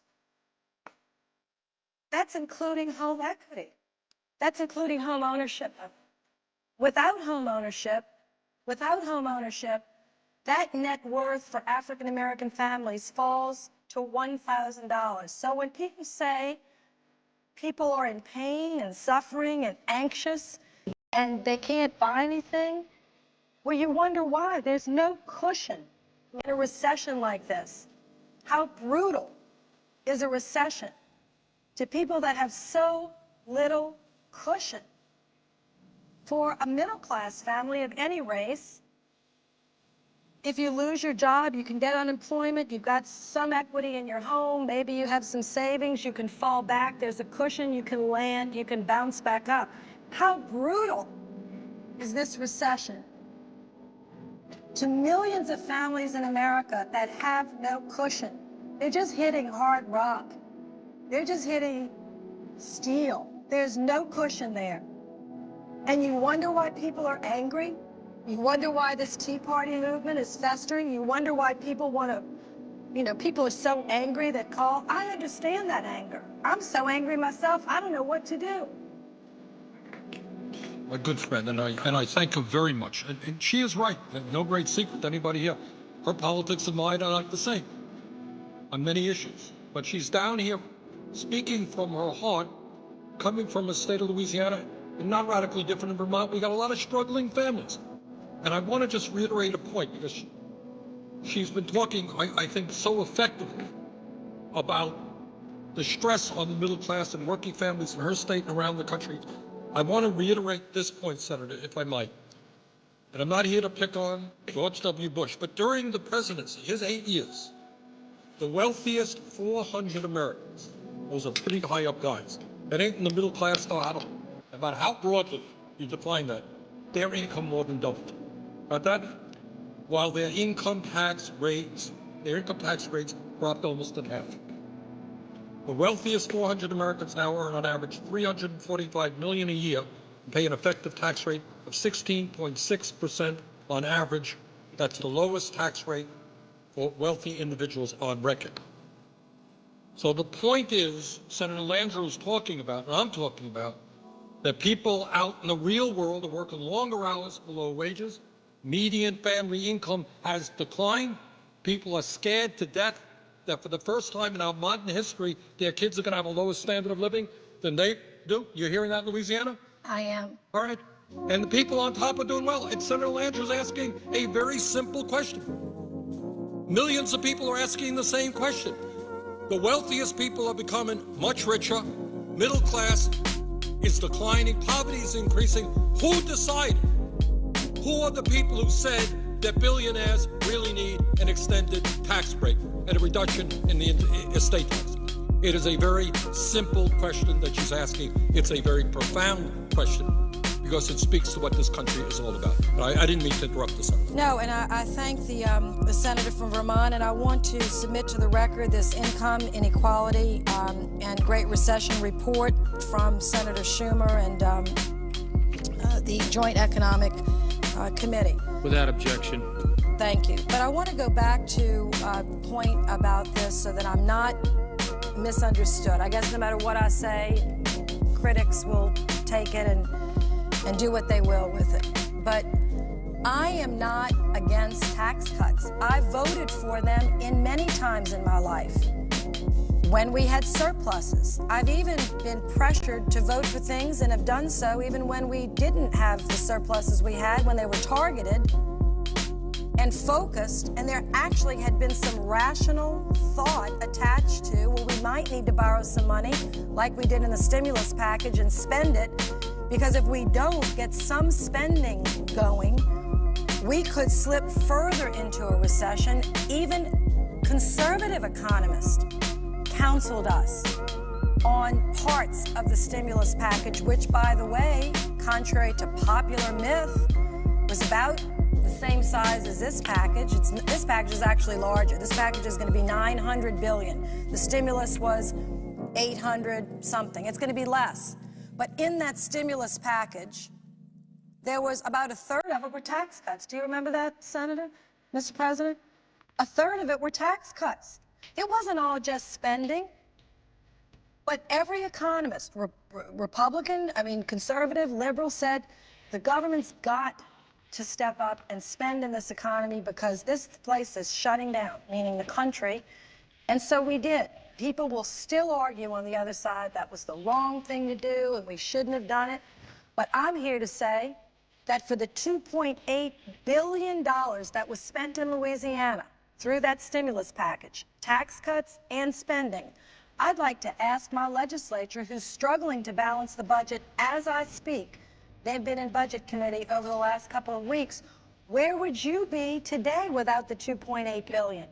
I don't know how much went to Vermont or went to California or went to Colorado.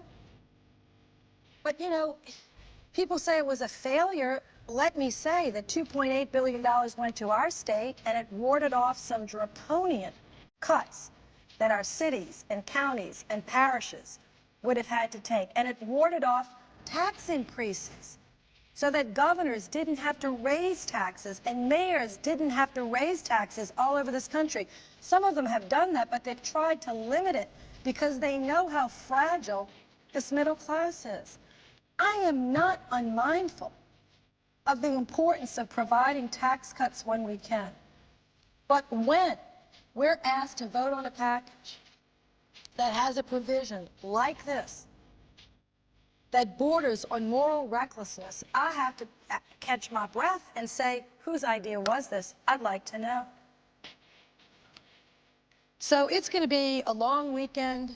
It's going to be a long 30 hours of debate. I am glad that the senator from Vermont is going to make sure that we take every one of those 30 hours post-closure, if we even get to closure on this bill, because I think the American people are going to be waiting around to find out whose idea was this. The senator from Louisiana, she makes a very important point. And that is, ultimately, we are a democracy, and it's the American people who make the decisions.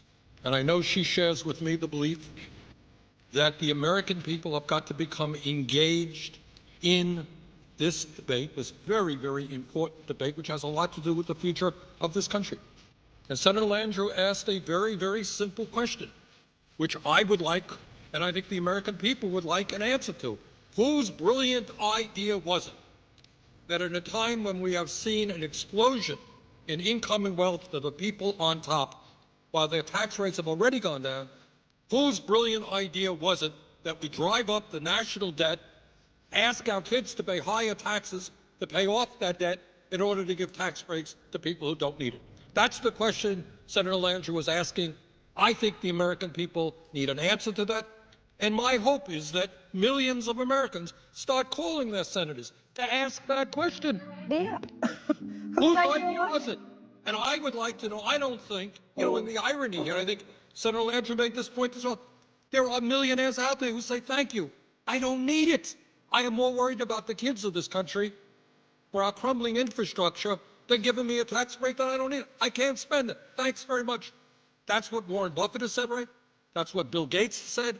I know Ben Cohen of Ben & Jerry's has said it. You got many millionaires are saying it. We're giving some of these guys something they don't even want.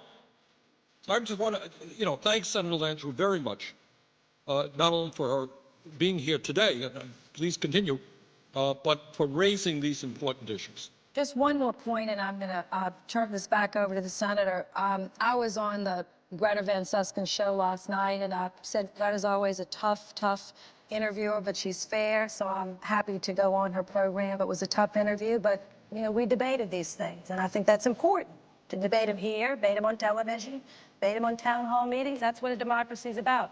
She asked me a question I'd like to answer. She said, Senator, we're so frustrated. Nobody ever hears anybody say they want to cut spending, they want to eliminate waste, fraud, and abuse. So let me concede this point that, for me, I don't think we do talk enough about eliminating the waste, eliminating the fraud, and eliminating the abuse. I think we should spend more time, and I'm going to commit myself, because I know the American people say, every time we ask for a tax cut, you say we can't afford it. Why don't you cut some spending, et cetera? Now, let me correct. I've voted for tax cuts. I'm for tax cuts. I've even given tax cuts to people that do make higher than the 75,000, 100,000, or 250. When we had a surplus, when I thought it was the fiscally responsible thing to do, other people could disagree. This is the first time I'm being asked to provide a tax cut for people that earn over $1 million with a deficit. But I'll say this, I'm going to commit myself to trying to find places that we can cut. I support the freeze, the federal freeze. I support it in appropriations this year. Senator Inouye's taking down on the appropriations level $8 billion below the president's budget. And if we need to go even further, perhaps we can. But we have to be careful where we cut. And I ask people to be rational about this. Do you want to cut Pell Grants, which now are valued in 1970? I looked at this the other day in the